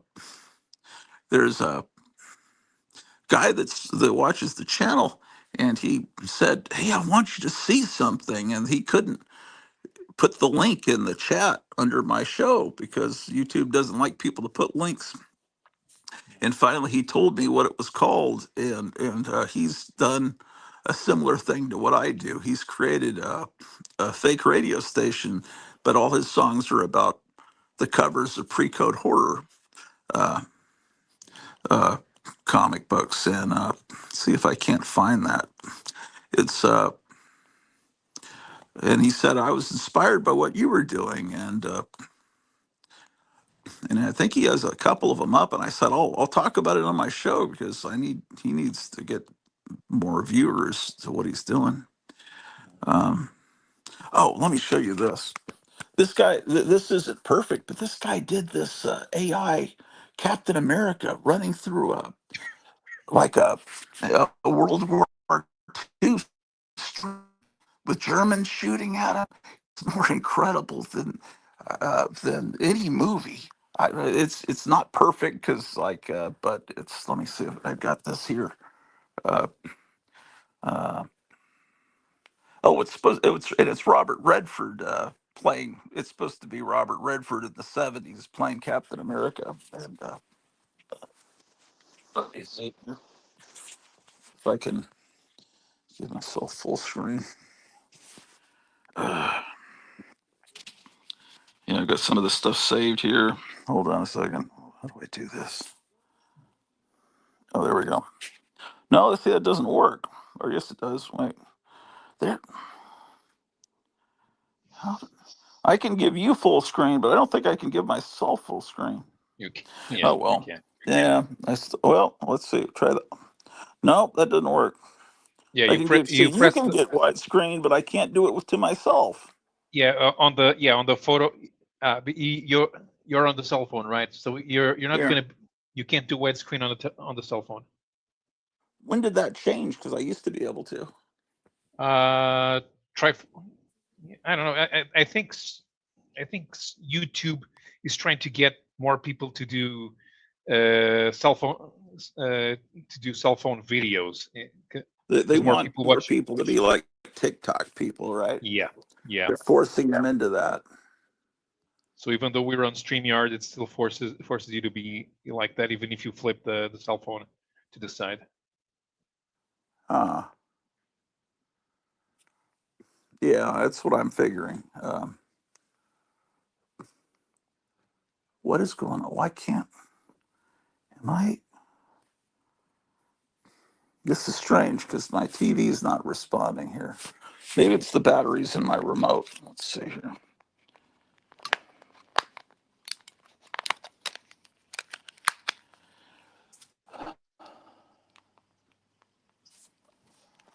Oh well. Um, well, they say the AI is they have these gigantic factories that use up all the water in entire Oh yeah, regions, yeah. and then it turns into poison. It poisons all the water. How is there a Well, way to ever purify that water? not quite. The thing, yeah, it it heats up the it heats up the water in any local stream. If it uses a river, if it uses the river when the water goes back out, it's way above the temperature that it should be, and it's not good for the wildlife. It But it's heats the not poison water up. itself. Yeah. So because not all of the animals inside of water can handle a rise in 5 degrees. I see. Okay, well, um,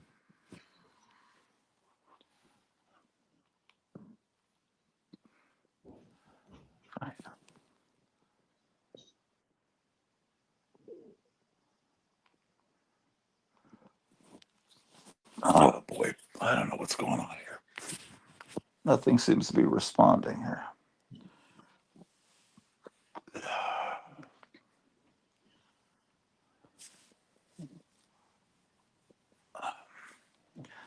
Oh wow. Oh, the Roku is restarting. That's what's going on. So,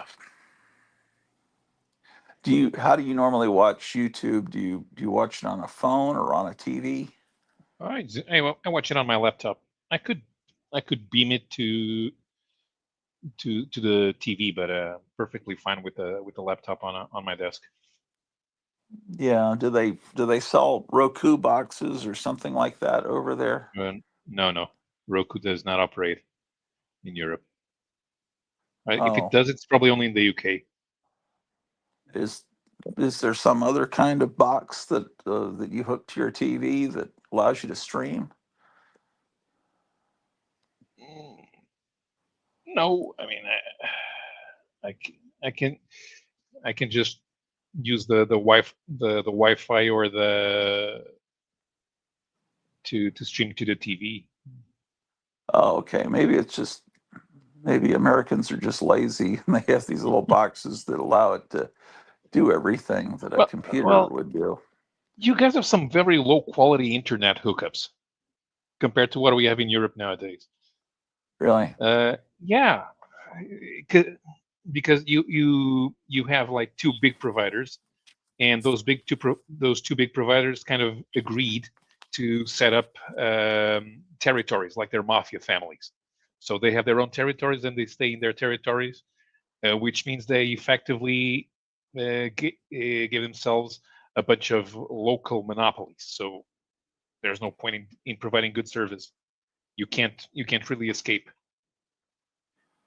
If you have Verizon, you can't leave Verizon because the competition doesn't operate in your hometown or something. But see, you never see anything like this in the Marvel movies. First of all, the colors are much brighter. It looks Uh-huh. like the kind of action that Kirby would have drawn. It's Yeah, it's and it not looks good perfect. anyway. I mean, why can't they just do this in these fucking Marvel movies? Because I mean, those idiots are embarrassed about they're doing comic book embarrassed, so movies. it's like too bright. It looks like a comic book. We don't want it to look like a comic book. That would be for little kids. It's like it is a comic book. That's why people like those early Marvel movies, is that they were so close to that, man. Um, let's see if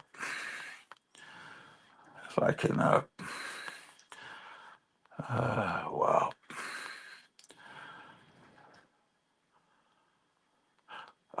When I was a kid, I would see these. I wonder if you ever saw these. It's probably only in Germany. These little cartoons with these little elves or something. It's Yeah, called Mainzelmännchen. yeah, this one in You know, particular, I just don't look for know. them. But we did have some stuff that came from Germany. We had a guy. The guy was a member of the Portuguese Communist Party, and he had a spot on TV at the time. And he got all of the cartoons that won prizes in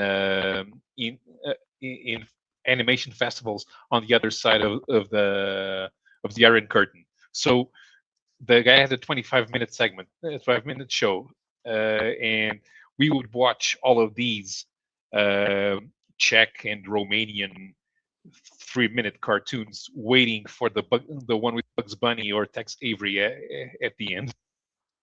Yeah. Yeah, Um,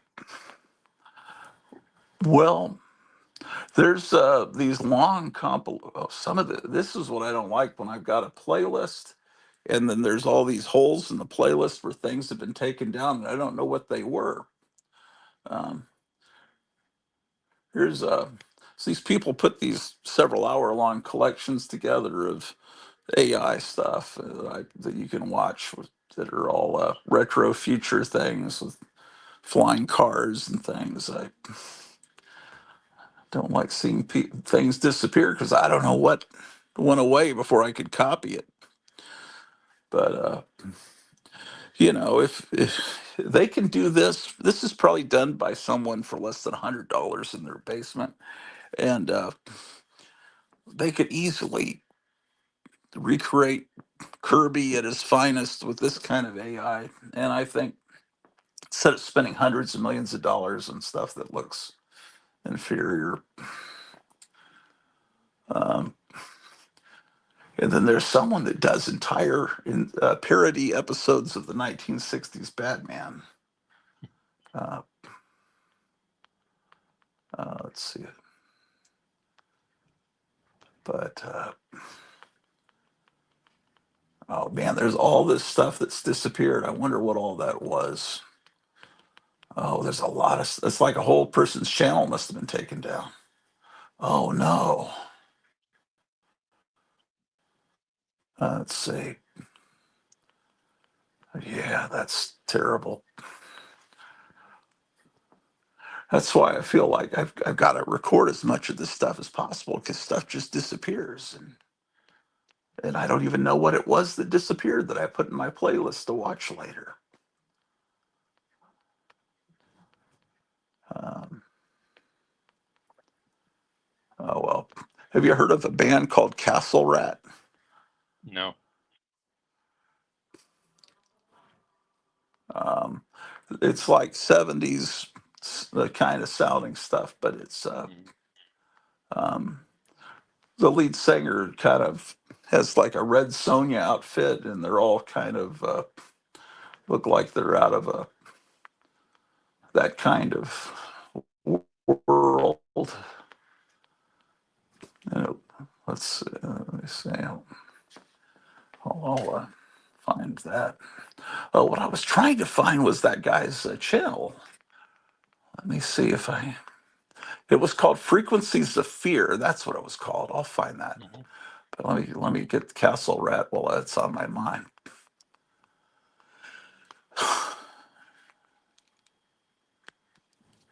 Okay, so I typed in Castle Rat into YouTube, and this is the first one that comes up.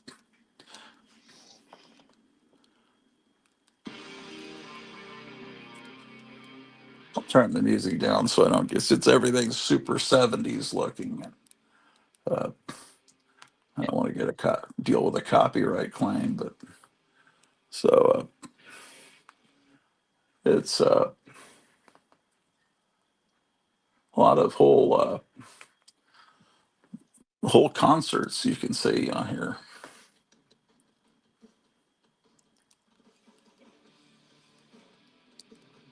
So it's definitely something that could play in a comic store, But anyway, okay. So frequencies of fear. I'll show you that. That's not going to get me any copyright claims.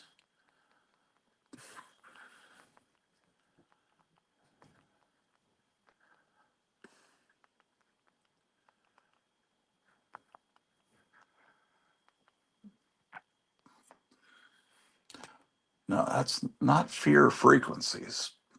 It's hard to find it because it looks like I tried frequencies of fear comic books. It's still hard to find because he's such a young channel that YouTube hasn't learned to give people his channel as an answer. But I had it in my playlist, which is why I was there. Um, if I wonder if he's watching and if he could give me another link to it. Let's see. Let's see. Thanks for the comments, guys. Love being on the show and showing my convention hall. Not planned, but fun. Yeah, I hope I didn't impose on him to do that. I just wanted to. I had to get breakfast and um, let's see. Yeah, I'm looking forward to going back and seeing what he showed because I didn't see hardly any of it. Um, Yeah. Yeah, I wish um, I still had the opportunity to show him a little of my stuff because we could have had an interesting conversation. But maybe we can set it up for later if you the next time what you to show him or yeah some of the stuff that I have yeah. okay? Do you want to show some of it because he's watching now, or you want to do it when he's on the show with you? Yeah, just I have a few Yeah, go ahead Portuguese because edition, I'm Portuguese I'm and just the yeah, camera's on me doing nothing but scrolling. Might as well yeah, be showing something. yeah. Batman Year One. This is the Brazilian edition. Brazilian. It's not even Oh, the Brazilian edition. It's the Brazilian reprint, collected edition. Because back in the 80s, we didn't have superhero comics in Portugal. We had to import them from Brazil. We got their leftovers. uh, And this is how we all became nerds. At least some of us. This one yeah. is Portuguese edition. Came out around the year 2000. Dark Knight Returns, Oh, yeah. Book 1 and Book 2. So were a lot of people that was their first exposure to Batman? Were those kind of stories? Batman appeared in 2 different anthologies because for some reason the Brazilian in the 80s, the Brazilian comic with Batman on the cover, starring Batman, never made it very far. It never sold well. It only started selling well in the 90s, and they didn't understand why. So Batman would jump around from title to title as a backup feature. Was he known in Portugal from the Oh, TV series though? made well at the time I was a kid. We had the Filmation cartoon. Oh, sure, yeah. So there was Batman, there was Flash, there was Aquaman, plus Lone Ranger and Tano. So those we saw, and then it was the movie with Michael Keaton, Batmania. Oh, okay. Okay, how about these ones? Yeah, the Portuguese Marvel publisher back in about 20 years ago had decided to put out this Inhumans miniseries, the one that was written by Carlos Pacheco and drawn by Ladron. So it has an interesting, almost heavy metal type style. Yeah, I bought that issue. I really was intrigued by the cover and the art. That cover's great. Who was the artist again? Ladron. It's José Ladron, but it just goes by Ladron, and he puts a umlaut on the O. What else is he known for? He had a run in cable. He spent many years working on the Hip Flask, which was the comic made by the guys who do all the lettering packs.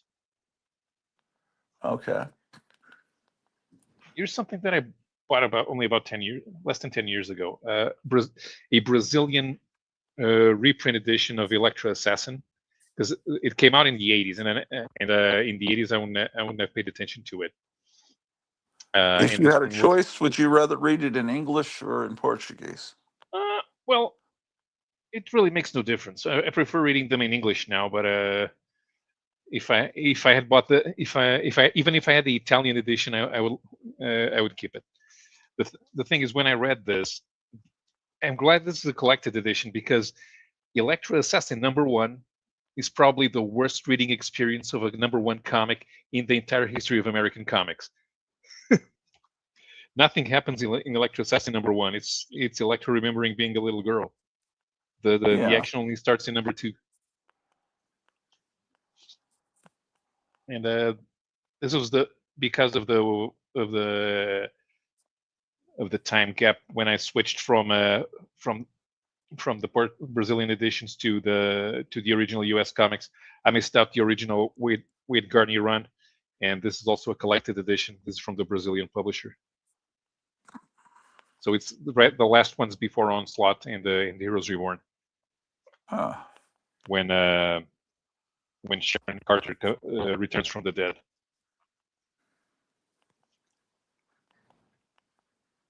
They even use newsprint inside on this one. Nowadays they all use glossy paper, which is kind of boring. Yeah, Kevin at Gotham City Comics just got some German comics and a collection of Marvel comics from, I guess they were early reprints from the 60s of comics that had happened earlier in the 60s, but they really look spectacular, especially the Daredevil one was, I think he was called Devil Man or something. Yeah, sometimes, because sometimes they have to adapt, like Daredevil in Brazil. The most correct translation for Daredevil would have been Desafiador. For some reason, they decided to give that name to Deadman, even though it's not a direct translation. So they ended up changing Daredevil to Demolidor, the Demolisher. So, but it still uses the DD motif, so it kind of works. What else we got here? Oh, this Ronin is the US edition. Oh, I got this one. Will Eisner's Contract with God, Portuguese edition. This was a series of graphic novels that was set up to be sold alongside newspapers. So it's a hardcover, and about 70% of this line was Spanish authors, but they decided to run this one, and I wanted to have one more Will Eisner. So I never read that. How is it? It's interesting. I mean, these graphic novels that Eisner did at the time, they're not designed to hook you in with explosive layouts and big action and big drama. Yeah, it's you're following the guy around, and you're seeing what makes him think and what makes him tinker, and you may not. Sometimes you may like him, sometimes you may not, and it's the way he affects everyone else in his neighborhood. Because Dropsy Avenue is sort of a sequel to this one, and he kind of does the same thing, although he has different characters in that one. So it's more of a Will Eisner exploring his background and his youth through the eyes of fictional characters that he created to explore those ideas. It's the type of thing that you should read when you're about 13. So, because in case you start feeling that superheroes are silly, you have something else to grab onto that challenges your thinking. Yeah. Otherwise, you stop reading comics. Let's see if I can find. Something else cute around here. Unless you're just stupid and you just keep reading the same. Nah, no, it's You're assuming that people's minds actually grow. well. Here's the sometimes they don't, sure, but why should if comics are the best storytelling medium that exists, why should the comics use their potential to tell stories that are not obvious? Yeah.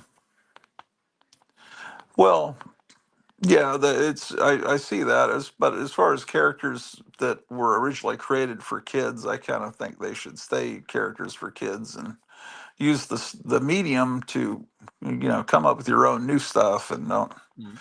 try to take these characters created for little kids and try to turn them into the This one I've subject of your own perversion.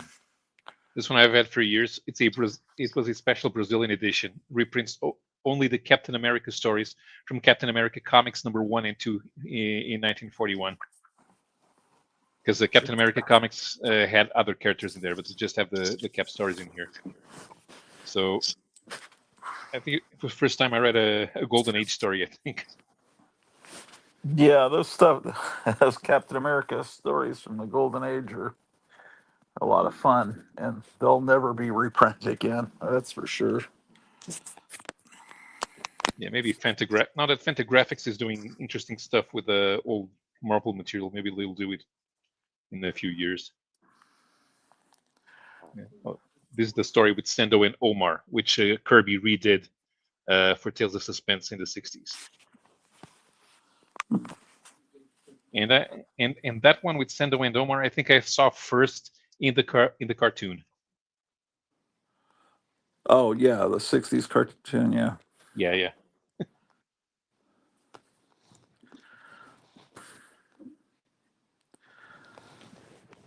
Yeah, that cartoon went everywhere. I see so many different languages.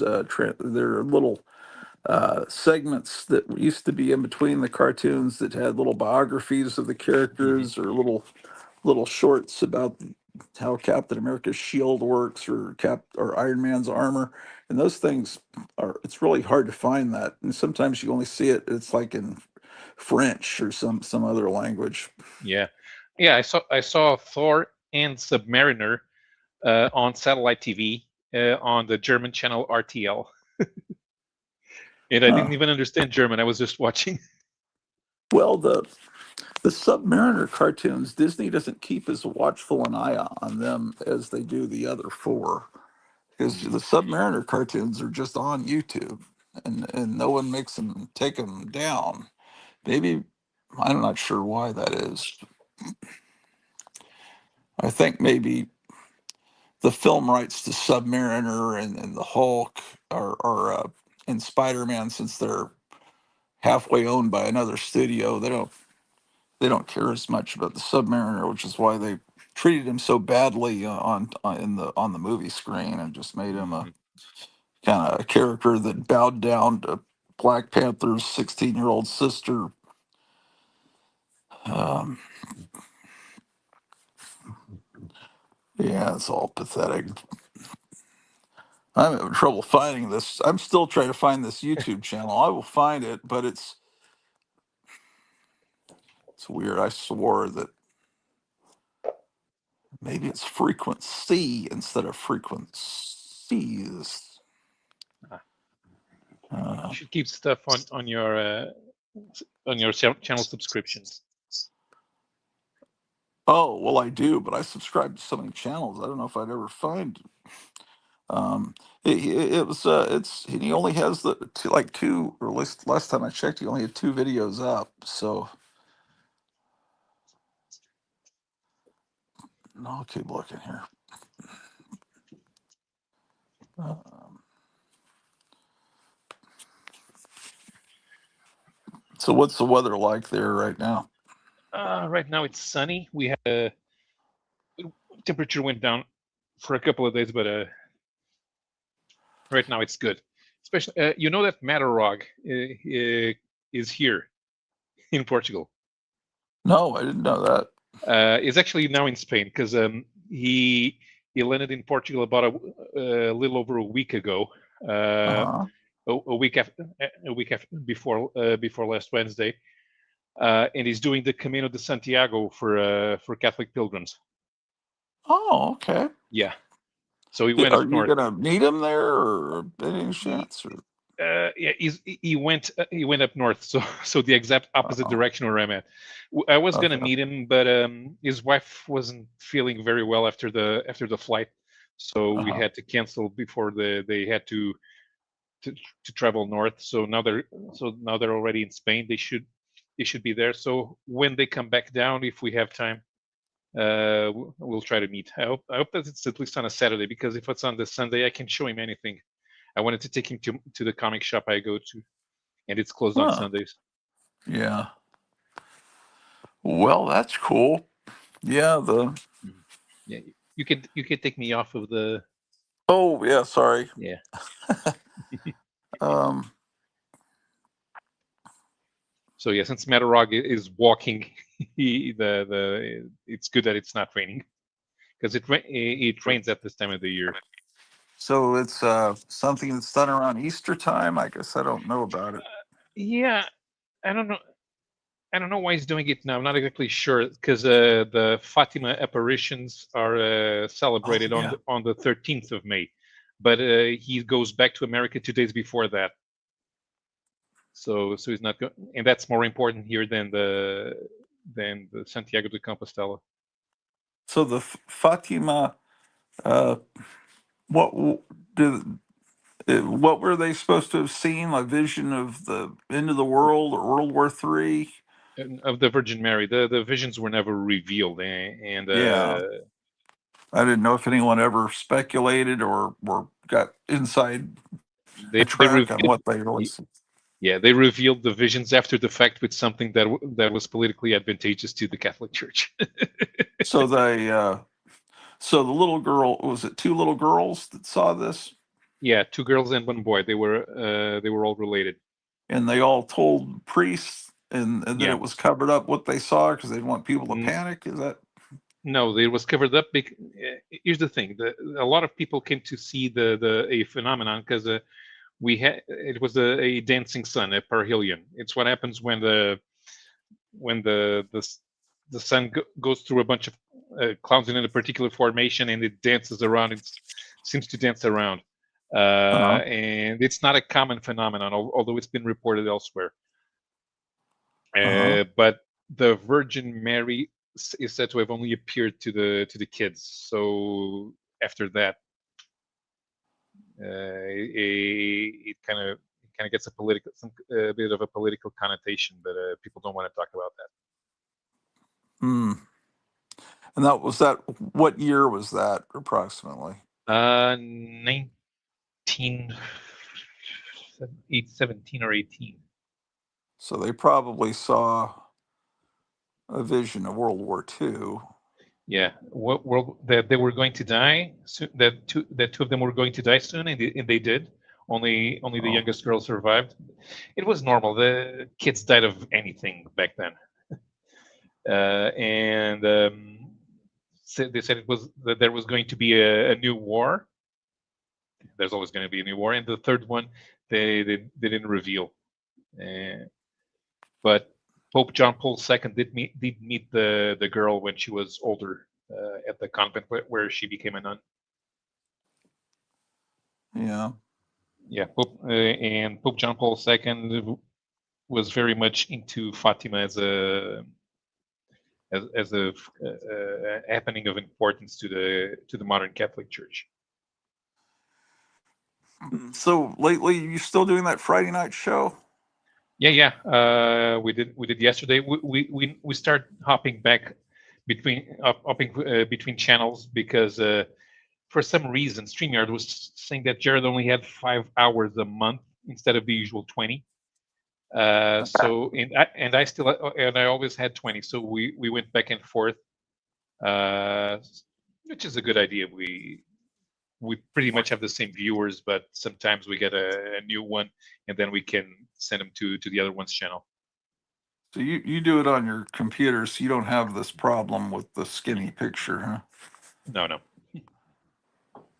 Okay, that's Although for some reason I think that the computer's old now, and for some reason I think the quality of the camera on my computer is degrading. So I need to buy a cheap camera for it. So, yeah. and I can film myself. Also I need a light ring, because right now the position in the room is terrible for lighting, because I have the lighting on the ceiling, and at night it's not enough to illuminate me. And if I do something during daytime, I have the window right here, because I had to put the desk right next to the wall, where the window is, and it's terrible for the lighting. So yeah. Yeah. Well, what shows have you been watching on YouTube? Not much in terms of comics. I started watching a Canadian guy called J-Man. He does 2-hour videos. He's covering all of the Avengers and all of the Fantastic Four, about 4 comics at a time. He made a couple of friends. He started doing G.I. Joe. He did the He-Man mini comics. And every once in a while he does something slightly different. He says he's going to stop doing short videos because nobody watches them.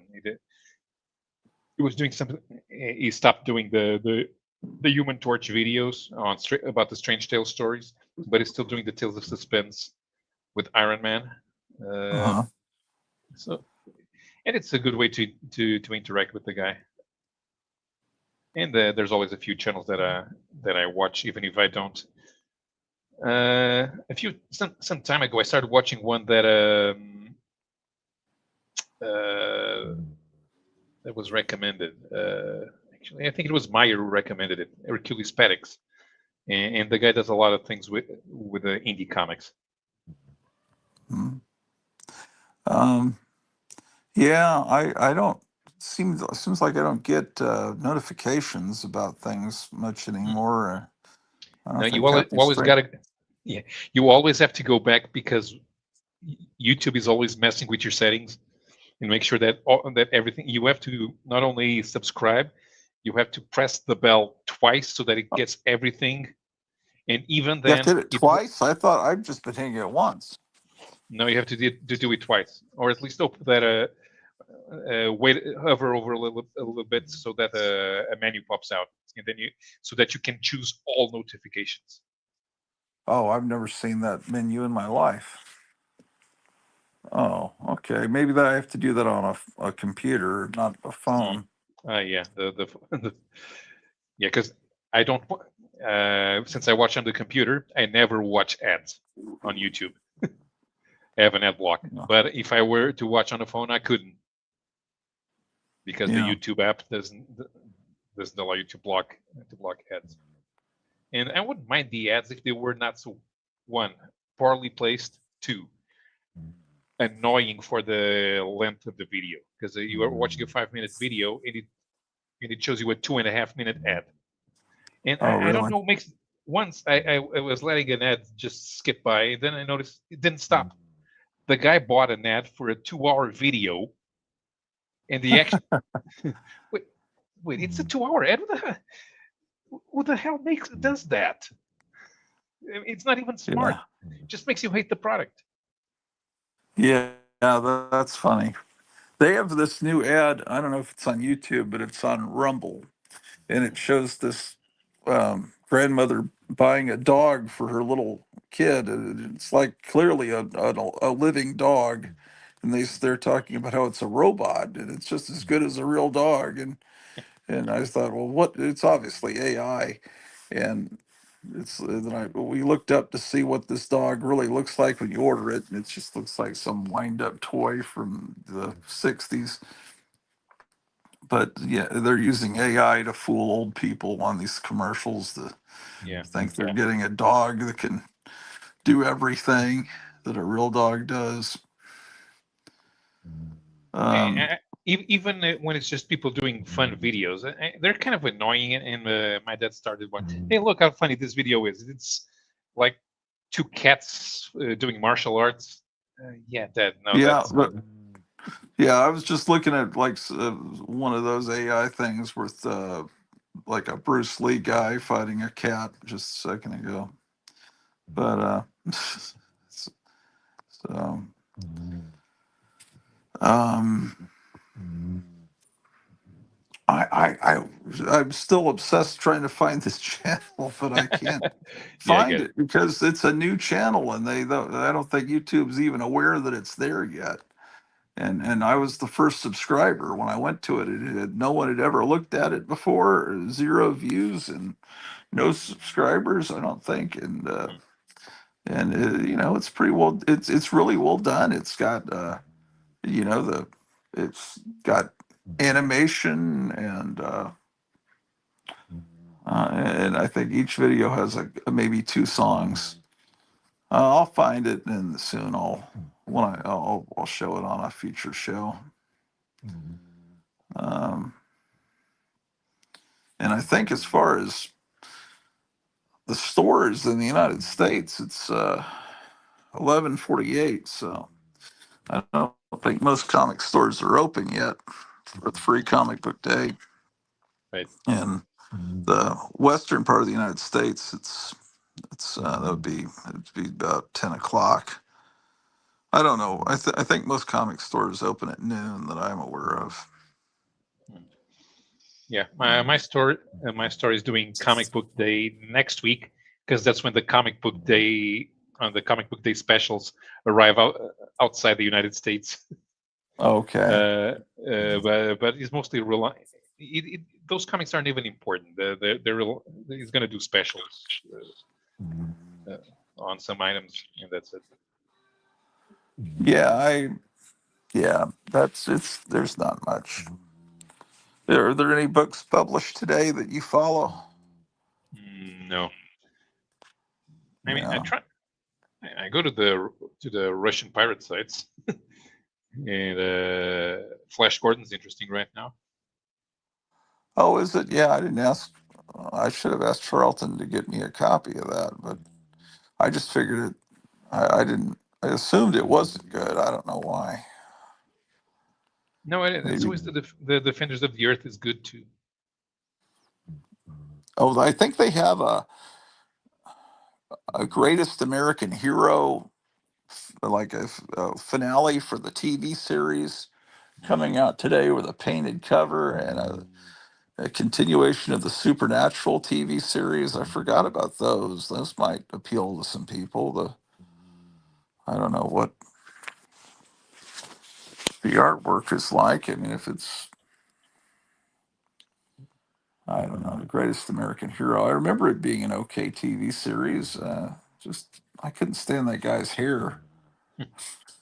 That constantly bothered me. If that guy just didn't have that afro, I would have liked that series a lot more because it wasn't a bad series.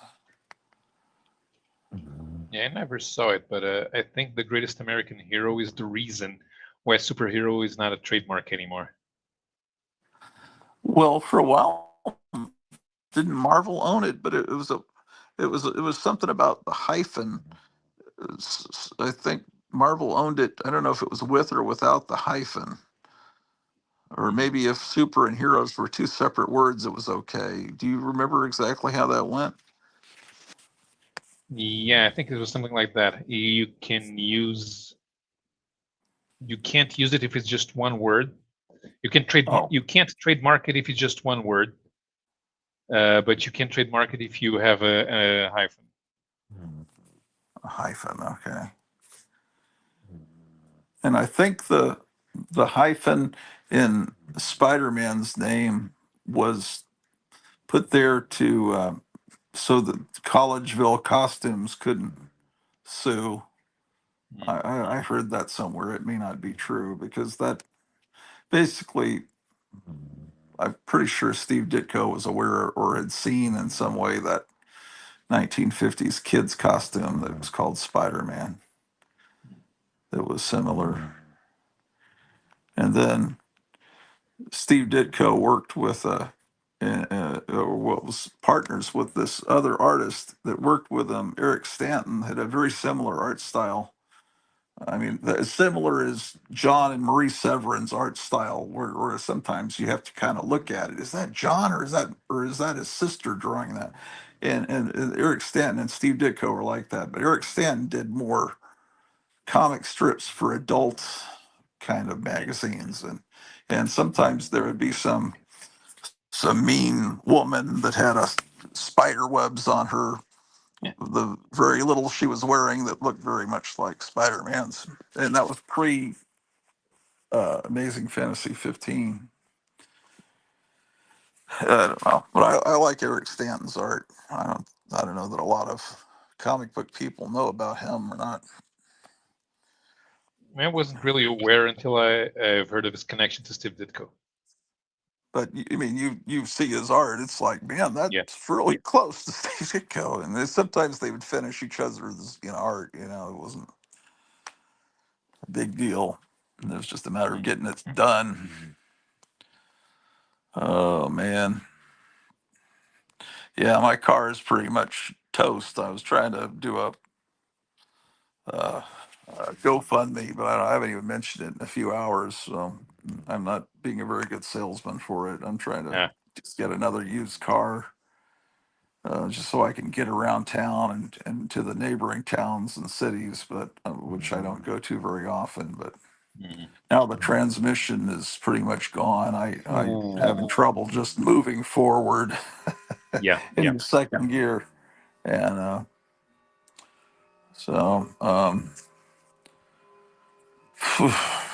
yeah, things are bad all over. It's like everybody's suffering and everywhere, I guess. But Yeah, my I car don't died know. What do you 2 think years is ago. the What is your prognostication? What do you think is going to happen with Iran? What do you think is going to happen with the world over the next few years? What are your thoughts on all of that?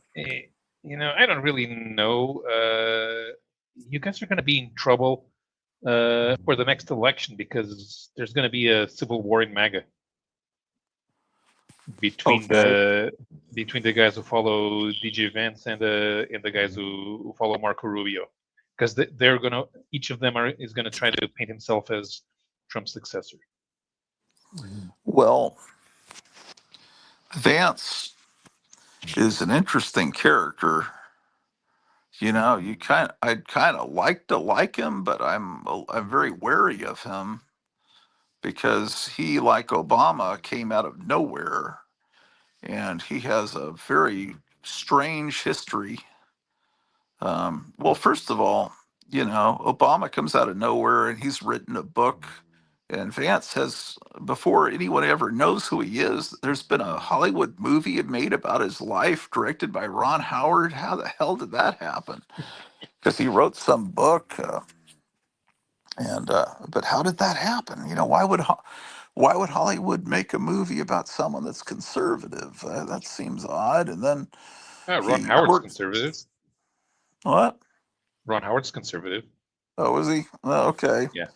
But yeah, but Hollywood isn't. I don't know that they would finance that. And but I don't know. What he used to work for some company called Ambrosia that like sold the blood of the young to old people. And then he was working with Peter Thiel, who's who's a kind of questionable person. And Yeah. I don't know. I've heard all this stuff, and so. Um, Marco Rubio seems okay, but I want to like JD Vance. I'm just like, man, there's weird. Now there's people that think he's actually related to Erica Kirk, because they look a lot alike. Apparently, people put pictures of the two of them next to each other, and they have a very similar facial structure. And there's a lot of people that think Erica Kirk was some sinister agent that was set up to marry. Uh, it's it's all. Everything's weird here, man. Yeah, all these people that were totally in Trump's camp have been turning on him, and then he's turned on them. Uh, a whole bunch of them. But I think it's just an interesting time, man. I keep trying to put these glasses on and it doesn't work because I don't need them. I need them for close up because it's I completely I need think them just to look at the phone. the Well, biggest problem with Iran is because Baby is always annoying Trump about Iran is 1 week away from developing a nuclear weapon, and it's always 1 week away from developing a nuclear weapon, and it's been 1 week away from developing a nuclear weapon for years. And yeah, the Trump was complaining, why are we helping? There was no problem there. You should complain to that Bibi's not helping because Trump's attacking Iran, and his biggest ally in the region is busy trying to conquer Lebanon. And he basically used all of this so that Iran cannot keep funding Hezbollah, and they can invade Lebanon. well, I don't know. There may be there are things we don't know about. There may be things they're going in to get that that we're not supposed to know about, far beyond oil. The thing is, we were this close to go back on the decision to make every new car electric in Europe.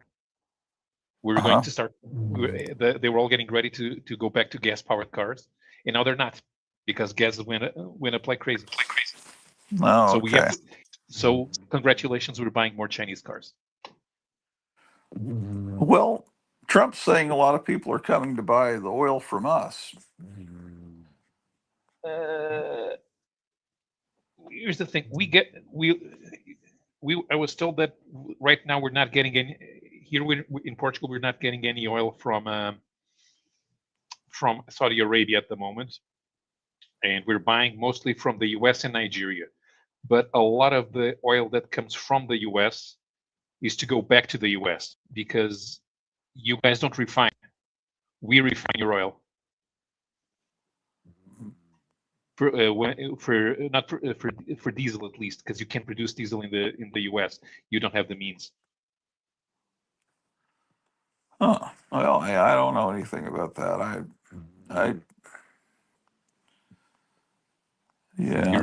You remember that diesel used to have a lot of sulfur, and your diesel engines were very underpowered.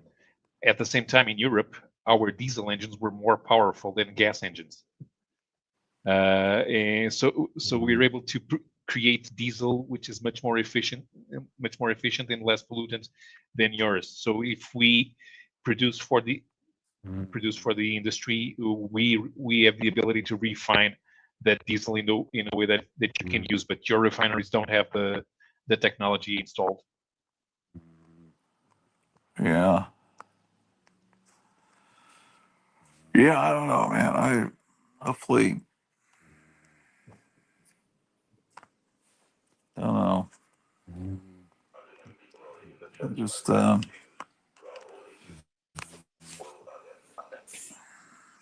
one thing that I think is going to happen. Germany likes the situation. Germany especially if Vance becomes the next president, because then we get all of then Germany takes control of NATO. Because Vance doesn't want NATO. Vance thinks that it's expelling Europe from NATO. No, Vance just pulls back, and all of the equipment that's here, because the equipment is actually European but leased to the US, NATO becomes the basis for the European defense forces, but under direct control of Germany. Oh, okay. Well, there's no telling. I mean, there's just because of Trump's age, there's a pretty good chance that he could be president before the end of so. But I don't know. I don't see any signs that Trump has a. He seems healthy, so yeah. Yeah. But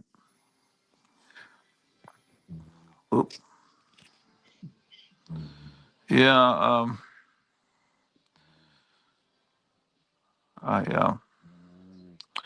Now, if they could just finish what's going on in Iran and within a month. That would, and then I think he wants to take care of Cuba too. Mhm. I think the Cuban people would be thrilled. I think there would it would be a very welcome thing for them. They're really suffering. Um, they have to make their own beer, for crying out loud. Yeah, they can't get beer. No, it's really bad in Cuba. Really bad. No one has any idea. But and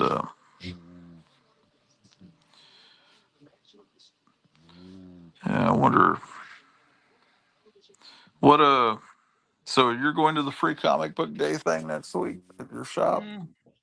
Not really thinking about it. If Matterrock comes back on before Saturday, I can take him there, and it'll be a good excuse for a meetup.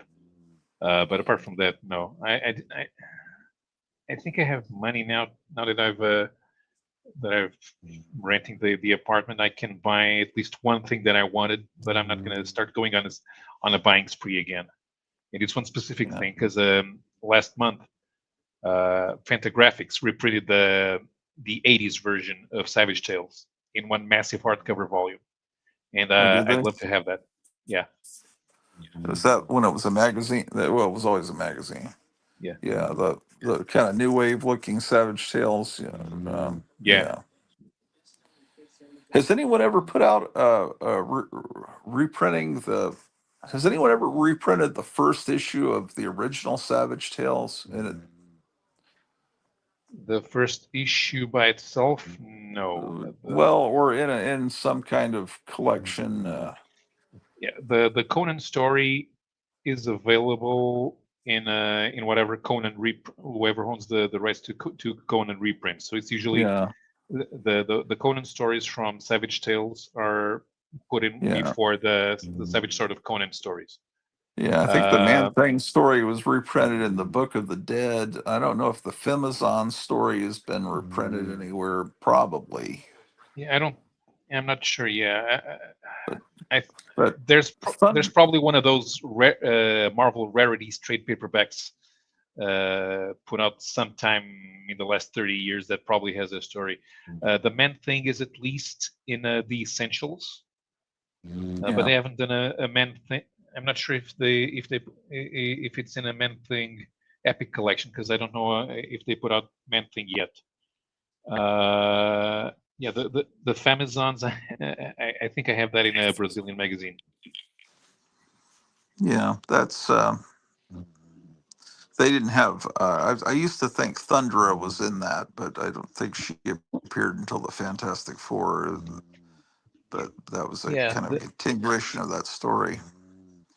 yeah. Um, They put Thundra in in that universe from the Famazon story when they introduced Machismo in the yeah, Fantastic Four. yeah. That's just that's when started reading Fantastic Four, right about the time that she appeared in it. So, always liked that character. Um, oh my gosh. What do you think of the man? What is it? A Grand Marquis? I was there's someone selling one Grand Marquis LS that's about a mile from me, Mhm. uh, and I'd have to look at the listing. I think it's What year? um, let me look. I think it's from a year where people people really like it, but they say that there's transmission problems. Let's see.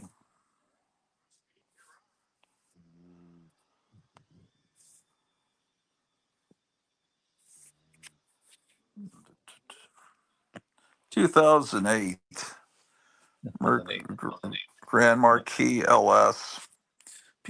I've heard people say the engine's really good, but there's a lot of transmission problems with that model. But someone's selling one for, they're asking 6,000, but they say they'd negotiate. Um, Yeah. and For me, it would be too big, even if I lived in the United States. But yeah, I don't think. Yeah, I don't think maintenance is that high on that car because a lot of the technology they have parts for it. But as for the slush box, oh yeah, it's their own slush box. Right, right. Yeah. If you could somehow figure out a way to install a mod, something different in there, but for what? What's the problem with it? so let's see.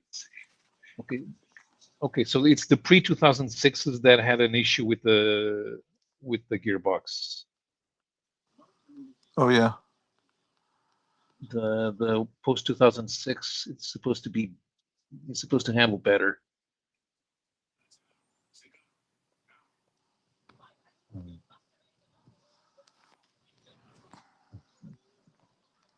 yeah. I mean, this is just because it's a car that's near me, and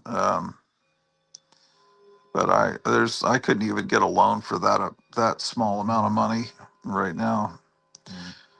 Um, I could sell this Elvira pinball machine. It's worth around 6,000 if I could, you know. But Yeah, but you know what it is with those collectibles? It's 6,000 when it's not available. It's less when you put it on the market.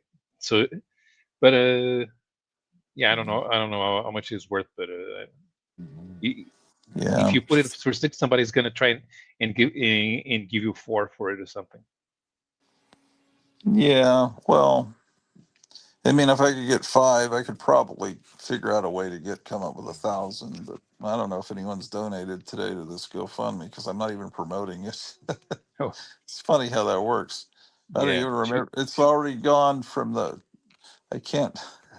Only when Kevin puts it there in the, because he's got a wrench. He can put a link to it. Then I can pop it back up. But I don't even know what I'm doing. I should have started a new one for this. But Mhm.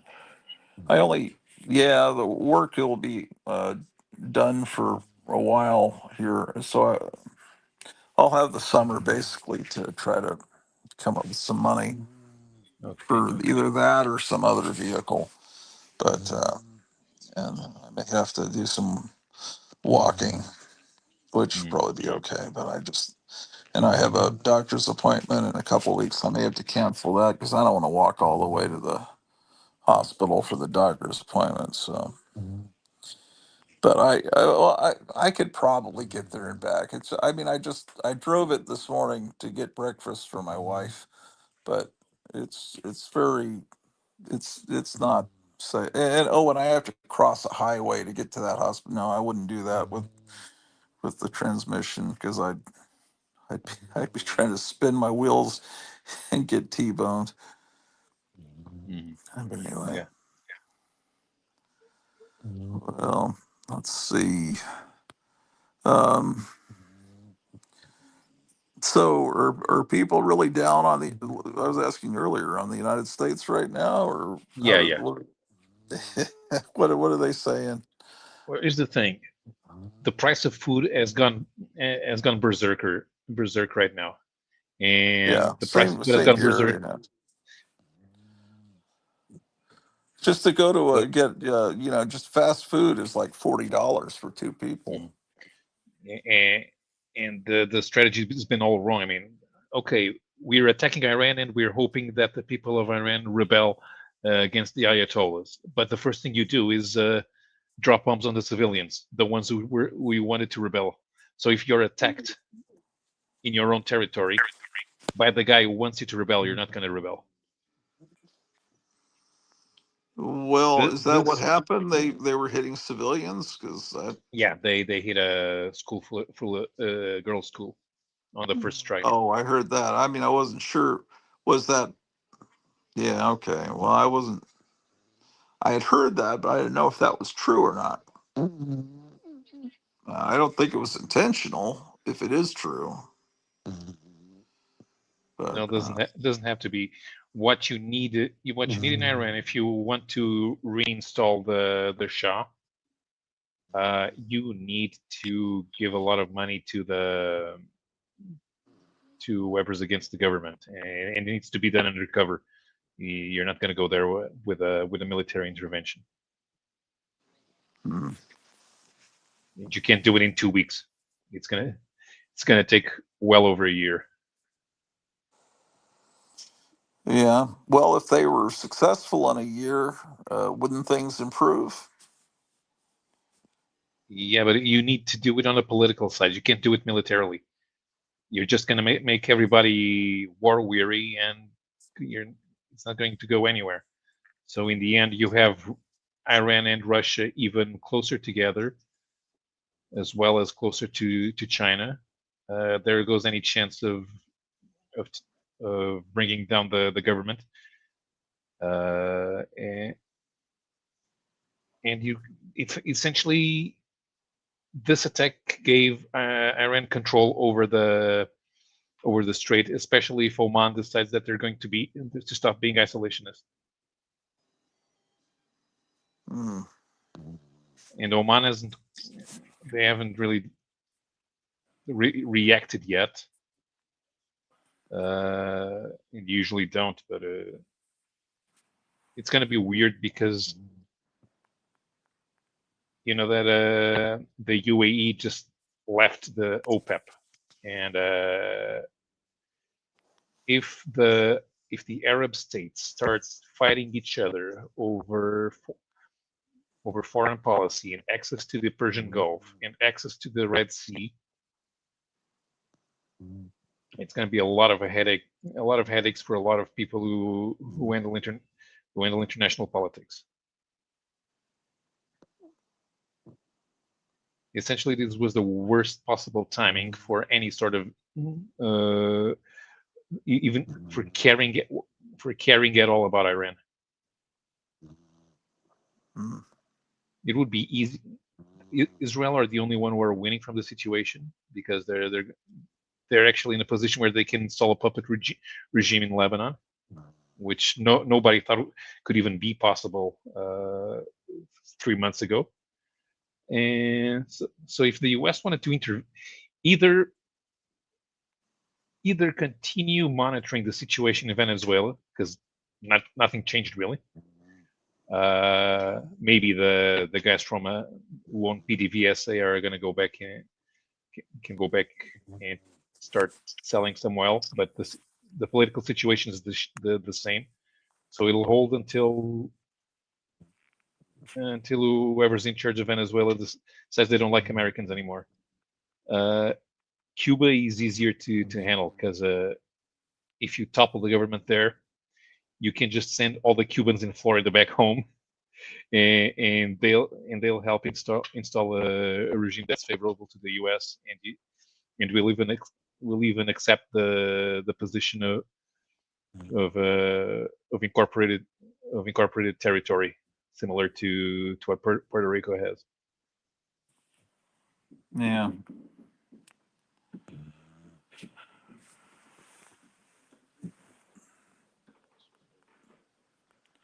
So let's see, Captain Strangeliffe, I think he did a show about a month ago. He had an amazing buy where he got all these Silver Age comics for virtually nothing from a store going out of business.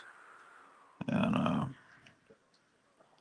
I haven't been, like I said, I haven't been getting notifications about Metarugs, so I've not because seen. Matarog hasn't done a show in 3 weeks, precisely because he's doing the pilgrimage right now. Right, but long before that, it's almost like I forgot about his channel because, and then let's see, yeah, I kind of forgotten about comic books on YouTube, really, is yeah, there's that Sticky Goose guy that he's taken all his content down. He was not. That's precisely the type of guy that I have no interest in. Yeah, he was just into comics because his dad was into it, and he thought it would be a cool thing. And then he watches people on YouTube to figure out how to do it, and gets steered wrong, and then gets mad at everybody and starts lashing out because he was told how to do it wrong and wasn't really accepted into the. I guess he didn't feel like he was accepted into the comic book community. So Right. Yeah. Last year I had a conversation with Grok about how people are using comics as a form of cargo cult, and they get into comics so that they can be accepted for what they possess. and Grok is Elon Musk's thing. Yeah. And you can just have a conversation with it, huh? Yeah. The thing about Grok is that unlike ChatGPT, Grok will be really enthusiastic about anything that it tells you. So you have to be on the lookout. I was trying to use it to look up information on South African racing in the 1930s. It started coming up with stuff that never existed. Really? Yeah. Well, like what? Detailed information that was false? Yeah. That was completely made up? Yeah. And when I tell it, oh, but this is not possible because of so and so. Oh no, it's because this was a completely different guy with the same name. What? Very Yeah. coincidental, and I've seen nobody else talk about it. So all of a sudden, There's you get to the point where you're arguing with a computer. It's very much like Star Trek, yeah, where Kirk is trying to reason, because we asked, or my wife asked this, I think it's Google, this Google voice. She's got this British woman's voice coming out of it, and asked her, "Who is Grottu Orloff?" And it started spouting off the description I have on YouTube, into mid-century culture and everything. And then it was thinking that Grottu Orloff was a she, and so she said, "Google, Grottu Orloff is not a woman," and then it would argue. It would say that, well, due to there's multiple evidence that this is a woman. And it's like, well, there's some interview in some newspaper with Grottu Orloff, and so we looked up this newspaper, and it had an article on horror movies and how they were becoming popular with hipsters like Herschel Gordon Lewis gore films and everything. And I thought, is there some woman using the Grottu Orloff name? And here, because we looked up this newspaper online from, because they gave us, there was no mention. It was really weird.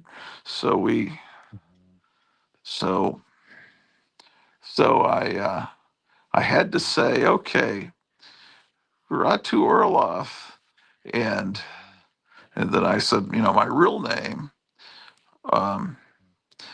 is the same person, and it agreed that. And I said, well, that if that person that worked on the Hypnotic Eye TV show if that person is a man, and if Grottu Orloff is another name for that man, then that means that Grottu Orloff is a man. And then and it was just like Jim Kirk arguing with, it's like, and it's like, oh, and it was you could tell the AI had realized, oh, then Grottu Orloff would have to be a man.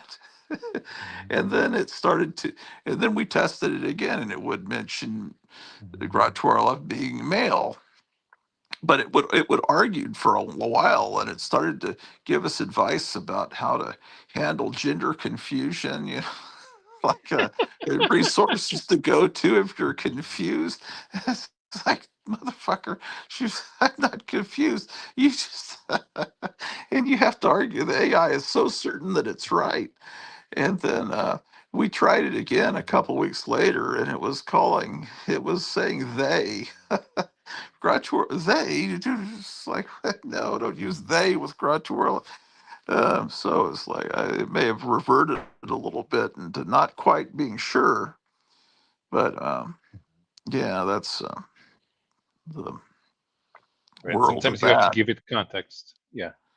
Yeah, all you're doing by arguing is giving it more information about yourself that, Hmm. that you really don't need to be giving to some evil computer god. But yeah, it's funny. It's interesting to see when if it can figure out who you are, it makes you feel like you're something instead of someone with not even 1,000 subscribers. You can't even get monetized. Um, but um, Because you'd figure there would be no other confusion. Well, of course, Grottu is not even really a good name because that's really owned by Marvel. Orloff is a real family name. But and then there's this confusion because now in the second season of this Wednesday TV series, they have a uh, what's his face playing Dr. Orloff, and he's a head in a jar that talks. Um, what is his name? Christopher Lloyd, I think. Yeah, does the voice of this head. The Tim Burton has no idea at all. He doesn't understand the Addams family. You would think that he would because that's his whole thing is being this goth kind of hipster, but he doesn't get the subtlety of any of that, Hmm. and I just don't. I mean, what they depict as the Addams family is not the Addams family that I loved from the old TV series or from the Charles Addams cartoons. It's um, the Addams family are all some kind of other race that they have this private school with all these different monsters, and it's like Harry Potter. There are the werewolves, and there's the Addams family were never monsters. They were just crazy people. I mean, Yeah. Morticia was probably supposed to be a witch, but that's something that exists in the real world. And Cousin It is, I guess you could have someone with a lot of hair. But I mean, there was most of the stuff in the Adams family could theoretically exist. It's not like Sure. the monsters. Hmm. It's maybe the hand. Well, see, that was the thing. The thing that was the thing.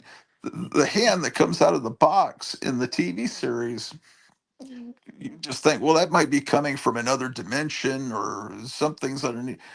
But starting with the theatrical movies where it just runs around everywhere and sits on your shoulder and stuff, that comes from those movies in the 90s. And that's, of course, all over the Tim Burton series. And of course, that is something that couldn't exist. But I don't know. There's just nothing on YouTube, man. Let's see if there's who else is doing a live stream about Free Comic Book Day. So it's just because there's no more magazines, huh? Is that why you're having trouble with the finding another position? Yeah. I've been trying out diversifying into other areas, but learning new skills has been a trial for me. Yeah, and then increasingly with AI, it's going to completely be impossible to find anything Hmm. that's not a physical labor. As I was talking to this guy that's from, where was he from? I met the other day. He's from Lebanon or something. He's one of the major financial people. He goes around and talks to people all in all these different countries, and he's giving lectures about how AI can be used in accounting. So they're about to get rid of all the accountants, and pretty much the only thing you could do in a few years is climb telephone poles to fix wires or be a plumber or things that AI can't do yet. an electrician, maybe, but anything, almost any position where you sit in an office is going to be. Uh, I even think that artists and writers are going to become obsolete Yeah. because um, I just don't know. So I have noticed a few magazines I thought that were defunct just show back up on the newsstand well, there isn't a newsstand, but at the checkout counter in supermarkets. It's like I didn't remember Us, man. I thought Us had been gone for a long time. They had People and Us. I guess they still make magazines for these older people, the people that still, pay with checks. But and there's a big bookstore chain here called Barnes and Noble, and you go in there, and it's almost like the old days. They have just tons and tons of magazines that you had no idea were still published, and but I don't know. I almost think they're just published only to be sold at that one store. Yeah. Uh, and there's a lot of monster magazines being put out. There's magazines that are like the old Warren magazines, but I don't know what the print run is of them. Um, um, and I don't know what's going on with the comic book industry. How many comics are printed of any given issue? Yeah, I have no idea. Although they keep saying that Absolute Batman has been consistently selling 300K. But with the variant covers, we never really know why people are buying. The thing is, variant covers shift the attention away from the content, so we never. It's always something that doesn't stick, and we end up with people like Sticky Goose who come in. Oh, I bought all of the variants for Absolute Batman number 15. Okay, now what? Good. Now you Yeah, have a stack of 15 comics, all with the same story that eventually you won't be able to sell for Birdcage Liner. yeah. Well, that comic has been selling. I mean, I have to just go by what Kevin tells me because he's the only comic book store owner that I know. I think that, from what I've heard, that sells well. But people think it's going to be valuable.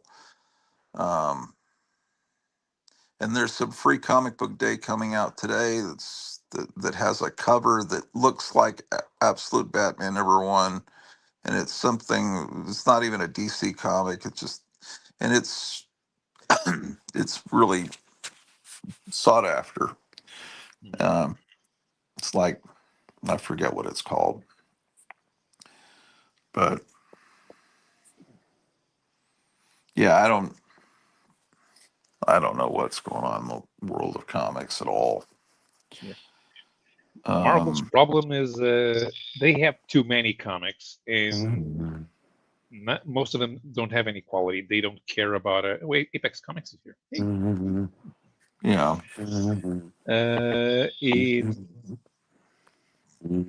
And, and it turns out they had announced that 3 people from editorial got fired. Turns out they fired a lot more because Jared and Wilson, who do the show with me, Wilson called a few of his friends, and turns out there were a lot more low-level people who were fired, but they still don't. They're still going to put out the same amount of books. So if fired nobody, for a particular reason or no, just laid off? just laid off. It's cost cutting. Cost cutting. Okay. I think Disney's in trouble Disney. because the guys who do all those shows about the movie industry, uh,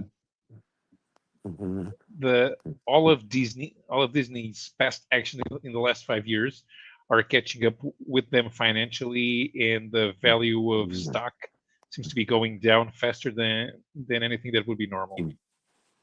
Yeah. Well, they got rid of the lady in charge of the Star Wars movies. I heard that. Yeah. And but I think no one cares anymore. The damage has been done, including bringing back the original stars of the real movies and fucking up those characters, and then it's kind of hard to undo that damage because we've seen, Princess Leia looking like a meth addict, and she was divorced from Han Solo, and all the happy ending was thrown in the trash, and Luke Skywalker's a scumbag, and that Han Solo gets killed and by his son, and it's just like they completely shit on the joy of those original movies.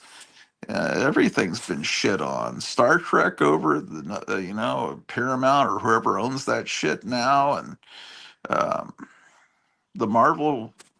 They're trying to fix it with some new Avengers movie, but people want to see. They don't want to see Steve Rogers. They want to see him as Captain America. Mhm. And I don't know what this new one's going to be like. Um, they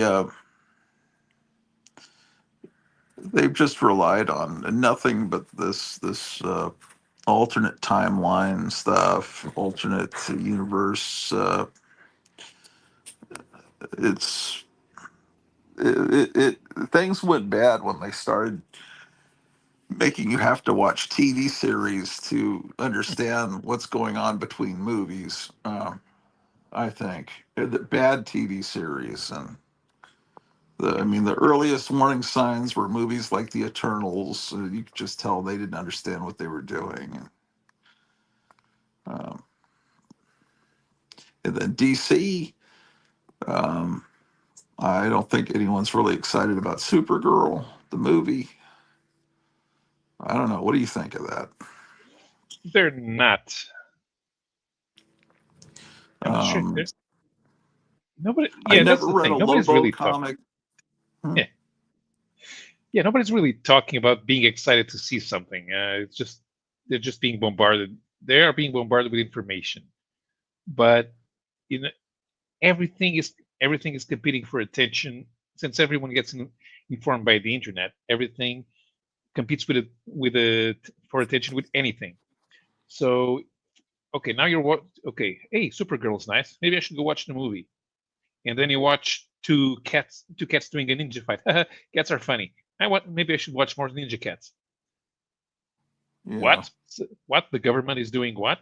I'm angry. I'm going to put for 10 minutes, and then you forget about the cats and you forget about Supergirl. Yeah. You don't get excited about anything because you don't have time to think about anything. Yeah. Um, right. Um, yeah. Yeah. If So you heard Disney's in trouble. It's yeah. Mhm. um, And yeah. I can't get excited about anything in pop culture, music wise. So just create my own music. Is there anyone making good music like what you've been creating on Suno currently, or are you trying to recreate a different era in time of music? Yeah. I'm doing late '90s stuff because I like that period when I started finding out about the difference between Chicago house and New York house, Okay. and I like both, but they have differences, and I'm trying to recreate the differences between them. Have And you how successful? Is there one or two songs that have been the most successful? Do you think where you've really nailed it, where it's almost completely real? yeah, the last one is not really. I'm here's, when I create new stuff, I stop listening to the ones I did 2 months ago. Hmm. So it's not really working that way. I'm just coming up with new stuff just to come up with new stuff, and I don't share. I don't really share what I create, so I don't know if people like it or not. Well, I put it together as a radio show, and then I'll bring back old songs that I liked, just like you would, have songs play in regular rotation on a radio station, and that's just how I've done it. It takes a lot of time to do it, but I enjoy it. I'll put together a little over 6 hours of songs streamed together on. I'll just well, I have them on my phone, and I beam from Suno to my Roku box, which feeds into my DVD recorder, and I just record on a blank DVD, and then I go, about 12 minutes, 13 minutes. Then it's time for a jingle, a radio jingle. So I've got old jingles from the 60s and 50s for this radio station that I'm pretending to be on, and then I'll go to some commercials for old products or movies that I can just play on YouTube and feed onto the disc. And then I've got a whole bunch of songs, fake songs and commercials and all of that. And then I'll play that at a certain level that I've decided works the best on my stereo down in the basement. And then I'll just yell stuff in between songs like I'm the DJ, and I'll pretend to be spinning records because I've got a stack of 45 RPM records, and I can just kind of mime through that, and that's what I've been doing. Some people enjoy it, but I don't get as many views on those things. It's a whole different crowd that would be interested in that, I think, than most comic book people. Even though a lot of the songs are about comic books, I don't think that I think that most people into comic books have always just been into comic books, and that's where they focus their interest. They're not like record collectors that know a lot about different kinds of. Some of them are, um, but I think some people, like some people will focus, and like they have every single Bronze Age issue of Marvel, and it's like you could tell they've spent years devoted only to that one thing. They weren't out buying records or DVDs or other things. They were focused only on comics, and then they were able to have this master collection. So anyway, it's been fun doing that because I kind of always would have liked to have been a DJ. And it's fun to create your own music. There was a time I could turn on the radio when I was a kid and hear good music. I can't do that now, so I create my own. And plus, it's just fun to see what you can do. How far they'll let you go before Yeah. they flag it for moderation. You ever have that happen? Well, you don't have words in your music, so you probably don't. No, Uh, no, it doesn't. What it doesn't let me do is use other artists as a prompt. So when I tell oh you, no, okay, yeah, so I have. That's why I go to ChatGPT. Okay, I need to do a trance music that sounds like Paul van Dyk. So how do I do something that's like Paul van Dyk without mentioning Paul van Dyk? sometimes you can. I think. Sometimes some artists have become synonymous with a particular instrument, like Les Paul, or uh, I think you could maybe say Dwayne Eddy sound, or uh, maybe you could.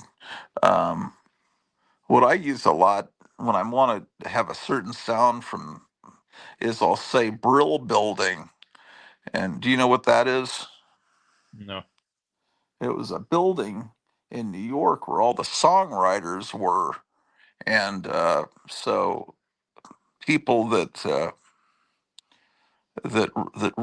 wrote this, because in the 60s, until the singer songwriters came along, everybody was they were given songs and they would record them. Elvis Presley wasn't writing all those songs. I don't, maybe they were written for him. And so there were songwriters that would create songs, and and they all worked in that building, and that music all had a certain sound from the early '60s, like, "It's my party and I'll cry if I want to," all that pop music that was around during like the Kennedy administration. Mhm. And I just use Brill building as a way to, and the Suno understands what I mean. It gives me that certain sound. Um, Yeah, that's kind uh, of what I have to do. That because when a lot of electronic music is okay, so since it's created with the computer, you have to have a drum line, then and then you have to have a bass line, and the bass line needs to be practically the same throughout, but the drums needs to have the hi-hat on the fourth. So you have to do the tum, tum, tum, tss, tum, tum, tum, tss. And and then the instrumental parts, they have to do a build up. okay. Uh, and the build up is the hardest part for Suno to understand.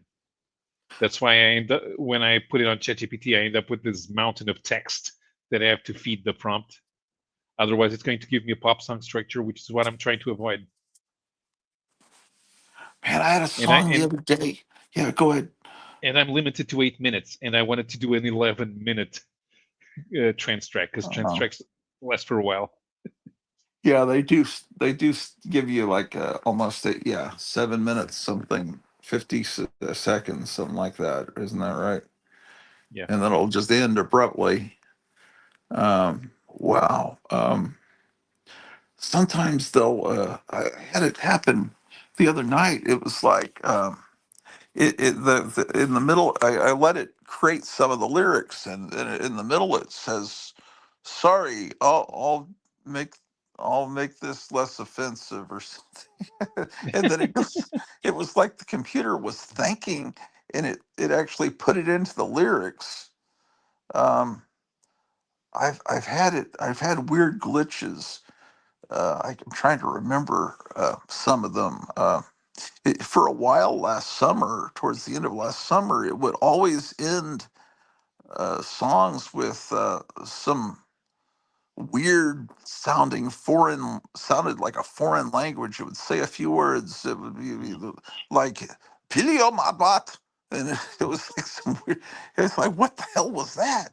And I was thinking, is that some ancient Sumerian language that this demon that's floating in the ether knows, and it's just saying at the end?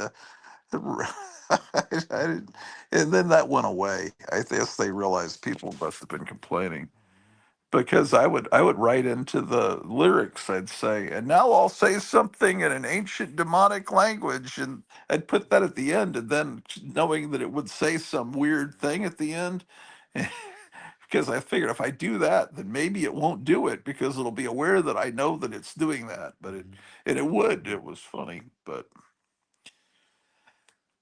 yeah, I had a lot of fun with that. But people hate AI, and I understand, because but if it's hurting musicians. But if the musicians would just play decent music, I would support the musicians. But where are yeah, the musicians doing anything?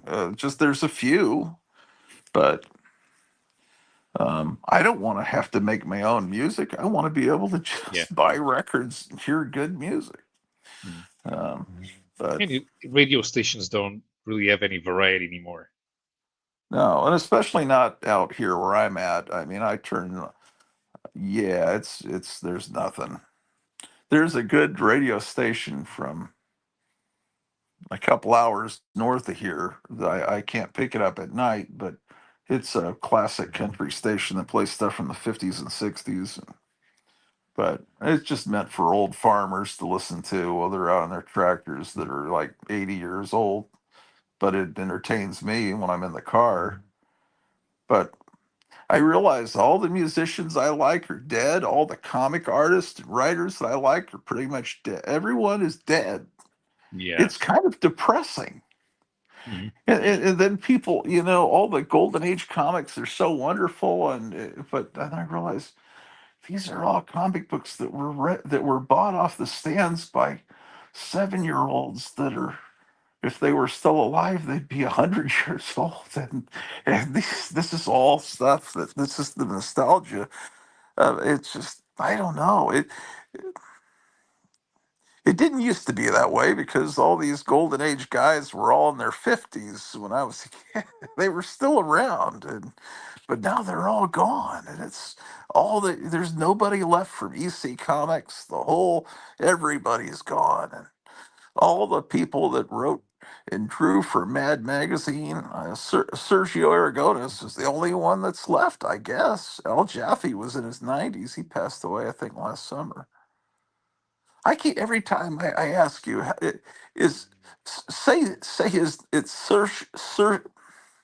Sergio Aragonis? Sergio Aragonés. Man, you got to slow down. Sergio Sergio, Sir. Aragonés. Okay, so it's Sergio. Sergio. Yeah, Sergio. Yeah. Sergio. Okay, and last name Aragonés. Aragonis. Sergio Aragonis. Okay, so the G, because people tend to say Sergio. It's Sergio Yeah. Aragonis. It's Okay. normal. Yeah, they don't. Yeah. Most people don't pronounce foreign names the way that the name holder would pronounce them. Yeah, but I like to do that. So George Perez is it's supposed to be Perez, right? You put it's Perez. Yeah. So everyone, and and like and then the DC artist Luis Dominguez, and the Captain Strangelove was calling him Louis. I said that's supposed to be Luis, and he says I don't know. I said just trust me, it's Luis, because because most of the people that I taught were Hispanic, and so I always tried to pronounce their names correctly. And it's just a respectful thing to do, and so I try to be conscious of that. I had a friend growing up that I've known since the first Star Wars movie came out. His name was Jorge, but he was just George. He didn't even back in the 70s. He didn't try to. He was from Colombia. He just told the teachers, "Just call me George." He was always George, but it was Jorge. So maybe today a kid would say, "Hey, well, pronounce it right," but back then it's like the heck with it. Just Yeah, there's a French driver in IndyCar. His name is Romain Grosjean, but the name Romain is written in English. It will be read Romain. So when he arrived in the American racing scene, even though he'd already been in Formula One, the people call him Romain Grosjean instead of Romain Grosjean. The thing is, even though they know how to pronounce his name now, they still the nickname they gave him, they still call him by that. They call him Lettuce, Romain Lettuce. I've been completely ignoring all the comments. Let me see what people. Yeah. Apex is. I tend to do that because I can't see them without these glasses on. Okay, so let me see. Apex Comics. Oh, I remember you. Hey, he's saying hi to everybody. Let's see what else people are saying. Apex says free comic book day. Get them. Got to get them, I guess. Wait, I already saw that one. Oh, this is so complicated. I don't think you're supposed to do this on a phone. But for a while, it worked. I see my laptop, some of the keys stopped working, so I haven't even turned that thing on in a long time. And I figured, well, my camera on my phone's better, and I got this working pretty well on the phone. But then they changed the format, and they've made it really hard. Apex says indie comics are a way to go. Apex says Kathleen Kennedy gone. I have to go through like 4 steps to make the thing appear on the screen. Apex says I'm curious about Mortal Kombat 2. I guess that's a movie. Apex says create your own entertainment. Yeah. And then he says, yes, Paulo, share it with us. I guess he's talking. Is he talking about your Suno station? Yeah. I don't really. Yeah. How do we find it?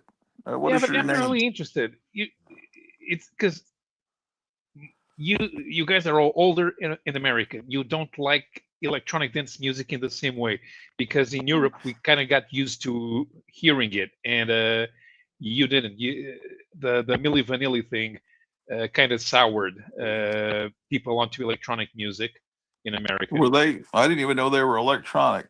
Well, but still, I would still like to hear music done by a friend. I would tune it in and listen. Yeah. Night Tiger's got his own Suno. Mhm. He tries All to right. do. He's more into like 80s hair metal. He tries to make Van Hmm. Halen music and stuff, and Yeah. he's been playing around with it, and I think Captain Strangelife's toyed with it. I don't know what the name of his channel might be, but I know he created a theme for his show. He maybe I'm not supposed to say this, but he was gonna work on it and try to and maybe premiere it at some point. But Mhm. I don't know. He's probably got other things going on. Yeah, I got about Uh, about 50 tracks that I still have to go through, and I've already deleted about 30 of them, although I kept them in the computer. So right uh, now I only have 8 songs published in my oh, okay. Suno. I probably have But no, over 1,000, and that's just a fraction of what I've created that I haven't made public yet.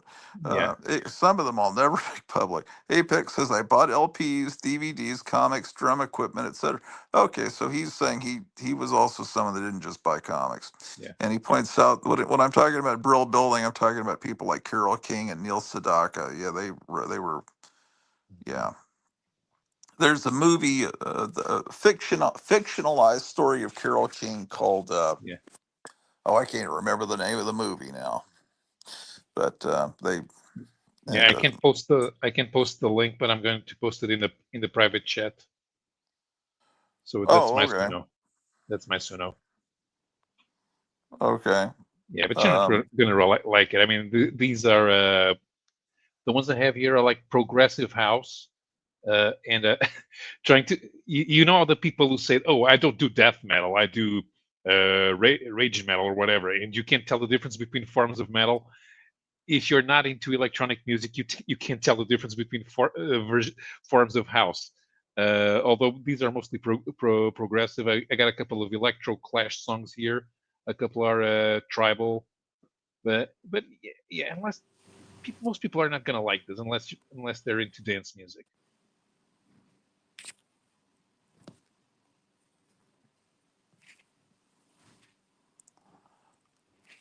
Yeah. am I still I here? can. Yeah, yeah. What the hell happened to me? Uh,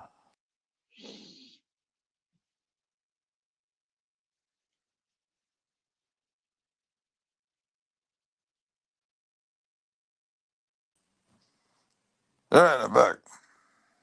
Can you hear me? Yeah. Okay, yeah, I followed the link in the private chat, but Mhm. I think it took me off the air or muted me Yeah, or yeah. something. Right. You need to be. I guess you need to be on the computer to listen to it at the same time. Yeah, well, yeah, that's good. I'm still trying to find this damn YouTube channel by the guy that I guess he used Suno to make these songs, and then he used some kind of. That's the other thing is, have you tried making visuals or videos to go with your music? No, they just. It's just. It gives me a. It gives me a album cover that's AI generated when it creates the music, which you Uh, can see in the studio. But apart from that, I don't really pay that much attention. well, these people that make videos that use something else, or maybe Suno does it, but they create like singers, fake visuals of someone Mhm. singing the song. I haven't, and I haven't ever created video visuals. I think it would be interesting. Have you seen the Batman AI that people have created for? No. There's someone did like a Adam West, Burt Ward Batman where they're fighting on a rooftop with I think the Clock King's men, but it's a really brutal fist fight. it's, uh, I mean, they're really hitting each other and kicking each other viciously, like in a real fight. It's not choreographed like in the TV show, Mhm. but it's clearly them from the TV. So it's like, what if the TV show had like Bruce Lee kind of combat? And it's that's interesting to me. I just something makes me smile, then I'm not going to say I can't like it. It's AI. I'm just not going to. Just, let's see if I can find some of Yeah. that stuff. There was a guy here. He does either he has his own band. He does comics. He does independent movies. He was trying to get a manifesto running about raging against AI. And I was like, I tried to explain to him that you already lost that battle because the people who would pay you to create this stuff have already decided that they're going to use AI, and people all around will find it funny that they can do stuff with AI. So if you're a Yeah. creative person, yeah, I guess it's bad for you because it's a harder time when you're trying to you're trying to compete with people who don't have skills but just use a computer to get something that's good enough to about what they want. But Yeah. they kind of lost. If you have a twisted sense of humor and you've got some ideas, um, you can create amazing things. The filmmaker Damon Packard out of L.A. He watches the show. He's made movies for decades, and he made a movie called Reflections of Evil, and he used to put it on VHS. He would mail it to all these celebrities. He'd put it under the windshield wipers of celebrities. It was everywhere in Los Angeles. He was just giving it away, and his movies are really funny. If you guys aren't subscribed to Damon Packard, but he's been doing a lot of AI and it's fantastic. Music videos. He took like a Black Sabbath album cover with a witch and turned it into a video. But lately he did this video. Well, I can't get up because the dog is sleeping here next to me, but I'll just aim the phone at this. He did this Batman episode. It's called. Let's see. The guys. This is not Damon Packard. I'll show you Damon Packard in a minute. His name is Golden Mullet Man, and the name of the video is Fake Parody AI Batman TV Episode Grok Imagine. So I guess he's using Grok. This guy's using Grok for this. But Yeah, so I Grok doesn't guess have Grok doesn't have a free version anymore. So even if you want to generate one stupid image, you have to pay. You have to pay Elon. how much do they charge? $9.95, I think. And how much does that give you? I'm not even sure. It's not like the unlimited. Let me Do I check. have the camera pointed in the right general direction? Can you see anything? You're pointing it somewhere in the living room. Yeah, yeah. I'm seeing the You can screen. see this shit. Yeah. Is that The it? name for this is AI slop. That's what Ah, they call it. okay. Yeah. That looks funny. But it's this whole episode is completely surreal. They meet up with Captain Kirk and they interact with all kinds of. Uh, he goes into the future and gets addicted to scrolling on a cell phone. He has to be pushed around in a wheelchair.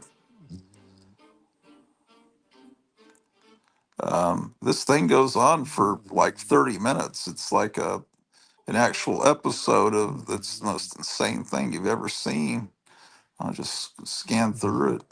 Hmm. This is his first one. Then he did a sequel to this that's even more. Oh yeah, look at this here. I think that's enough golf for today, Robin. Are you sure, Batman? I'm kind of having fun out here. That's not Burt Ward's voice. No. I'd say it's definitely time to call it a day, chum.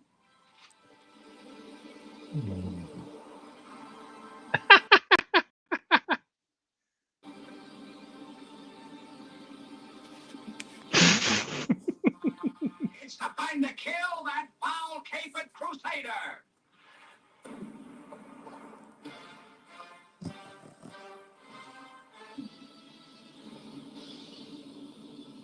Holy exploding rockets, Batman!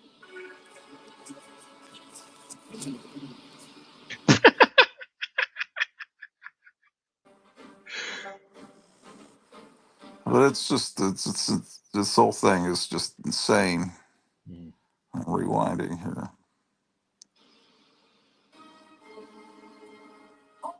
Um,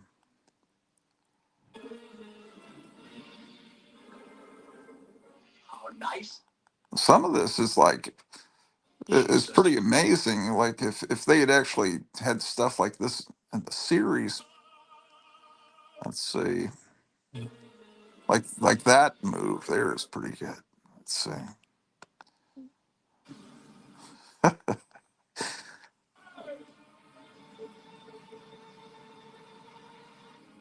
That horse was bloody massive, Batman! Silence, Robin!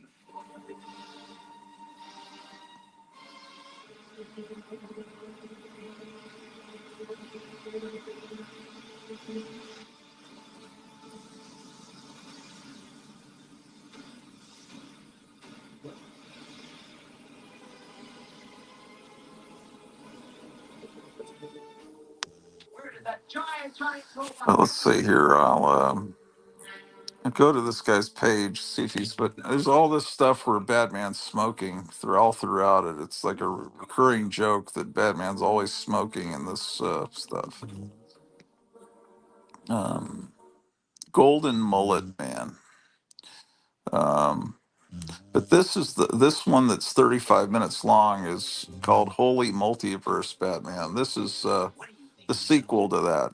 He's even got the Bat Horse there. Yeah, man. Yeah, all right then.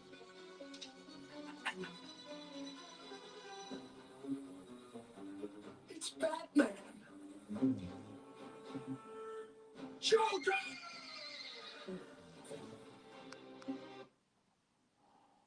I probably should turn the sound down because she probably can hear it upstairs. Let's see.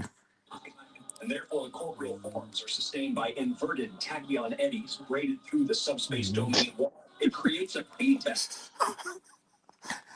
It's just so. It's, if you just had this playing in the background in a comic book store, I think it would go over pretty well. I think there might be a few offensive things in this. I don't remember. I'll get my Oh, that He-Man appears in it. But first, I gotta finish this beer. I know my accent keeps changing.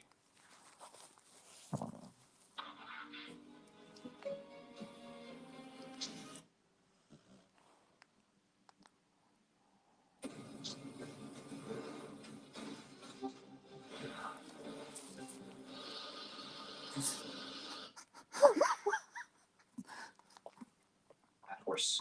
I don't know if someone can't enjoy this. Feel the power of the ancients. We should really find Robin and get back to the Bat Cave. Is that Sorceress from He-Man? Huh? Yeah, looks they like have everybody in this. Captain Kirk, Skeletor, Hulk Hogan. It's just.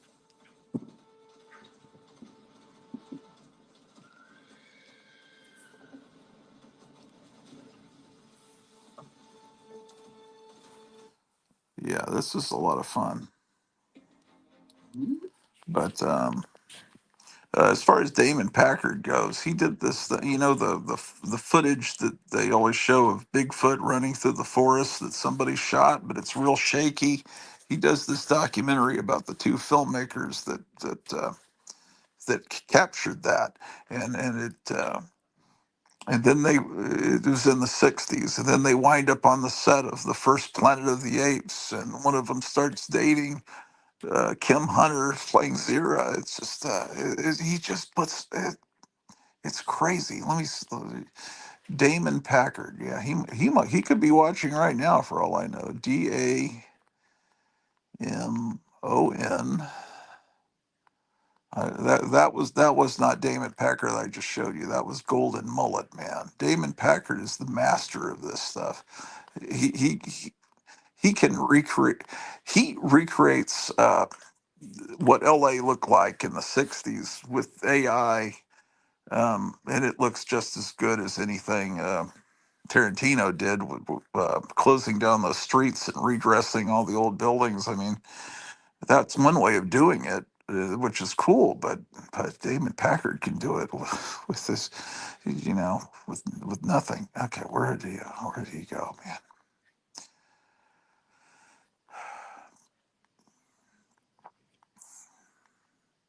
Um, oh, there it is. It's the Patterson Gimlin, the Untold Story. Holy hot damn, look at her go. Keep the camera steady, for Christ's sake. She's gone. Gone into the trees.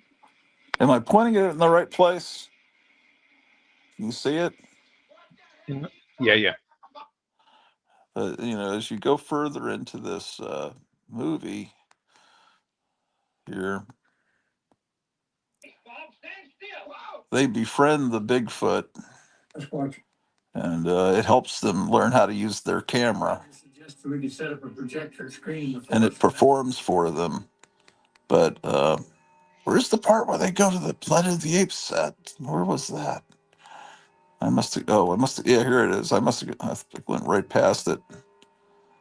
We got to talking with the actress Kim Hunter, who played one of the apes named Xena or something. She told us a fascinating story about an encounter she had while camping not too far from Willow Creek, which is not far from where we were filming in Bluff Creek. Anyhow, she told us about seeing a giant hairy man and even getting telepathic messages from him. And it got even stranger. She started telling me she felt this thing and followed all the way to Fox Ranch where they were filming, and she was still having experiences on set. I said, well, how would you know? There ain't everywhere here. Yeah, so there's that. But let's see if he's got a new video up. Let's see. Damn, look at her go. Keep the camera steady, for Christ's sake. Um,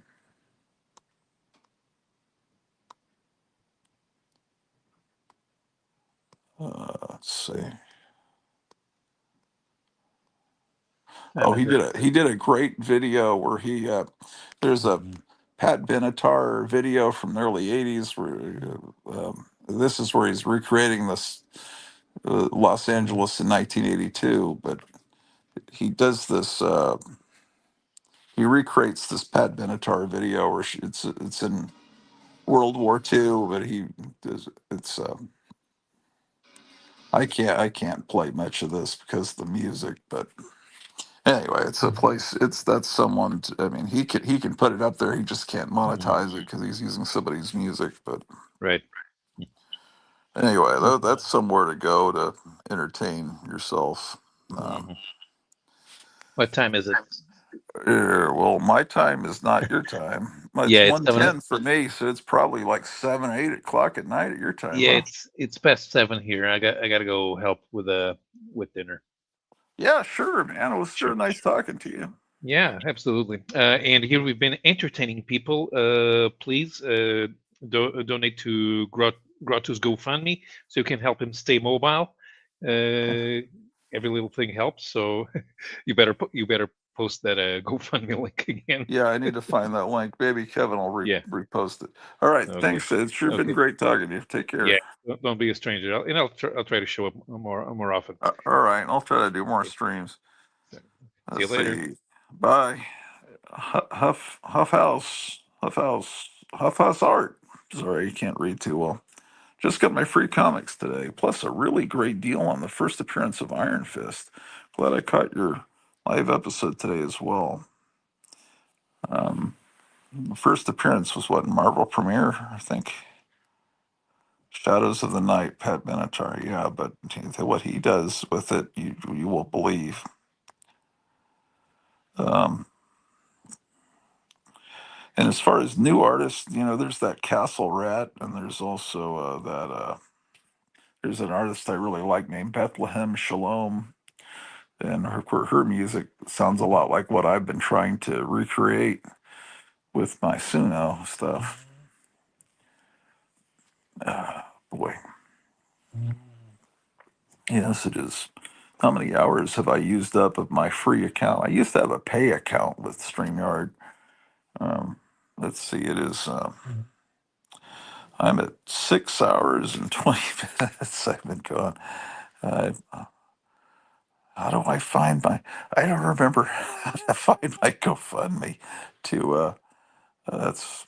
I'm trying to raise money and I don't even remember how to put the GoFundMe on. That's This is pathetic, man. Worst telethon ever. Um, well, perhaps some of you have bought free. No, you don't buy free comics.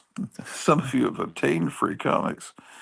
You could come on if you want, but Marvel Premiere 15, First Iron Fist. I think I have maybe. Was he in there for like 2 or 3 issues? I think. I think I have. If that was 15, I think I probably have 16 or 17, something, but not the first appearance. But I didn't care about those Kung Fu characters when they were coming out in the 70s. Those were comics that my eyes skimmed right past on the spinner rack. Like I didn't look at the Western comics. I didn't look at the Kung Fu comics. Um, but now I'm interested in them. The Master of Kung Fu, I also didn't look at. Um, but now I appreciate them. Just not something I cared about at the time. I would have enjoyed the kung fu movies that were out at the time, but they were all R-rated pretty much. So that was something I could see in third or fourth grade.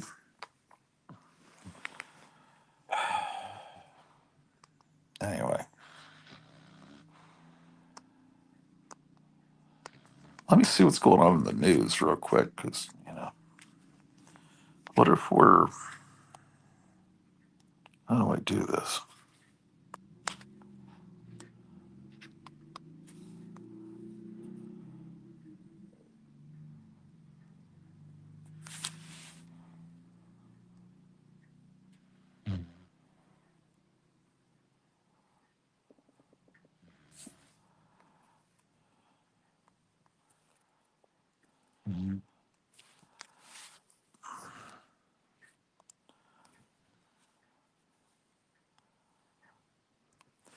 Well, one of the sources I'd normally go to get news is I go to Infowars.com, Alex Jones's site, but that's off the air now.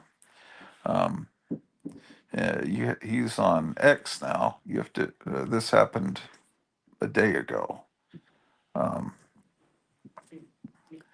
Alex Jones was.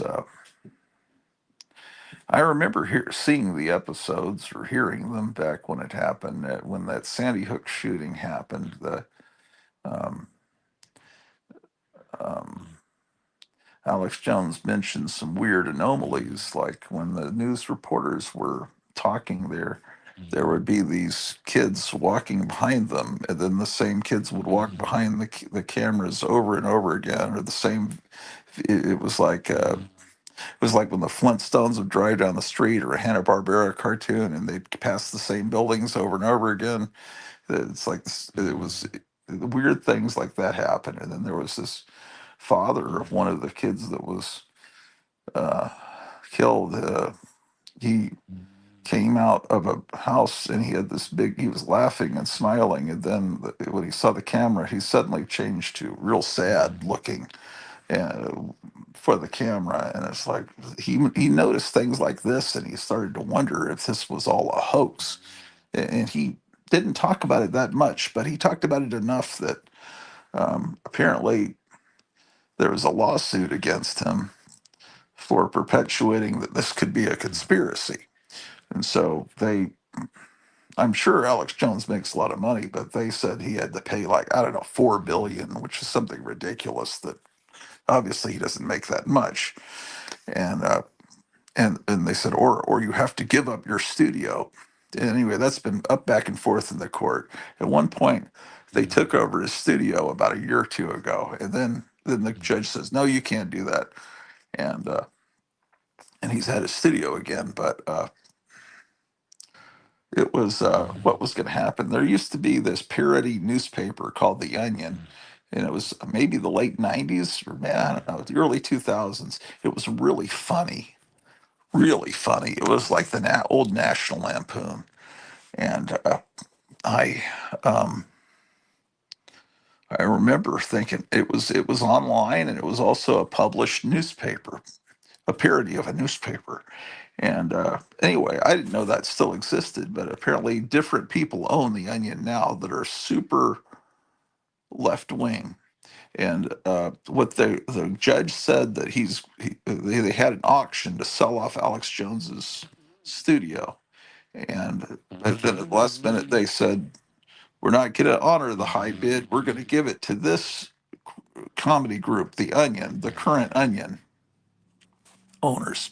And they wanted to take over InfoWars, keep the name InfoWars, keep the name Alex Jones, and have make it a parody channel where they make Alex Jones look really bad and say silly well, crazy things to make people that don't know any better tune into InfoWars and think, oh, this is what Alex Jones is like. But what they're really doing is they're taking over someone's identity to punish him and pillory him and use actual, I don't know if they're going to use AI to make Alex Jones say things. Uh, they were just going to become him and take over his channel and make him into a laughing stock. So apparently 2 days, I think Thursday was the last show, and then they went off the air, and now it still says it's just a white screen that says off air. Supposedly, the Onion's going to take over and start doing a fake channel. So Alex Jones has moved over to X, formerly Twitter, and he's got his Alex Jones Live there. So that's where he's broadcasting from. And his first show was yesterday, and it's not as elaborate. It kind of looks like he's in a before he had a fancy set that looked, he all these screens. Now it's just maybe a big map behind him and a desk. But it maybe is in some, maybe it's in his garage that's been redone or something. But he's still broadcasting, and it sounds the same, but you can just tell it's not as big budget. So to me, that seems wrong to be able to take over something, just steal someone's identity and like that. But kind of a little bit Orwellish, whatever. Okay, well, Free Comic Book Day is just wonderful. How about that?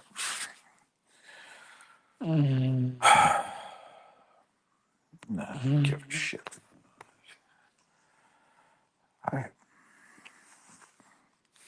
I'll tell you what, man, if you have to get cataract surgery, get a home equity loan, pay for the more expensive surgery, do something so you don't have to keep switching back and forth. They just drive me crazy.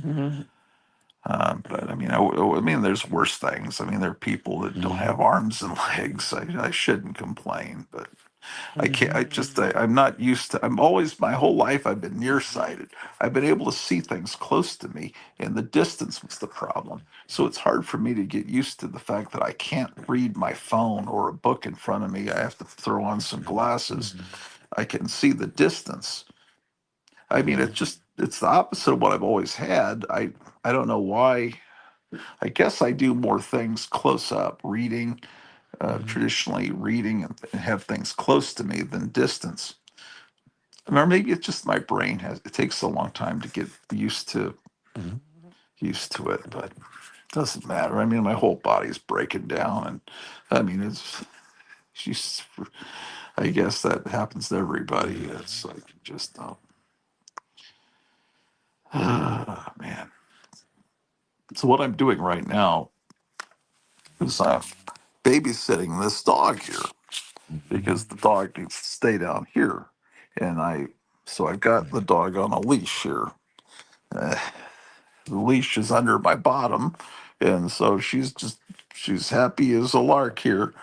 But if she was to wander upstairs and a cat did something that made her bark, it would create a problem for my wife who's working upstairs. So I thought I'd go live today and talk about how my car is no longer very drivable at all. In fact, it may have hours before it completely becomes a worthless, piece of, something that needs to be just hauled away. So I'm trying to raise money for a used car, and so I have a GoFundMe that has a big picture of an eye. Or is it a GoFundMe or is it a Give Send Go? I don't remember. Uh, no. If someone wants to come on, let's see. This is the incredible link to come on. It's how do I get it? What the hell? What? There it is. Incredible. Can you imagine? You click on that, you can come on, and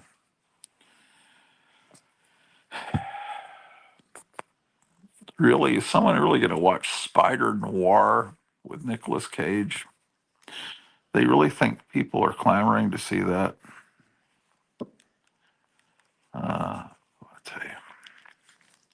Ladies and gentlemen, we've got some big news. Ilhan, third world Congresswoman Omar is absolutely crashing out once again she's crashing. That expression "crash out" is a new thing, isn't it?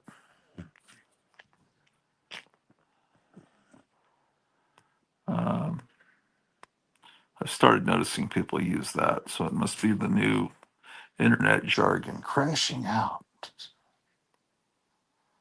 Uh,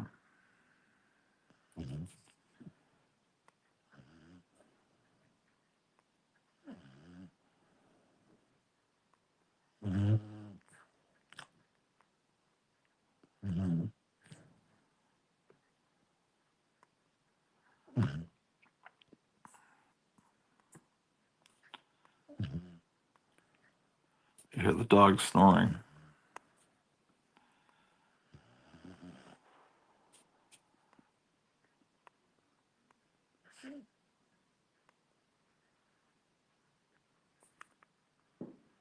I've got a curiosity. Can I ask you a question? Remember you had an X years ago and you changed it now to a swastika? No, I never changed. It's been the same thing all the way long. Wasn't it always an X? No, it never was. What's it stand for? It stands for whatever I mean it to stand for, and whatever I make it stand for, and whatever I want it to stand for. But you didn't one time say you were Xing yourself out? No, that was your newspapers that gave you that. What does it stand for you? It stands for many things. And it would take 2 or 3 weeks to explain all the things that That's Charles Manson on YouTube there. Welcome to Pseudo V5.5. This is our best sounding model, but more importantly, it is our most personalized model. We built V5.5 around the idea that the music that you create should carry something of you, your voice, your sound, your taste. Because V5.5 captures so much musical nuance and timbre, it unlocks 3 brand new experiences for the most expressive Suno experience to date. Custom models, my taste, and the one that I'm most excited to talk about and you've been asking for forever, voices. That's right. You can finally make music with your own voice on Suno. Voices let you capture your own voice and use it to sing in your Suno creations. If you're a singer, you can use your voice in your music wherever. I've never tried that. I don't think that would go over well.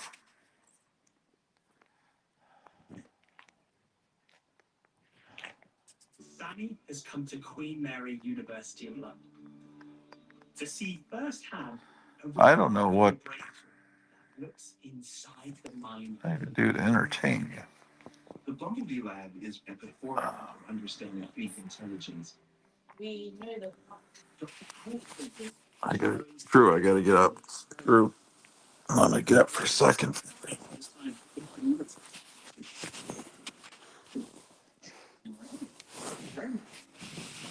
In the chamber, the choice. They food or stone and play would roll. There's no real. I gotta get up. Just I'll be right back.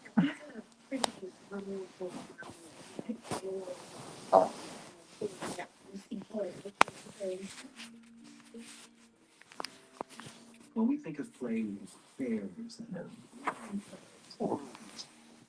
insects are not the creatures that we would normally think of. The study is extraordinary because it's the first time that play has been demonstrated with insects. Oh boy. Play is something that's seen as a means of practicing for the sorts of skills that you'll need more broadly. Exactly.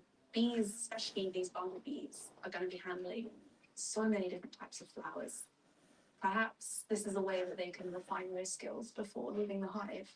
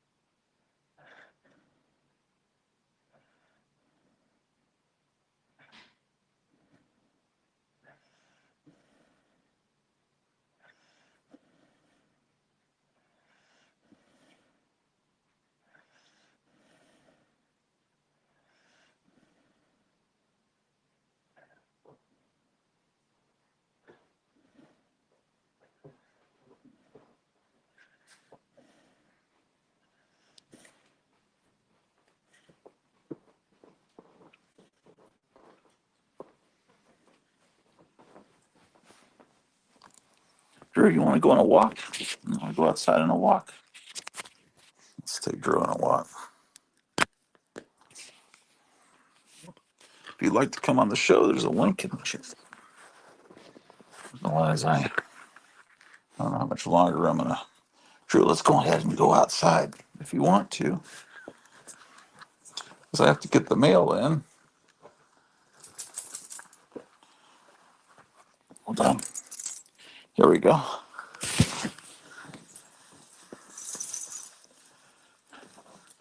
Yeah, it was nice to talk to Doug and Paulo today.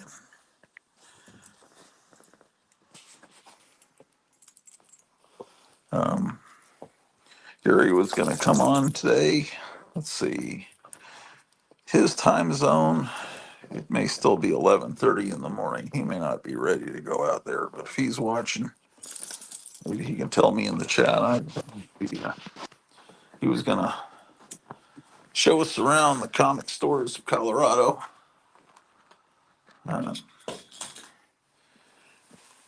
But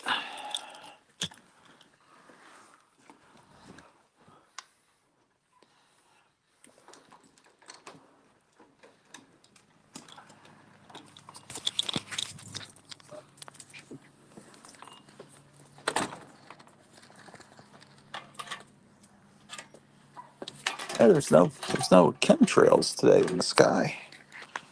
That's unusual. So we have a beautiful blue sky. Ah, maybe there's one up there right now.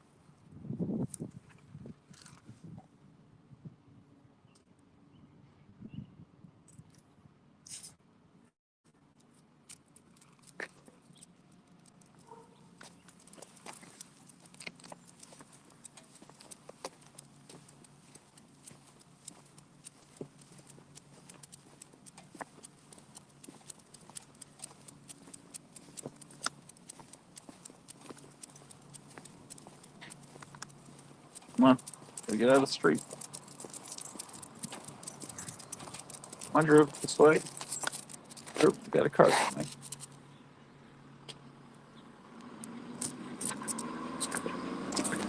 Yep.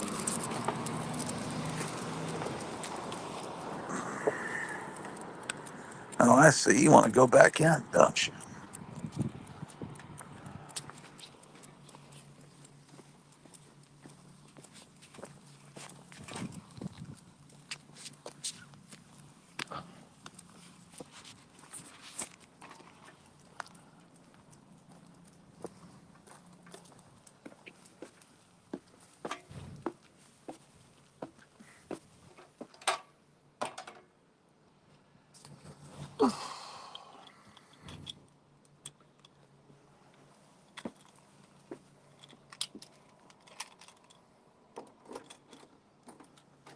Come on, Drew.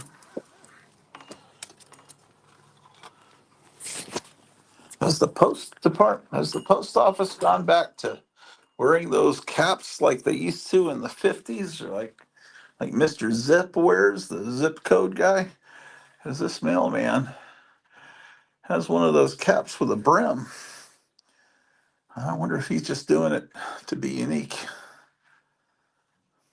So looks like he's about to come by, deliver mail.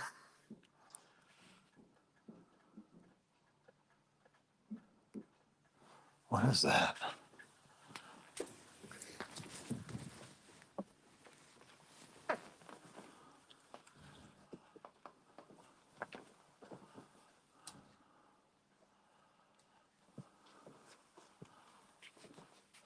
Oh, look, there's the show that you're watching. It says 10 people are watching. Let's watch it and see what it looks like.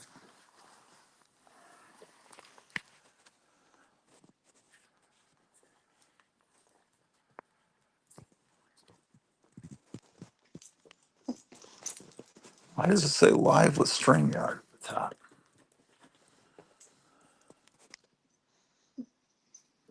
Why does it say live with Streamyard at the top? Ah, well.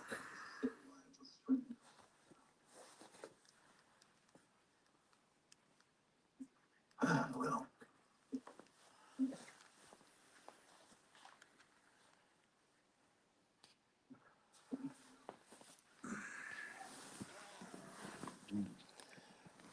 Let me sit with you, Drew.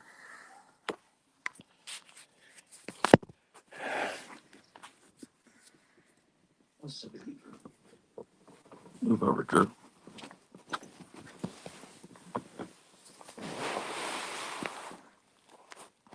Move over, Drew.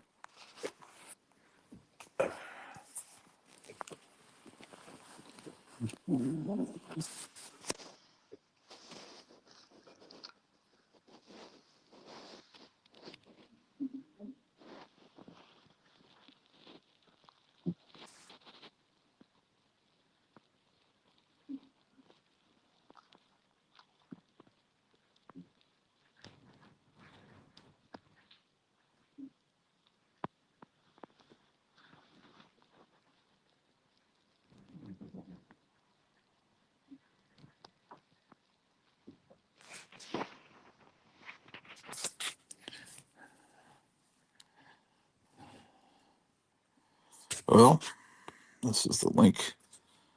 Come on. Well, this is the link.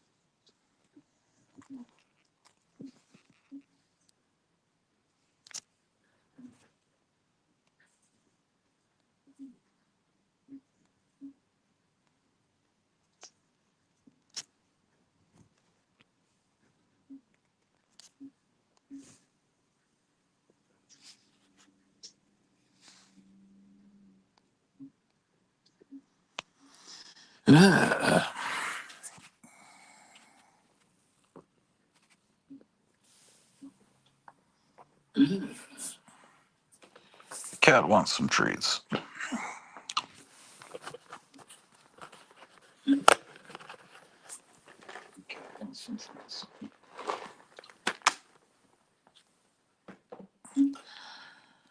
Well,